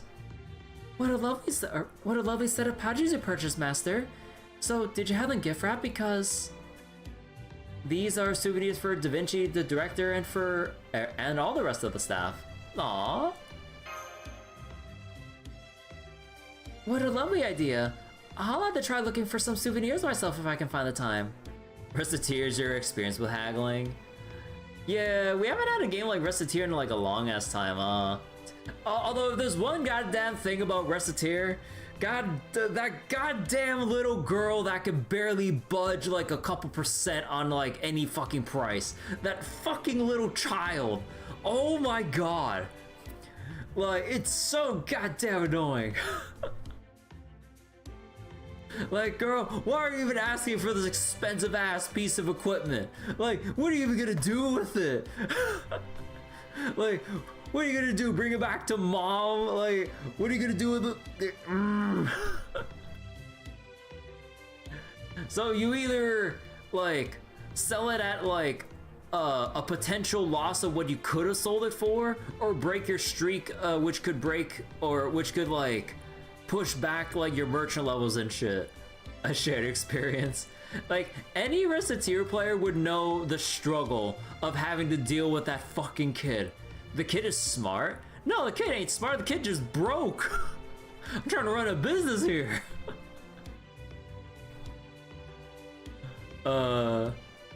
Post game is worth it to take the hit and continue the chain. Oh yeah, well once you hit the post game, yeah.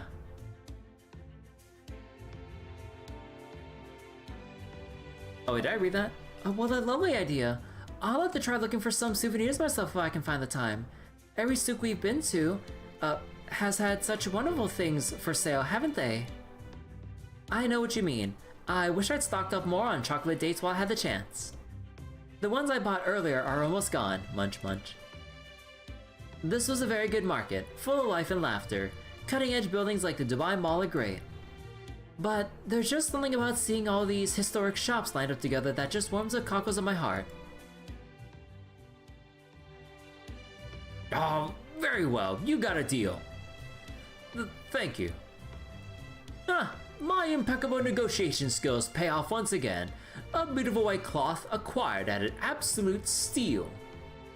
Now then, Karna, come here. I've got something for you. I happened to find this very nice cloth at the store here. If you add it to your summer outfit, it should shield you from... It should shield you from the sun to the... from the sun and sand. Here, put it on. My aesthetic sense demands it. Alright, thank you. Oh. There we go. It suits you perfectly. Just as I knew it would. Ha ha ha. Hey, Master. While you hate the Dubai glazing, the segment about the souks is real good. Yeah, I mean, like, at least in this section, they seem to lighten up, well, comparatively with the Dubai glazing. They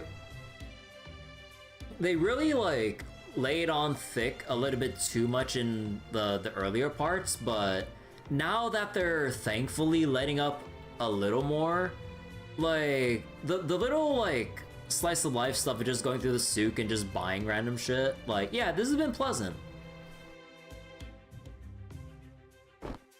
Hey boss, check out this belt! Doesn't it look like just the... Doesn't it look just like the one Dusaha wore when he dressed up to impress a woman? Or Dusaha? I still remember how bummed he looked when he came back after she said he looked like a rat died at his waist. Oh yeah, it looks just like that belt, doesn't it? Alright, I'll buy it for you, Swataman. Huh? Hell no! India bros having a good time. Tenochtitlan was right. It may be our first time here, but there really is something nostalgic about this market. There's so much energy here that it's also just kind of relaxing. I'm not sure how it manages to be all those things at once, but it does. Seamus' sister isn't here? Yeah. I hope I can hold my haggling skills to the point I can go shopping on my own one day.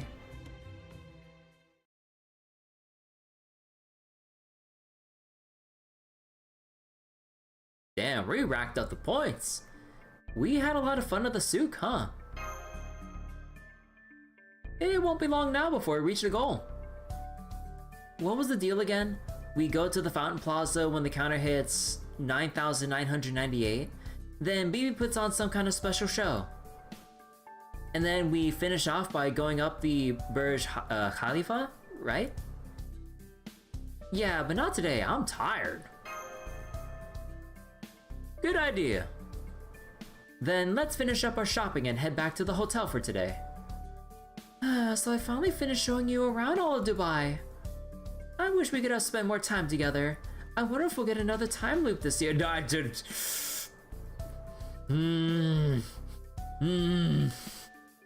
Passion loop? I will kindly ask you not to wish us through another hell of that kind.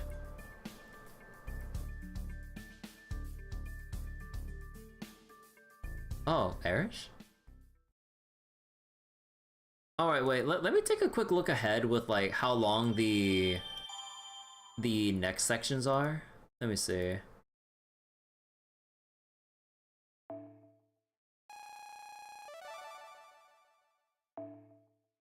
So right now is gonna be section 12, right? Yeah, let me see. 12, and then extra shit. 13. Oh, yeah, this looks pretty short, so yeah, we can just finish the rest of this tonight.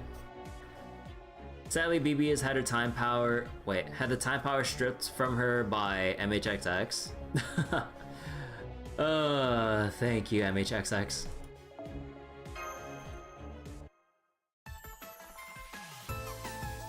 put you on a forever vacation in Dubai. Oh god.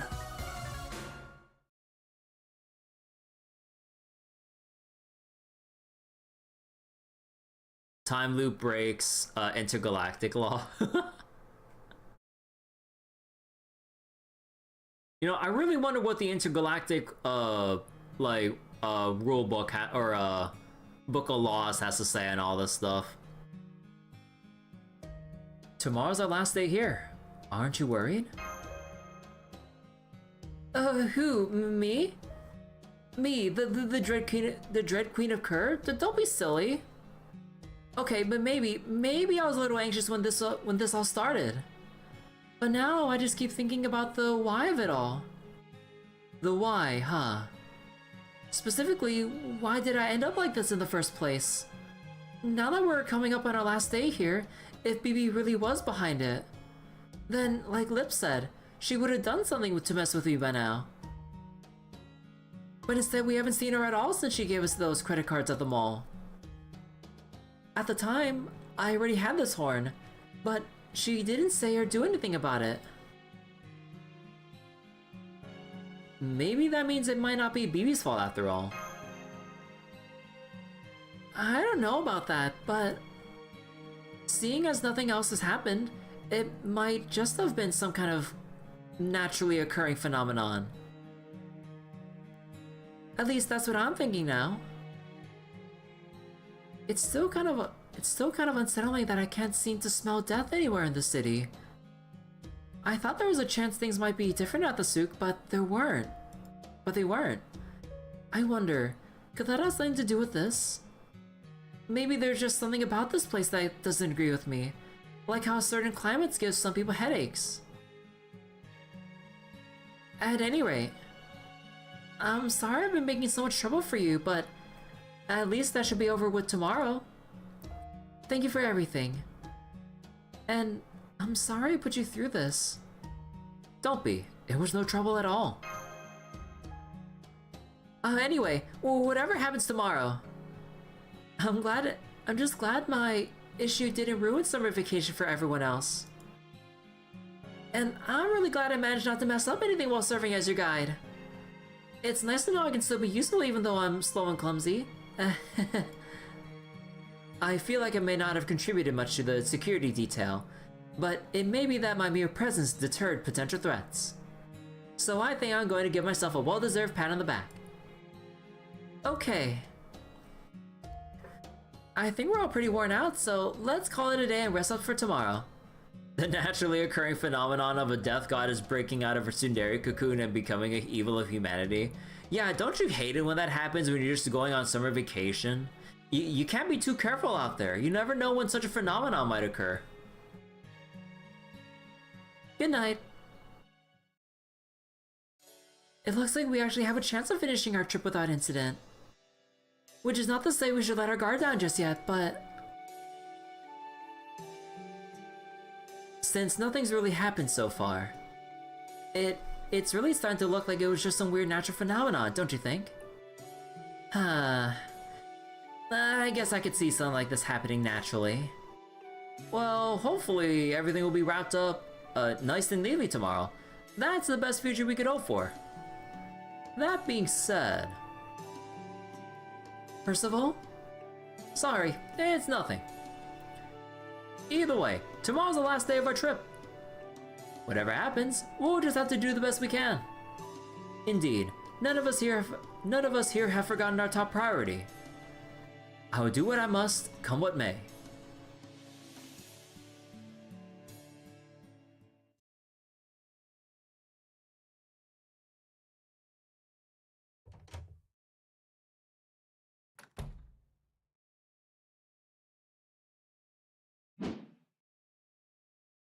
Who's there? Kazu drop. Good evening. It's me, BB Lily. It looks like you all had fun on the souk. You took so long to get here that I took the liberty of waiting in your room. Oh, could you lower that dangerous looking spear? I'm not your enemy. Then I'll rephrase. What are you doing here? Why, it's time to reward you, of course. I was very impressed by what I saw of you at the souk today. Now, may I see your hand? BB Lily did nothing wrong. Yeah, see? She's just giving us a stamp. What's this?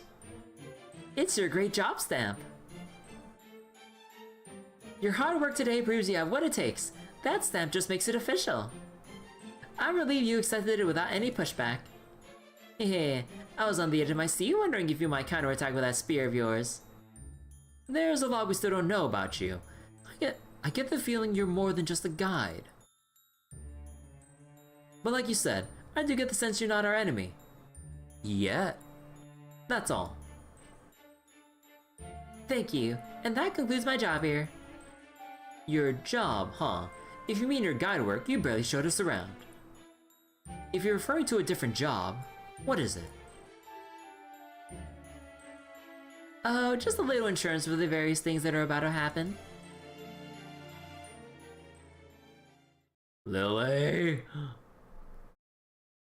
She stamped all the men, the end is nigh. What a travesty it is, being a man in a gacha game.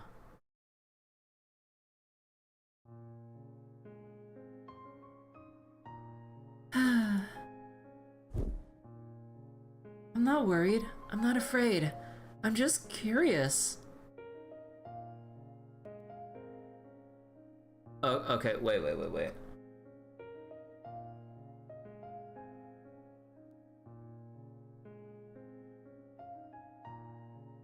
Huh. Let me check something. Okay, no, that's fine. Yeah, I was getting a little pop-up on YouTube about like some weird setting sounds or whatever. Nah, that should be fine. I know that's what I told her, but the truth is I can't help but be a little... Why did I turn into a beast?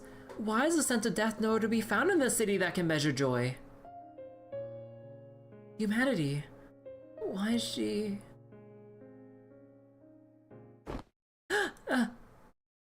How am I supposed to sleep like this? Maybe I should try going for a walk. I mean, they do say moving around helps take your mind off of off things that makes you sleepy.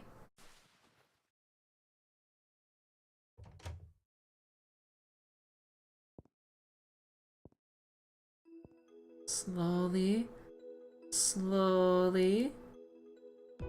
I really don't feel like seeing anyone right now, so... Oh, I know. I just remember this hotel as a gym. Perfect. I'll go there, get some exercise, and clear my head.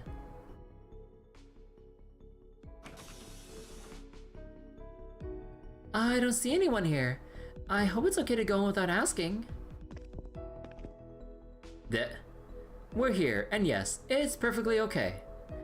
Yeah, this gym is for hotel guests, and you're a guest, so it's fine. As for us, we're part-time personal trainers. We usually work at other gyms, but today, we're on duty at this hotel. You can just call us guy and girl. I only just noticed the names. You can just call us guy and girl respectively. Okay. So, where would you like to begin? The bench? Dumbbells? How do we explain them both being here? I have no fucking clue. I wonder what the situation even entails when they become playable. No, I can see from the look on their face that she's here to clear her head. The treadmill's what you need. Follow me. You pick one. That's it. You don't have to go fast. The important thing is to just keep running. One for Nero, one for Tamamo. But you get them from the FP gacha afterwards? Oh, really? Oh. Just like life. I don't understand what they're talking about. But this rhythm I've got going is helping clear my head. I love your hat, by the way, though it does seem like it might be getting in the way right now. Even so, I'm not taking it off or anything. Besides, it's basically my treasure. That's great. It's not often people find real treasure in the city. It's been a very long time since anyone bought or bartered for anything too. A long time? Now that anyone can get what they want when they want— wait. Now that anyone can get what they want when they want, treasure just doesn't mean what it used to. People haven't bartered or bought for a long time? Don't you two have anything to say? I thought a trainer's job is to give advice. Let us ask you something first. If answers are what you want, if we're reading you right, you're looking for a complete physical and mental detox. You can tell us what's on your mind. Francis Xavier, speak up.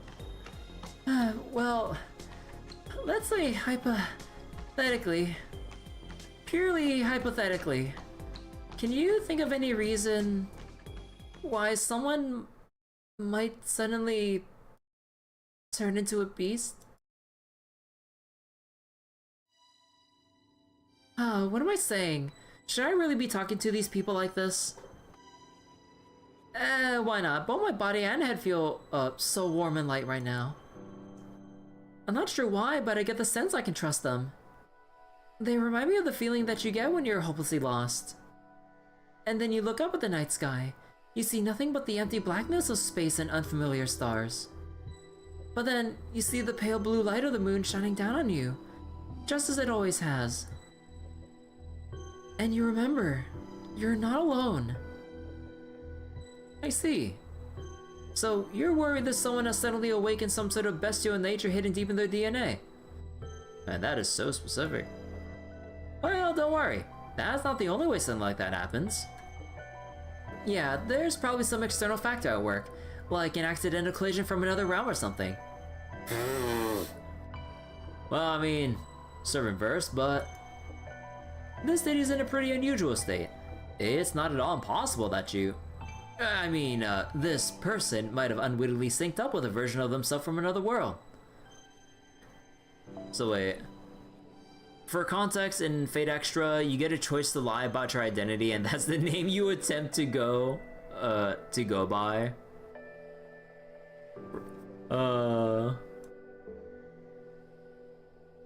It could be a form of interdimensional quantum entanglement. What the fuck?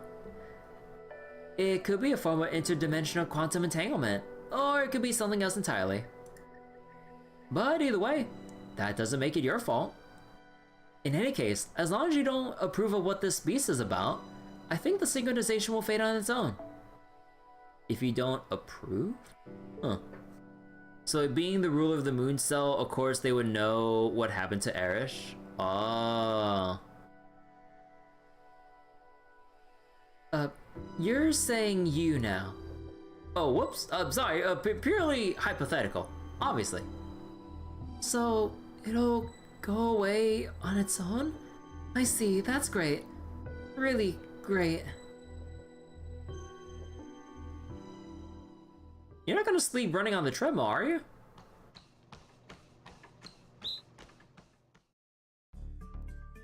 Girl holding a whistle in her mouth. Okay, that's enough. Time to hydrate. Great job. Guy ready with towel. Huh? Wait, when did it get so late? I must have gotten so caught up in running that I lost track of time. You do like that they have their own personalities? Yeah, that's nice.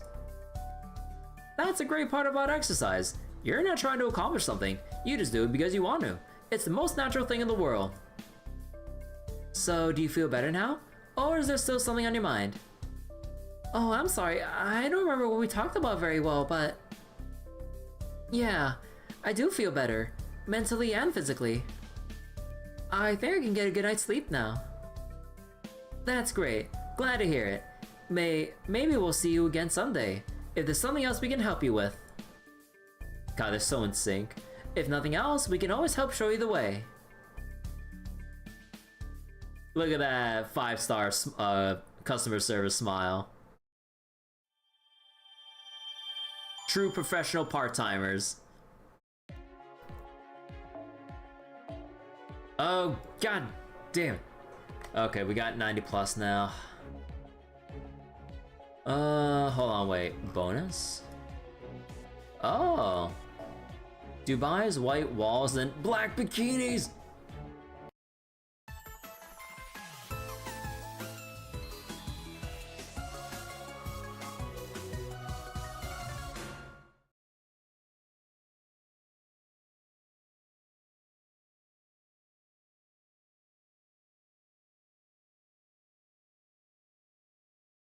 Dubai Mall, second floor bookstore.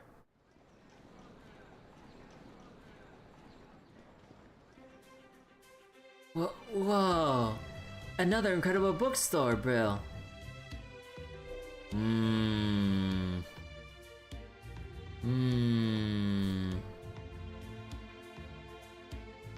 Oh, whoops. Wrong button. There we go. So wait, even in their games, they had moments that showed individual aspects. Tamamo's CCC ending when Tamamo and I reveal themselves. The boy looks like he sees trouble in his future, but the girl is more excited. Wait, is excited about more Tamamo's having sparkles in her eyes.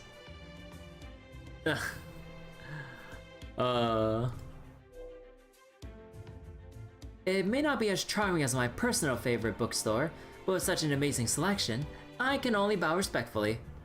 Hakanon is a disaster lesbian. Hell yeah. Yes, that's right. Sir Palamedes used to talk about this all the time. He would say that the planets in the Middle East star system past the Sandstorm Nebula were the cradle that cultivated modern civilization and academia. She knew Passion Lips 3 sizes by heart. Holy shit! Now then, let's see. Oh ho ho. They not only have my usual go-to fiction novels, there's no shortage of practical non-fiction books. Perhaps because this is a finance-focused city. Either way, one of the best parts about real bookstores over online ones is browsing books from unfamiliar genres. Should devour everyone if given a chance, starting with Godako. I mean, I'll leave that up to the fan artists, which they already have probably. I mean, it's been a while, so yeah. I'm sure there's lots out there. As much devouring as your standard episode of Blue Lock. Take this one for example. 90% of villainy is who says it first. Yeah, that makes sense. Rich villain, destitute heroine. Love it. I've only read the title and I'm already sold. The 666 habits of highly effective villains. Isn't that way too many? No way I can do them all.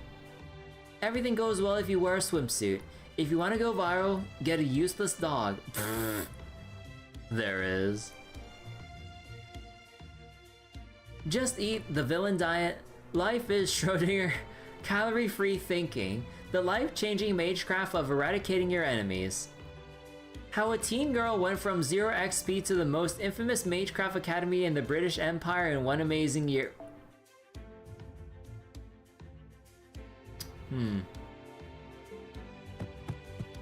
Oh goddamn! Miss, could you use this cart, please? Oh, whoops. I didn't realize I was carrying so many books. I'd like to have all these sent to my hotel. Put it on my personal, mysterious black card. Thank you for your purchase. Very nice. This is the most satisfying shopping I've done in a long time. But it also looks like I spent too long here. There's still so many other stores I haven't visited. Not only that, it's already noon and... I'm hungry. Oh no.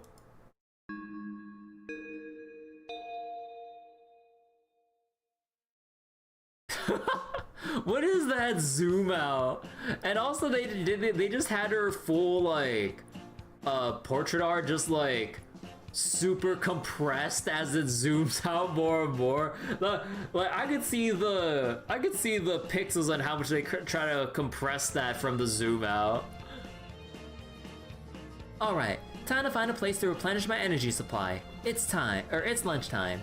And of course, this mall is a mall this enormous must absolutely be packed with places to eat.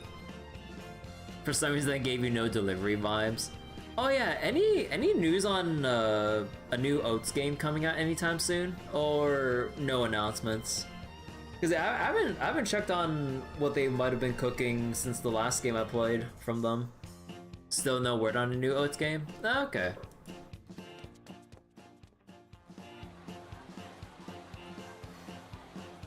Knew I would ask. Oh man, I'm too late. Every restaurant is already packed. Oh, that expression of hers is cute. It does look like there are still a few. Wait, it does look like there are still a few empty seats here and there. But what would be the point of coming all the way to Dubai if I just got a hamburger or fried chicken from the same chains I always go to? Oh, hang on. I smell something juicy and spicy. Now that smells like local cuisine. Even better, it's not too busy right now either.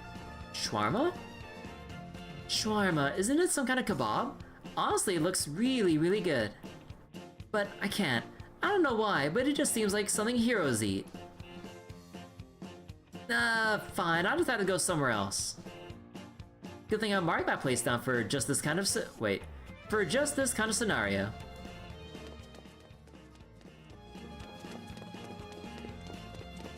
Rapidly moving throughout Dubai. So it's been a while, and all there is on his Twitter is news about sales. You wonder if he's having IRL issues or swinging big with the next game? Yeah, who knows? Could be personal, could be cooking up something big, but doesn't want to bring up anything until like it's pretty much ready to release. I'm so hungry. So hungry.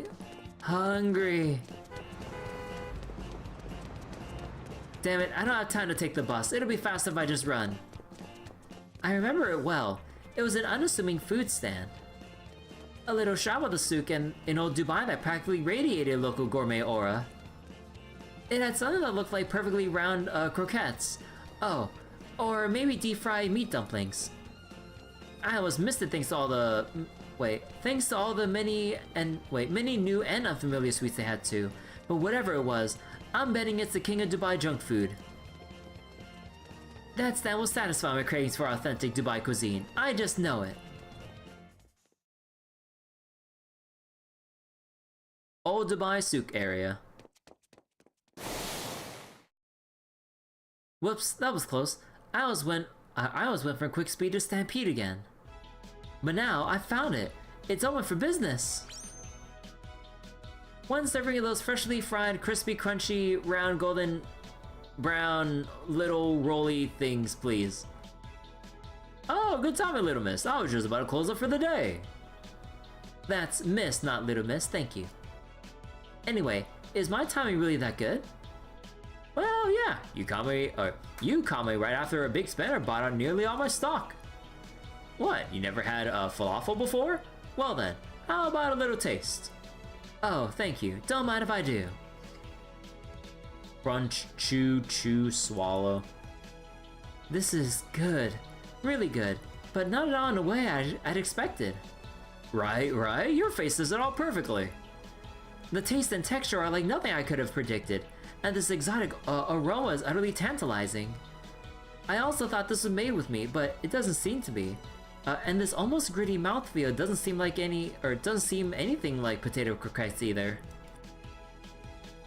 It's unabashedly spicy, yet it's also mild and easy to eat. You said this is called falafel? That's right. There's no meat in it at all. But you'd never guess that from how satisfying it is, right? It's made by mixing mashed chickpeas, onions, and lots of different spices together, then frying them up. Give me just a sec, and I'll fry you up a fresh batch.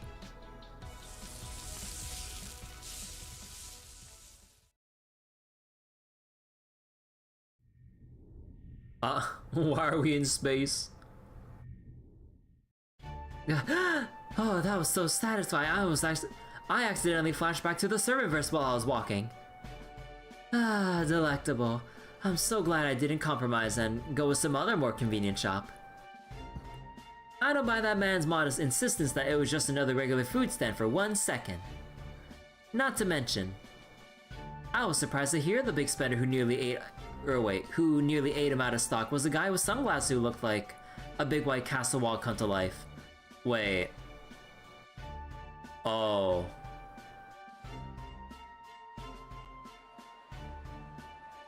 Huh. Wow, I didn't realize I wandered into a much busier part of the marketplace while I was thinking. Well, since I'm here now, it'd be nice to finish off this meal with some classic Dubai sweets. I'm fairly sure I saw a bunch of sweet shops all around this old souk too. At least I thought I did.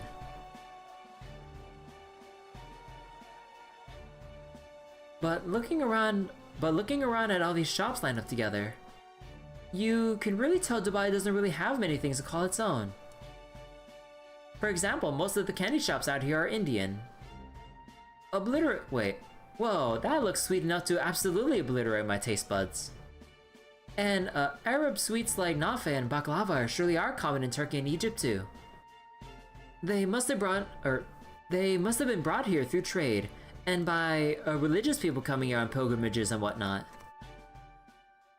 But that's not all. There's something else too. I may not be able to see it clearly in this moment, but I can still tell they have something in common deep beneath the surface. It's the second Dubai thing you like about this event.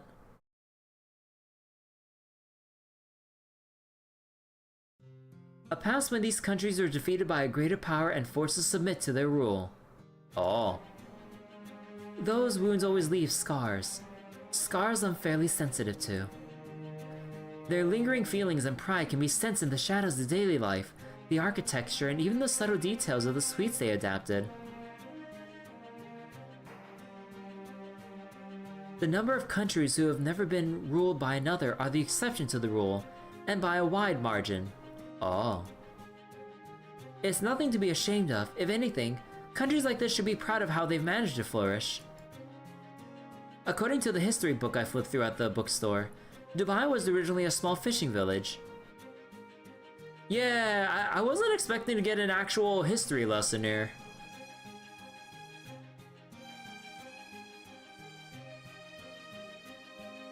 It also explained that it eventually became home to pirate forces strong enough to rival European nations. I would have thought these people were desert citizens through and through, but they were actually pirates. Villain that I am, I can't help but be intrigued. I wonder if there's somewhere I can learn what happened to the city before it became so rich. Huh, what's he doing here?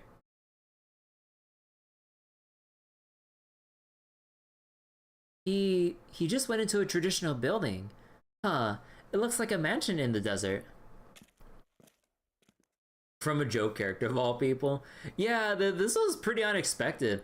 Like, you would think that, like, Percival, MASH, or even like Tenochtitlan being, you know, the city-like servant that she keeps saying that she is and everything, would feel not only the city's, like, I guess, general atmosphere and liveliness, but also you would think it's history, so then you would think she would, like, try to pull something about, like, the deep-seated scars from, like, of Dubai's, like, ancient history or some shit, right? But then we just get it from MHX Alter of all people. I'm just like, you think it would be from our, like, resident, like, tour guides of the singular, or, well, I mean, that would be a Passion Lip at this point, but, you know, like, MASH, Passion Lip, Percival, like, Tenochtitlan, if she actually, you know, dug a bit deeper into the whole, like,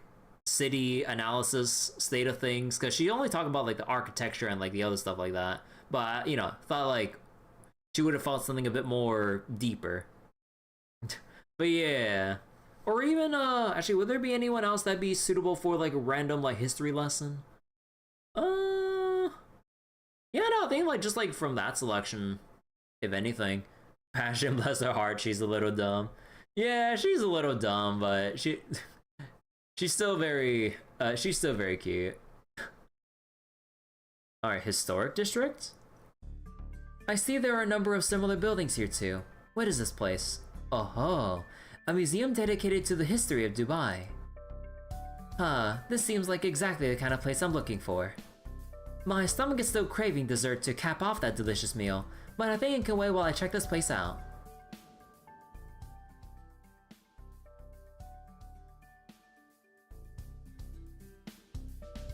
Wait a second, they're just reusing the theater.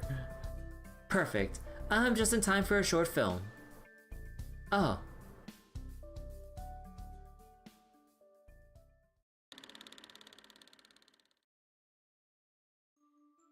Dubai was once a small village that subsisted on fishing and whatever pearls its fishers could find in the sea. You think the thirstiest lake city is the only one who should? Yeah, she's the one that probably should.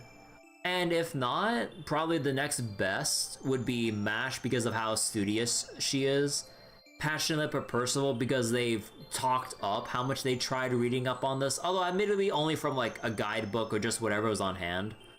So like they'd be lower on that list of choices to explain history or Dubai's history. But yeah, like I thought like we would have had someone else from the early group to relay the history or sense something about Dubai and its history to delve into. But instead we go on this little excursion here. The amount of things MASH knows is unrealistic. She's like a walking dictionary. Yeah, the way that like she relays info, she really spends, or at least like we'd have to assume she spends countless hours reading every little thing about every corner of the world to be ready at a moment's notice. And like that is, man, the amount of like things you would have to read through, and not only just read through but actually retain the knowledge to bring up like once it's relevant. Like yeah, like again that also leads to like either it's Tenochtitlan being, you know, the Lake City servant she is, or MASH being just how like ridiculously knowledgeable she is about how much she reads up on anything.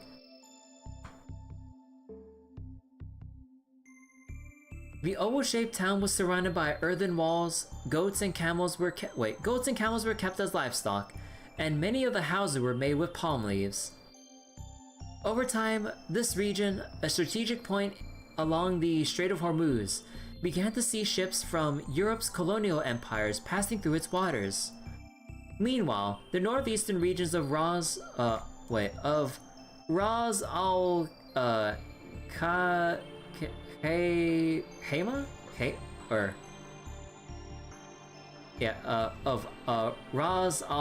and Sharjah organized a military fleet to oppose the British East India Company.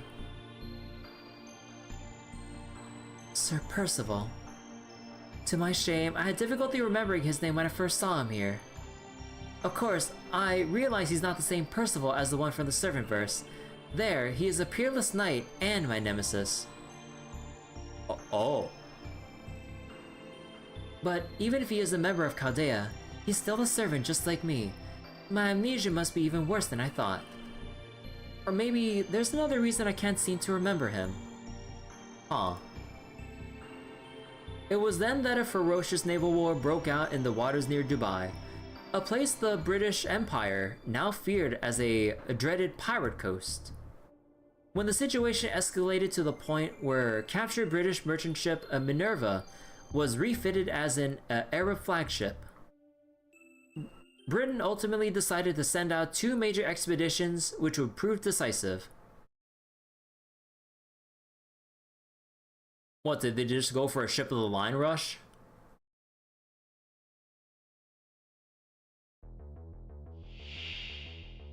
Large scale annihilator. Local area annihilate. Oh, so wait, what does MHXX Alter do? Invincible, attack, crit stars. Hello Fitachi. How you doing? Hello, hello. Decrease charge MP gain based on number of enemies. Oh, okay. Let's just do this then.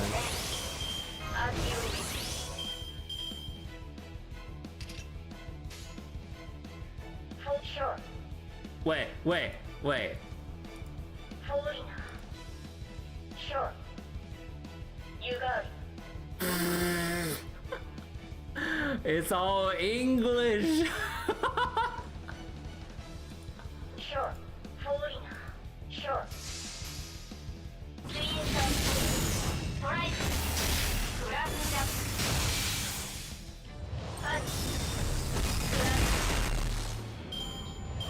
All rain forecast.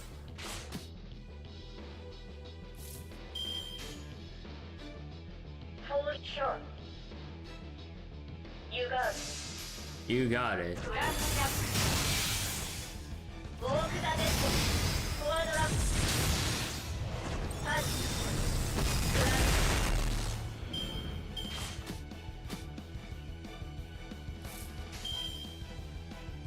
Sure, falling. You got it.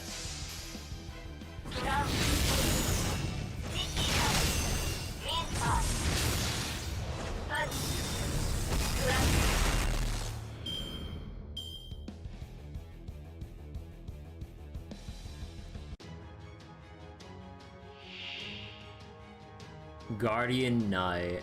Enforcement Knight. Sacred Lance. Strength against evil. So wait, is this NP strength, special attack, lawful, good? Deal significant attack damage to rulers? Single enemy, restore NP gauge. Oh. Ah. Oh shit. Cause if I go straight NP for here.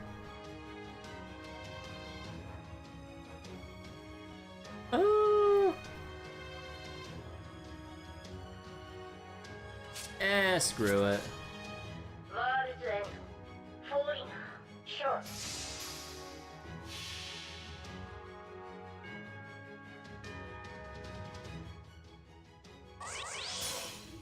Source 先行みだらばケイオス大地星雲正すは天命 God, that's a big scythe. Oh, that. Oh my god, that shot. メイルストローム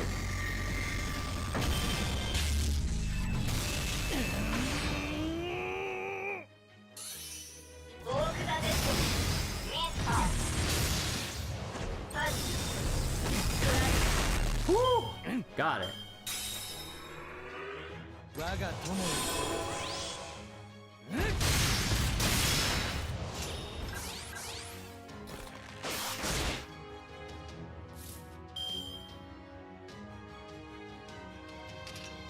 NP gain. Well, we don't necessarily need to do them right now.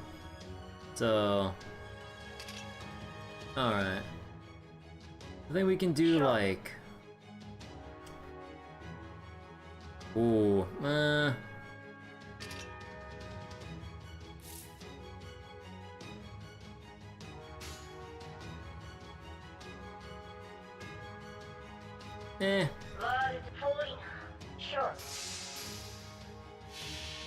do it again.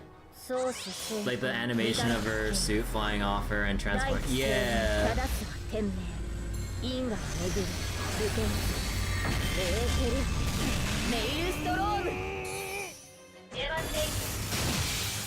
Come on, crit! Yeah.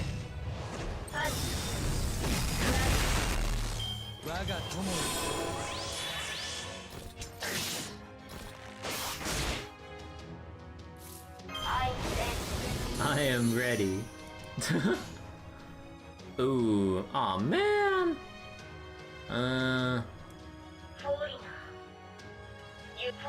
Sure.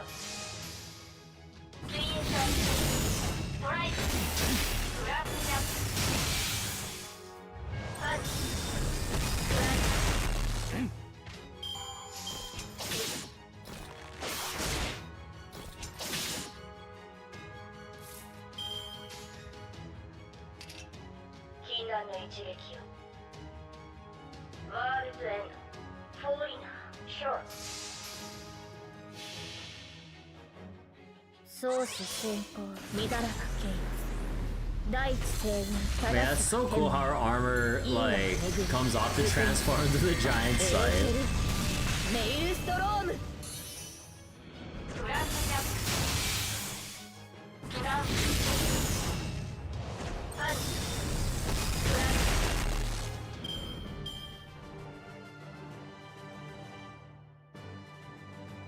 Dun, dun, dun, dun, dun, dun, dun.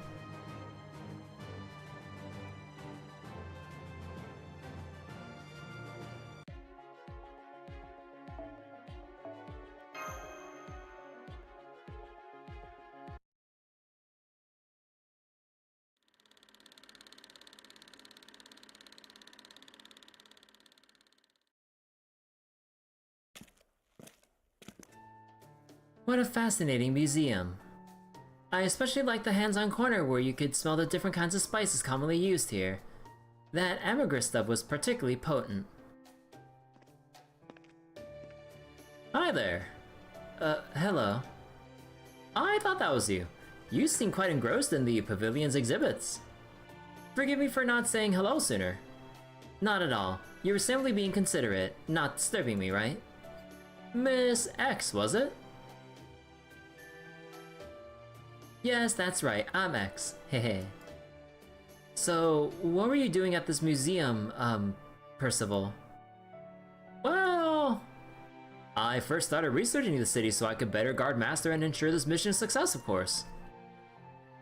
But over time, I developed a personal interest in it as well. I didn't end up having much free time to pursue it, but I thought I could at least take a look around the places I was most interested in when the opportunity arose. I see. So you're a serious sort, perhaps too serious. As for me, I came here in my search for more local sweets. And speaking of which, it's snack time now. I was planning to look around the souk again, and see if I can uncover any new desert roses. So you're off in search of ever greater sweets. Wonderful. And from the look of it, you already have your eye on a particular shop or two. Very interesting. Fortunately, I still have some time of my own. Would you mind if I accompanied you? I guess that would be okay, but I don't want them running out, so I'll order first. Otherwise, I'll have to fight you to the death for whatever they have left. Percy! From what I see, Percival, you tend to eat too much of a single thing. If I were in your shoes, I prefer to sample many different delicious things, never eating my fill of any one, so that I was left with nigh infinite unforgettable memories. That sounds challenging, but also like a great learning opportunity.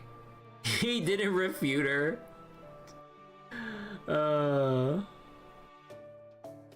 He knew in his heart it was true.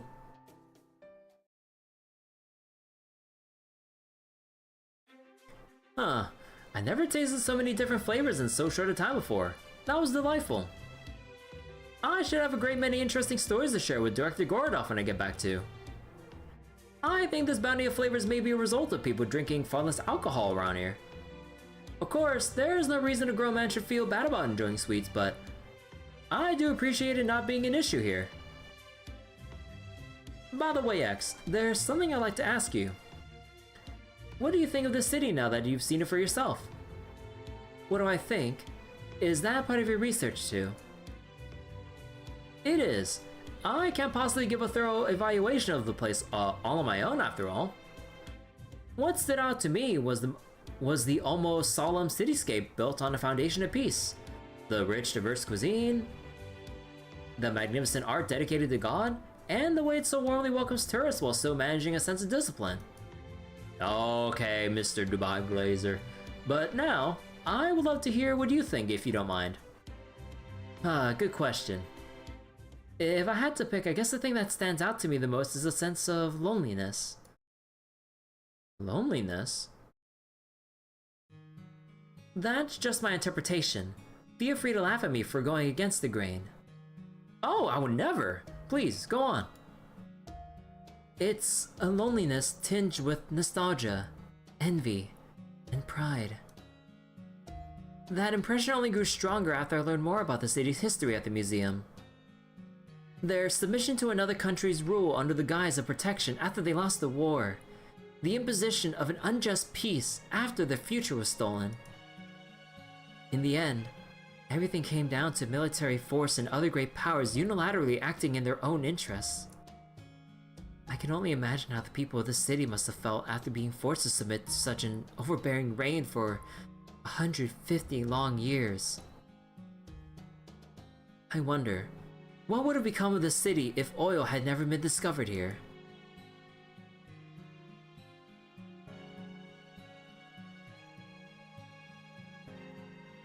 It was only a few decades ago that the coastal countries in this region, including Dubai, banded together to form a confederation and win back their independence. From the standpoint of history itself, that is practically the blink of an eye. In those scant few decades, the city has undergone incredible growth unlike anything the world has seen. That growth must have been the source of the great deal of joy for its people. You can clearly see their pride in their city from the way its skyscrapers seem to rise directly from the desert sands. And yet,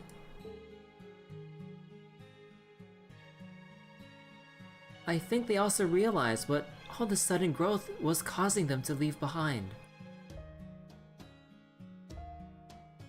The chaos of the souk in old Dubai, the few historic buildings that still exist around the museum, complete with their weathered earthen walls. They must be the city's roots, its precious memories. I think it's nothing short of a miracle that they still exist where there are still people from the previous generation who remember what things used to be like. And yet, I doubt the city will ever start marching along the path of progress. Indeed, that's why it seems so lonely to me. Huh. I see. Master told me this girl from another universe who has the same face as King Arthur.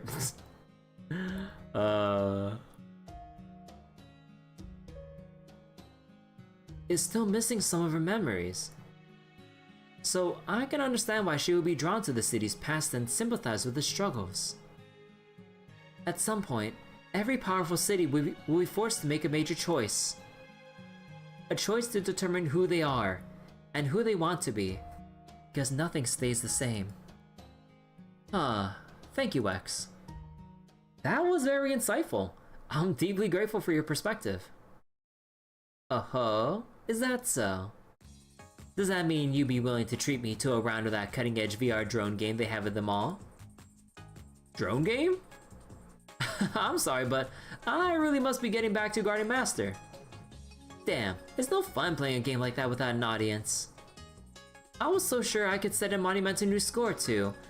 One as high as the Burj Khalifa. Oh well, I understand. I suppose I just had to be content with sipping lemon mint juice by the hotel's night pool while I dig into my new books. That sounds as far from loneliness as one could get, at least to me. Well, I never said that I was on Dubai's side. If I get the chance, I'm considering seizing control of it and turning it into my own base, filled with gold and gourmet delights. Is that so? I see. Then it looks like I'll have another thing to keep an eye on in addition to my guard duties. Man, that was actually a really good set. Oh my god. Like, that's crazy, like, this exposition about, like, Dubai's, like, past history and stuff. Like, I know they wanted to go more with, like, the tour group and the summer festivities, but I feel like something like this could or should have been woven into the main story proper for everyone else to kind of, like, talk about Dubai in a more, like, in-depth way instead of the constant Dubai glazing and everything. Like, that was really, like, that was actually really enjoyable.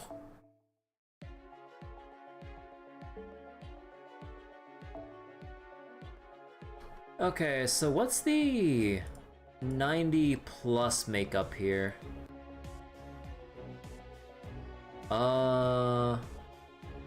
Lancer and Pretend. Oh, goddamn. So it's a 313. Aw.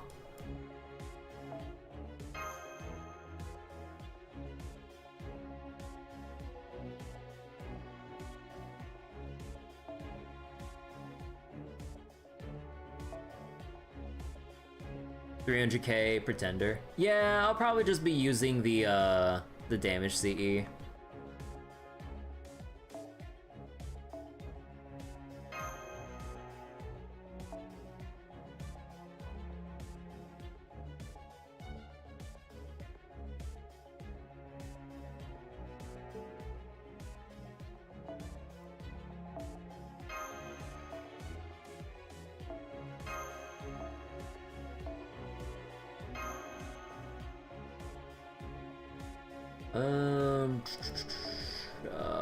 Where is Mash? There we go.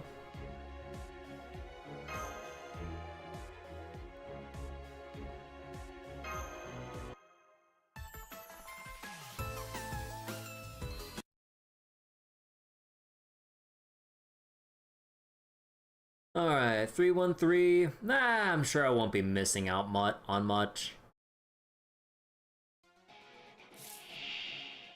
どう？登って今のうちに準備を。早掛けですよ、カルウェナ。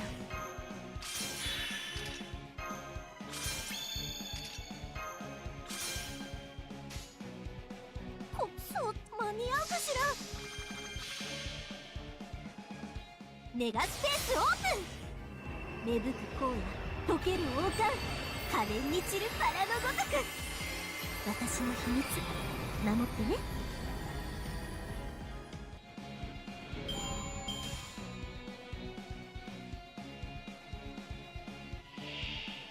Master Grill Chef. どう？とっておきなのだわ。白兵戦行きます。早掛けですよ、カルウェナ。心の準備がまだなんですけど。やります。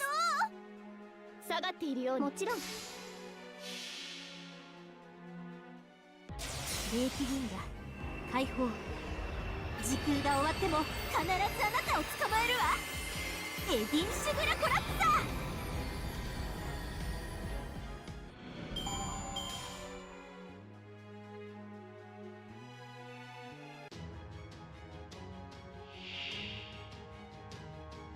Magnificent roast beef premium steak. 少し休憩。登ってですか。早掛けですよ、カルウェナ。そっちか。間に合うかしら。芽吹く荒野、溶ける王冠、可憐に散るバラのごとく。信じてくれてありがとう。あなたは私の輝ける王冠です。強い日差しも悪くないわね。眩しかったけどそれ以上に楽しかったかな。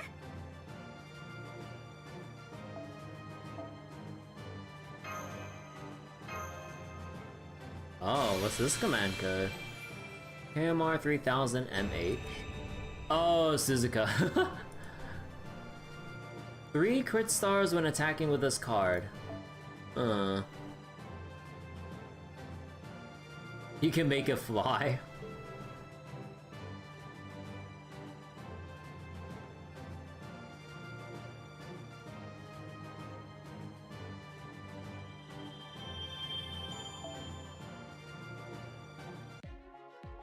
Oh, I need 600,000. God. Oh my god. Oh boy. Yeah, okay. Okay.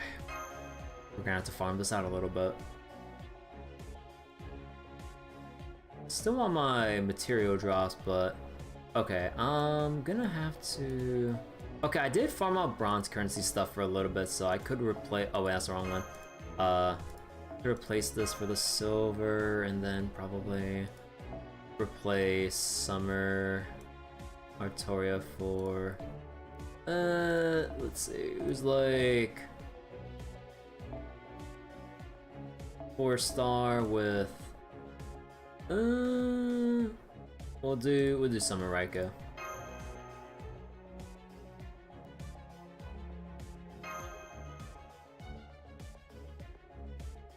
If I do the previous Noah full as Valdaman, I can do it in like 3 runs. Well, oops. Yeah, I mean, I probably should just went for the full points to ease. But yeah, I'll double check the gain after this and then just shift around to CEs again.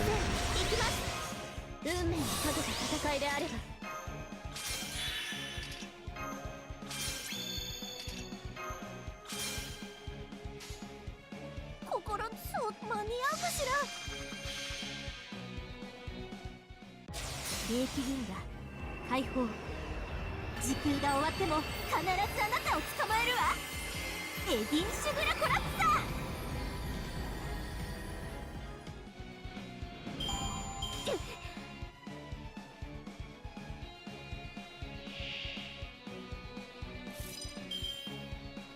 どうとっておきなのだわやだね妖精接続間に合うかあっちね深く深く星の海へ遠く遠く空の外へ時空の果てでもきっとあなたに出会えるはず約束ねマスター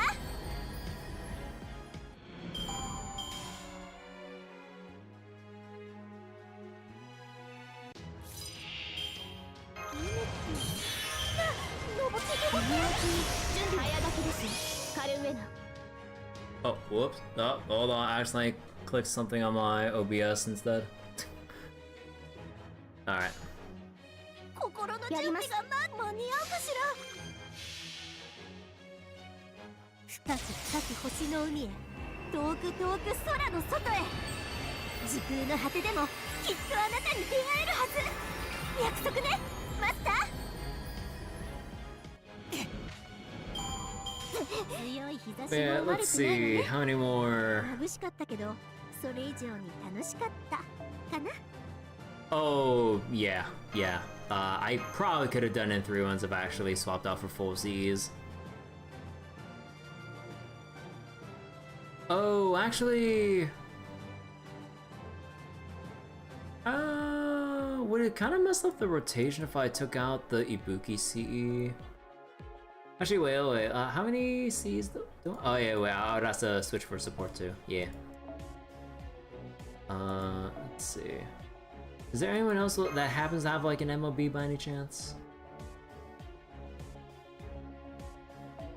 Nope. Oh, goddamn. Man, I hate team cost so fucking much, dude.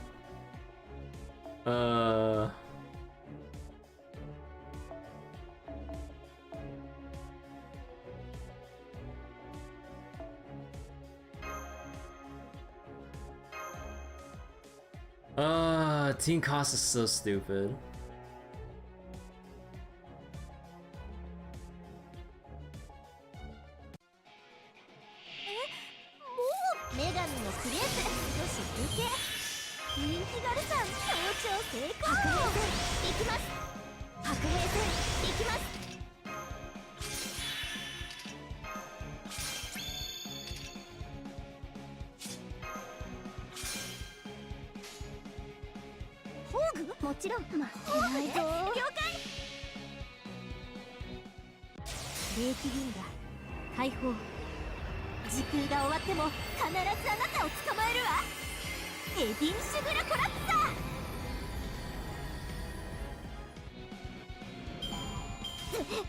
Yeah, maybe in hindsight I should have just went for the points node specifically.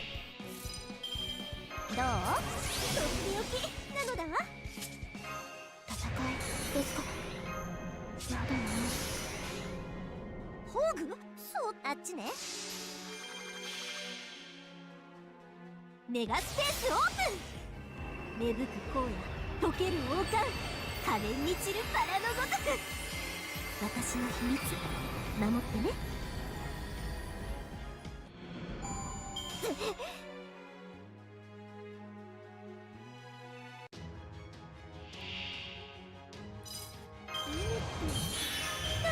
登ってやだね。白兵戦行きます。間に合うかしら。芽吹く荒野溶ける王冠可憐に散るバラのごとく。信じてくれてありがとう。あなたは私の輝ける王冠です。Alright, how much does that get me? 鐘の音が聞こえる。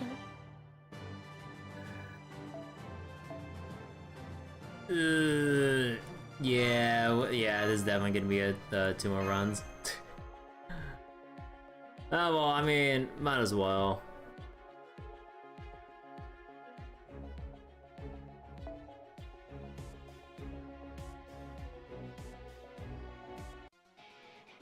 準備は万全。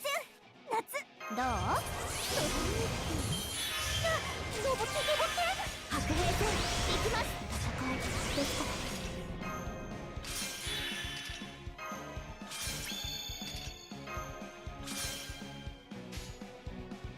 あっちね。そっちか。霊気銀河解放。時空が終わっても必ずあなたを捕まえるわ。エディン・シュグラコラプサー。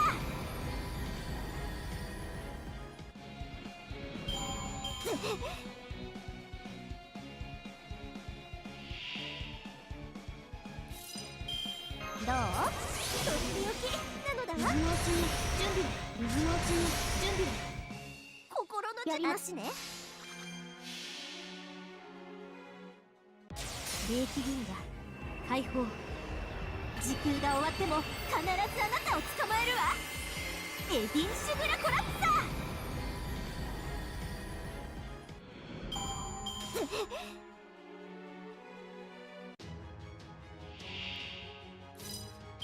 少し見て。人気ガルさん登頂成功。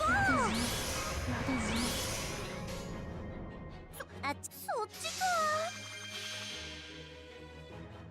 芽吹く荒野溶ける王冠可憐に散るバラのごとく。信じてくれてありがとう。あなたは私の輝ける王冠です。夏でも常に冷静であれ。プールサイドは走らないのだわ。Oh, come on. Oh, just off by 2030. Wait. Oh my god, I am off by 2030. That's the current year of the singularity.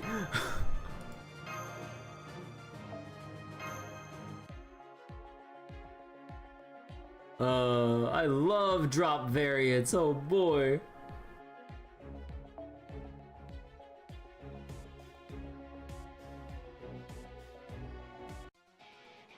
私の力が必要ならばどう？全力で応戦します。Alright, one more run. Give me like a minute and a half. マルミアドワーズ。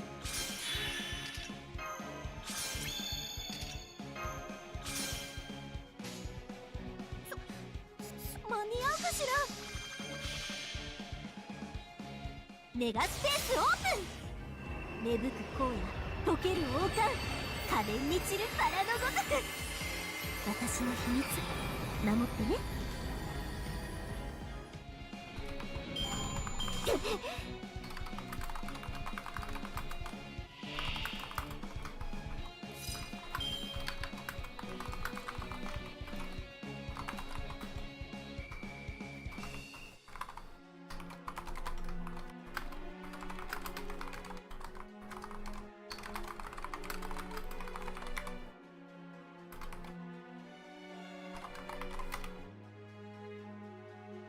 どう？とっておきなので行きます。早書きですよ、カルウェナン。ホーグ圧倒しやります。ホーグね、了解。メガスペースオープン。芽吹く荒野溶ける王冠可憐に散るバラのごとく。私の秘密守ってね。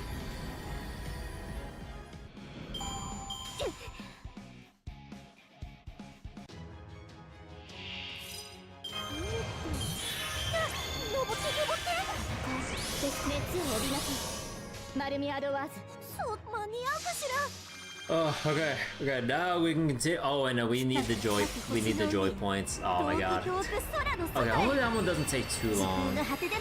Let me see if there are any annoying gimmicks with that one specifically. I kind of doubt it, but I'll just double check while we're waiting for the animations. 2 waves of 3. Special tray. Some stack stuff. It's fine.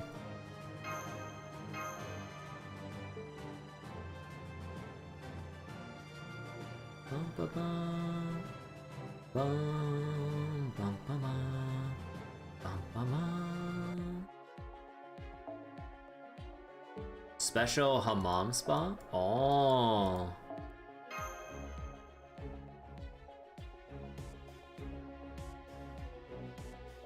Wait, what does it drop? It drops gold currency. Well, I don't know why I'm even trying to like filter for the part 2 CEs because like they're not. Well, actually, no, I do have like one of them, right? But either way.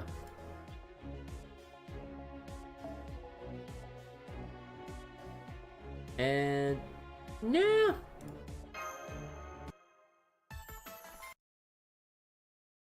All right, let's go. I want to go wrap up this finale. It's getting late actually, but we're so close to the end. I'm committing. Steam aroma. Center your heart and mind when chilled.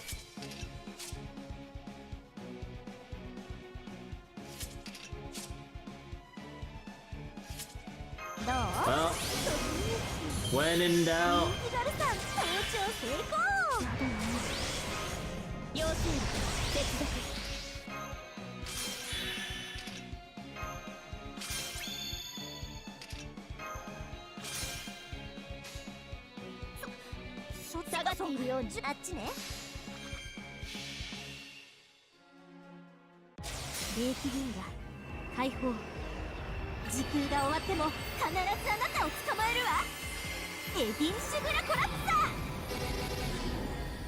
Oh.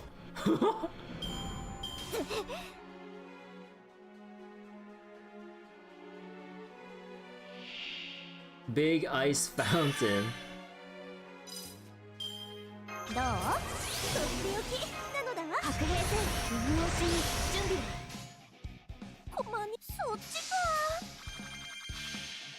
All right.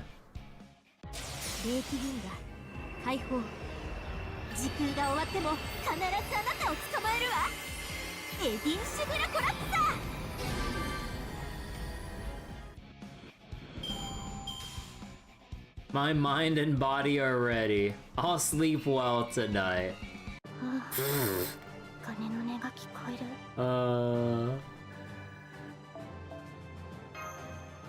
The way that they depict going through a little spa trip is so silly.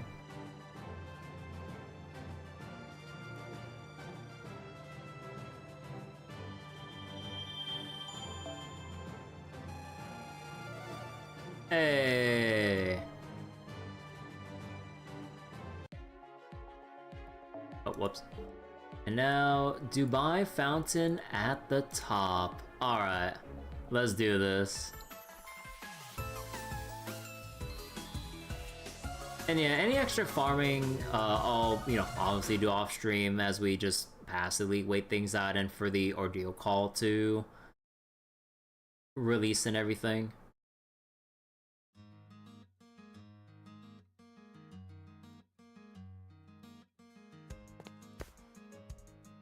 Huh. I thought I'd be the first one here.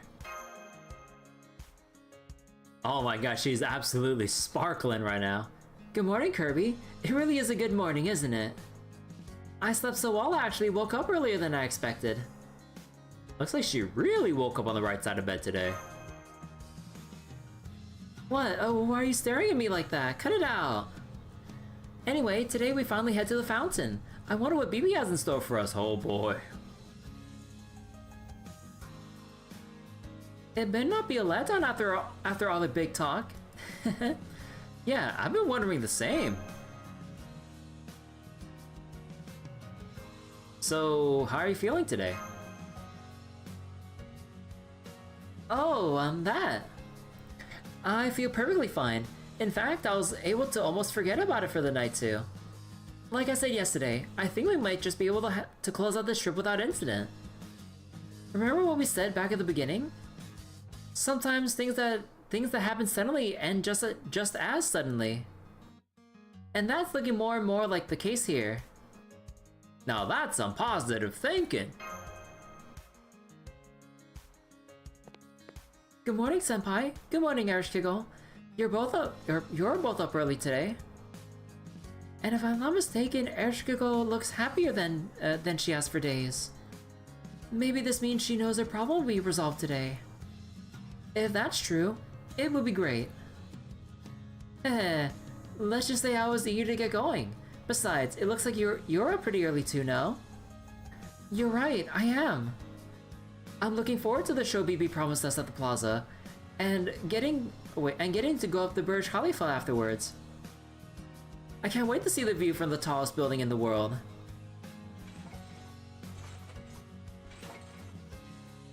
Good morning.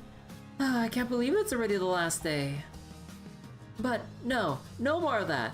I'm not going to let this bring me down, no matter how heavy I might be. As long as I have the swimsuit you gave me, Kirby. I'm the best, most dependable guide in all the Sakura 5. You sure are. I hope you stick with us until the summer break's over.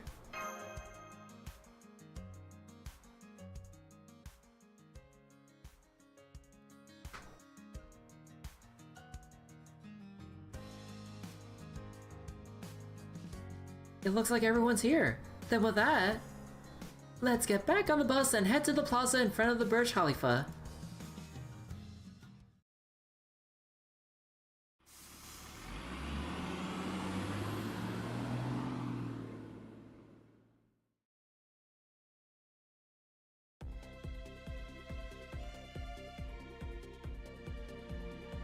Hey, the seal's broken. Nothing's stopping us from going inside now. By the way, now that it's the last day... Yes, Master?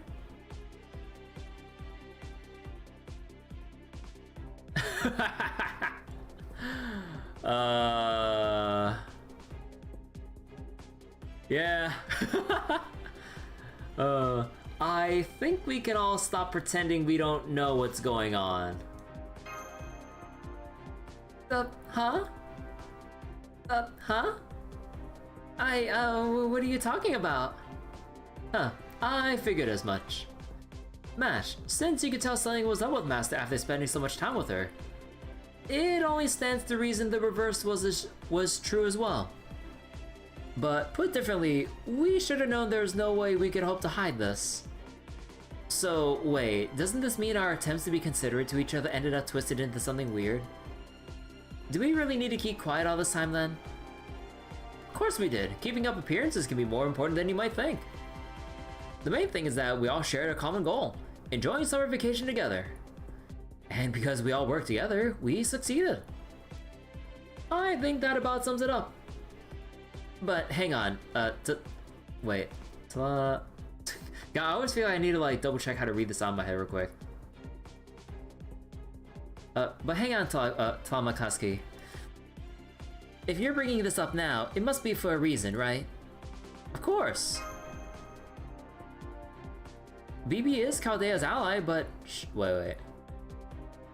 Oh. BB is Chaldea's ally, but she might not be this time. If we have to fight her, it's important we're all on the same page. Understood. So, you're prepared to oppose her even if you have to rule her out as an ally. Got it. A plaza next to a water feature, and a bridge. Huh. I see they clearly referenced a certain first-class water-top city when they built this place. Huh.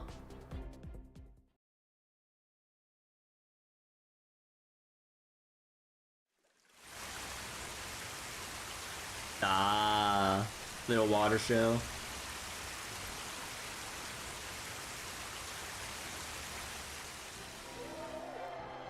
Whoa, it's them! The heroes are going to max out the joy counter! It's Master Kirby and her servants! Man, she looks so sharp and dependable, you can tell she deserves to be the last master of humanity. Now we can relax and cheer them all without any worries. I'm sure this wrap-up is going to be amazing. What is this? Bravo, brave Chaldeans. Bravo, our perfect goddess Bibi Dubai. Bravo, Earth's legacy, our newest and greatest modern city. They're all so excited about this. I guess they must be here for the ceremony. Bibi said she would show us the Burj Khalifa's observatory once we maxed out the joy counter, right? I think we would have enjoyed our trip here even without that, but I certainly don't mind being celebrated like this. This is how ceremonies honoring cities ought to be. Of course, I'm very used to seeing red carpets, but still. Whoa, the fountains just kicked in. Damn, look how high they go. They remind me of the giant geysers I saw on planet Yellowstone. Yellowstone? Of course, those were naturally occurring traps that would send anyone who accidentally stepped on one into the stratosphere, but still.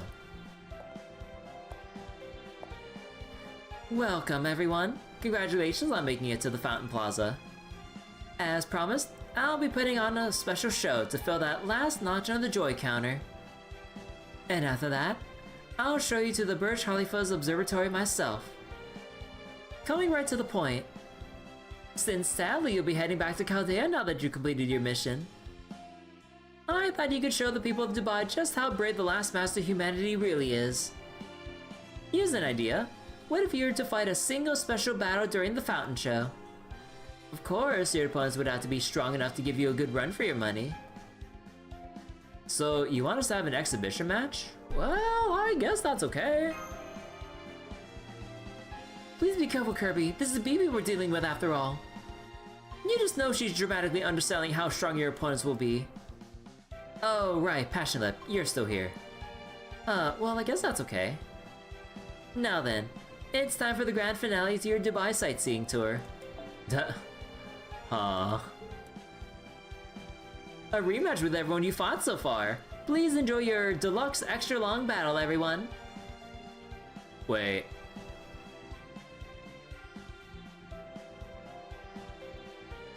Oh.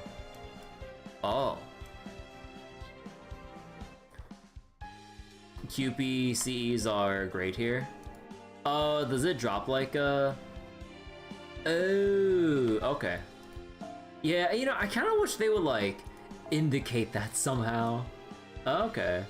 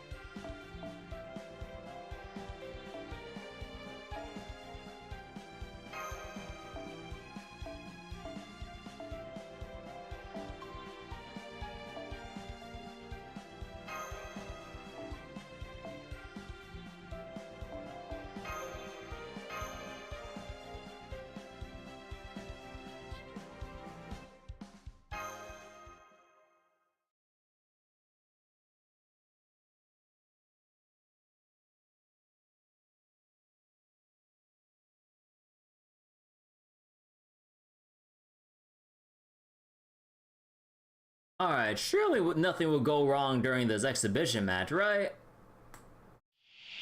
Grand battle. Uh-oh.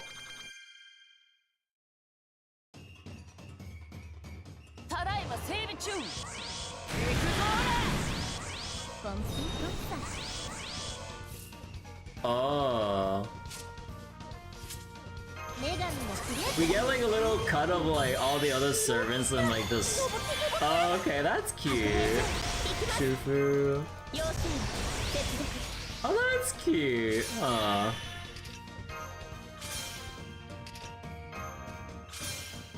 I forget, when do we get the ignore invincible?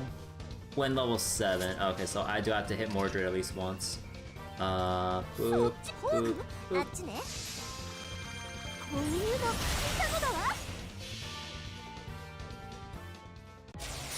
You accidentally pressed Oberon's skill 3 on the first turn and the battle went on a bit long. What? When you still have your, like, rotation muscle memory going. Honestly, I still do that sometimes. And then I go, oh shit.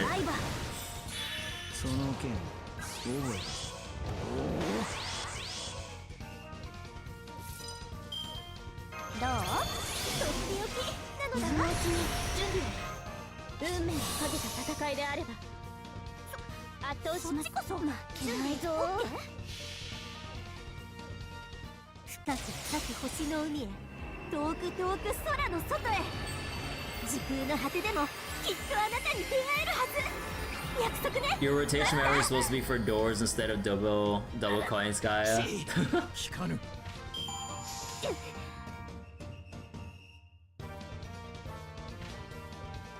Oh yeah, Seal was here for a little bit, huh? Anything is experience.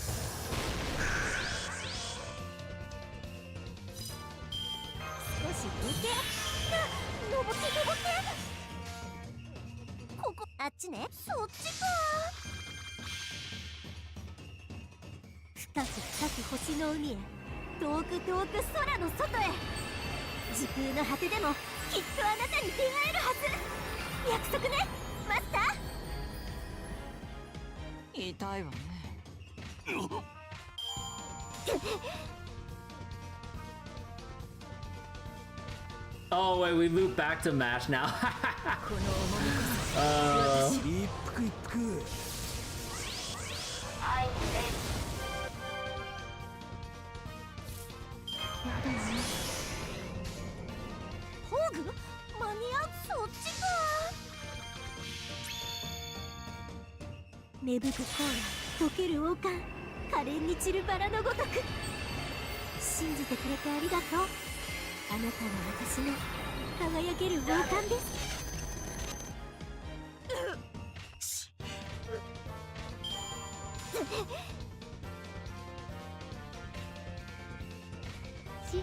Some spice!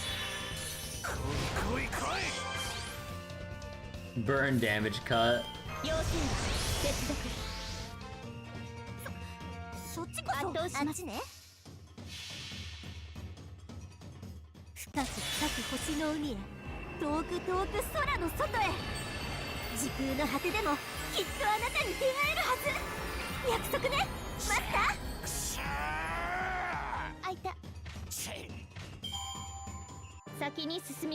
Oh, thank God it fades back to the actual city background. Yeah, money.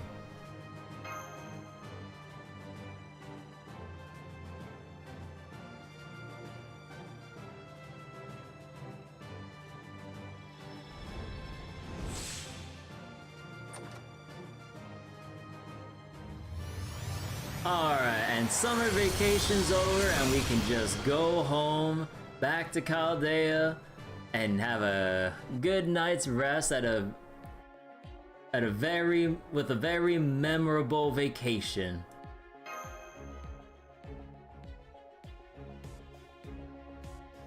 Or of a very memorable vacation. Surely. Okay, so what cliffhanger are they gonna drop us on to like set up for Ordeal Call 3?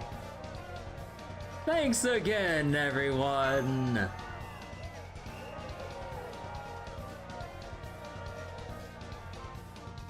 That was incredible! It felt like I was watching one of those premium sports matches you have to pay to tune into. When did BB slip away? I'm glad XX Alter and I thought to go over the- I'm glad XX Alter and I thought to go over to fight on the other side. That was a great workout. There really is no better battle than one against the friendly rival. I can't believe BB even prepared a 3-dimensional dummy model of that mysterious executioner person. She really must be rich. Oh.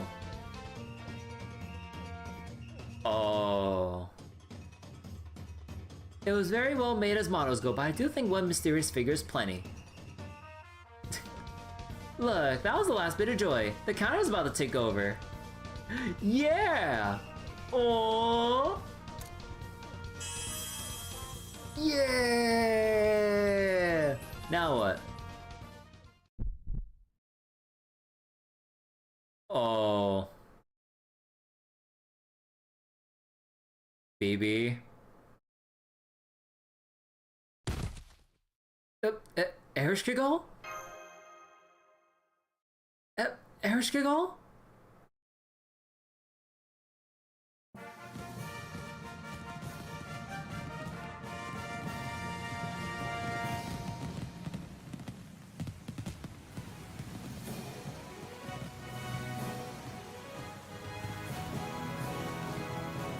Oh no.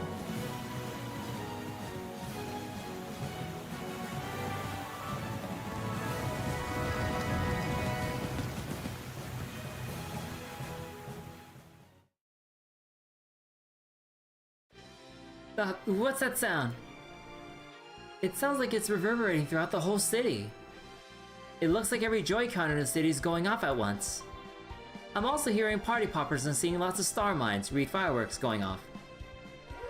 Congratulations! Congratulations! You did it! You finally did it! Humanity has completed every last task and now we can finally move on to the finale! What?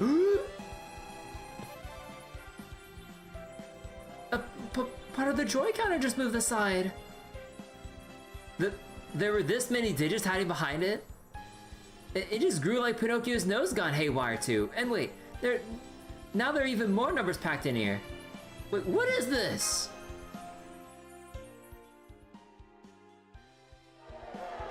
The total joy for all of humankind has been maxed out.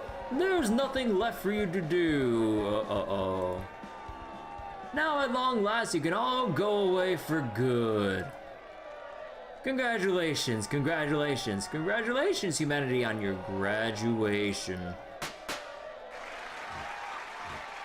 Congratulations, congratulations, congratulations, congratulations.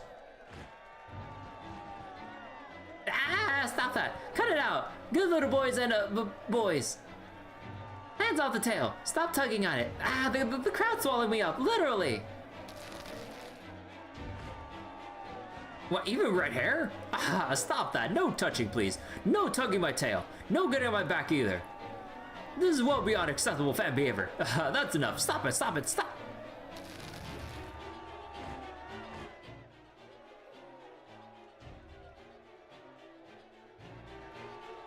They don't seem to have any hostile intent, but they're still pushing past everything in their way.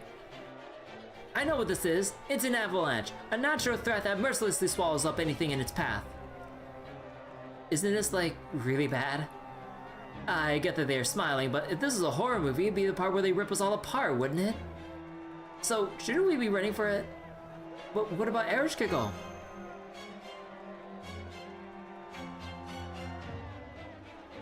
She's definitely in no condition to fight. I'll leave her in your care. Support her until we reach somewhere safe. Thanks, Karna. How are we going to get out of here? The way back to the mall is already blocked by the crowd. I don't know why they're doing this, but they're still citizens of Dubai. I'd prefer to get past it without hurting them. I could fly back to the airport on my own, but of course I would never actually do that. What about your giant robot, Tenochtitlan? Couldn't we use that? Don't be ridiculous. I had to be on green earth to form the heart of my city. I might have been able to use it if we just... Wait. I might have been able to use it if we used the heart to travel directly to Dubai. Wait, hold on. What the heck? Yeah, my whole OBS just flashed for a second. Oh my god. Okay, nothing funny's going on. But even if I could form it now, it would be impossible to push these people aside without hurting them. I can only use my fingers delicately on Telemakaski. Any other human I try to pick up would just go splat. So it's a matter of motivation, huh? I understand. I can't perform at my best unless it's with someone of my type either. Isn't that right, Miss Shufu? Even in a crisis, your hair is still as beautiful as ever. Hey, here's a thought. Let's leave the creep here as a distraction while the rest of us escape. Oh, I just thought of a place without any people. The the path to Burj Khalifa. The citizens are all coming from the mall, so the Burj Khalifa should be deserted. That's it. Come on, everyone. We'll make a run for the Burj Khalifa.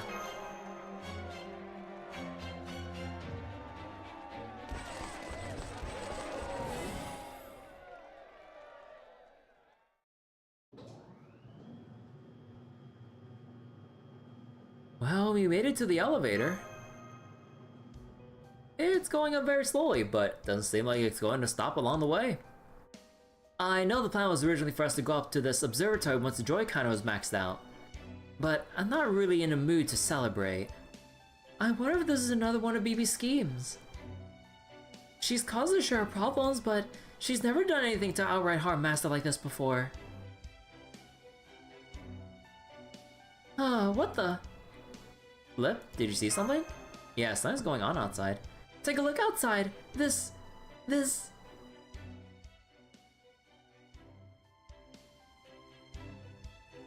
Wait... Oh... This isn't Dubai! It's not even Earth!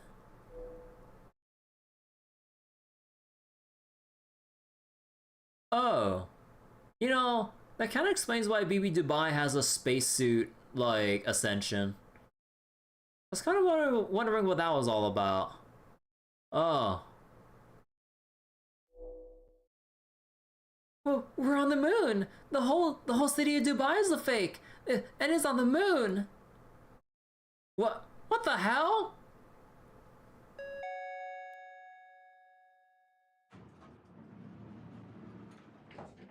Oh my god.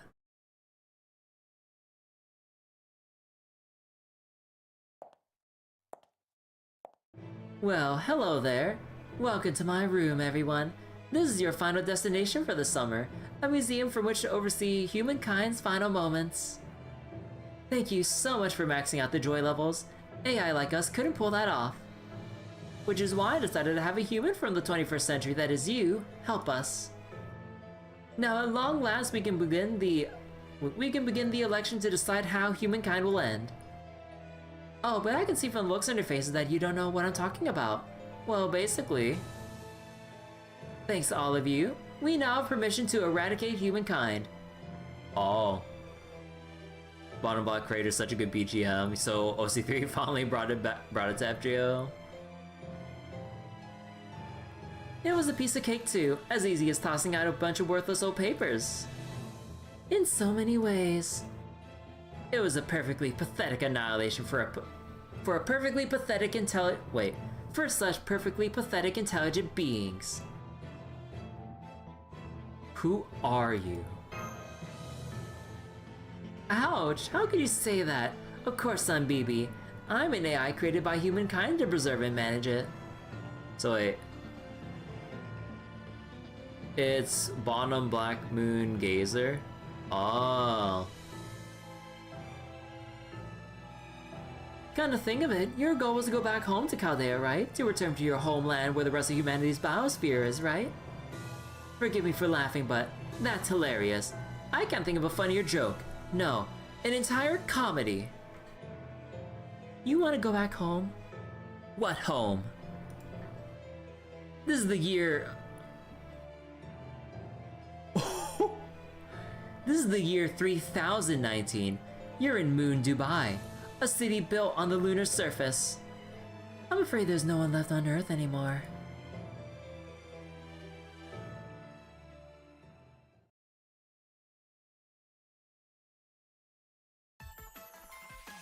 Oh. What? Oh, archetype. Oh my god.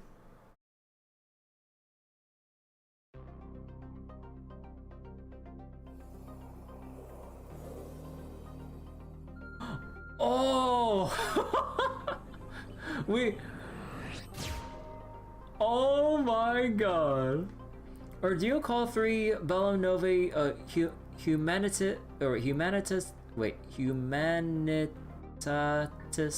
Archetype Inception, second half of limited time event BB presents summer blah blah blah now available. Ordeal Call 3 will be unlocked on the 29th. It will be available for a limited time only. Yeah, okay, yeah, that fucking sucks to be available for a limited time only. But, what the fuck? Oh my god.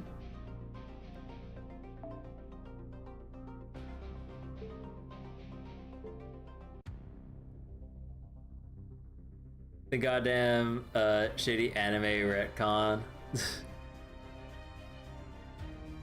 We've been swindled by BB. Who could have seen that coming?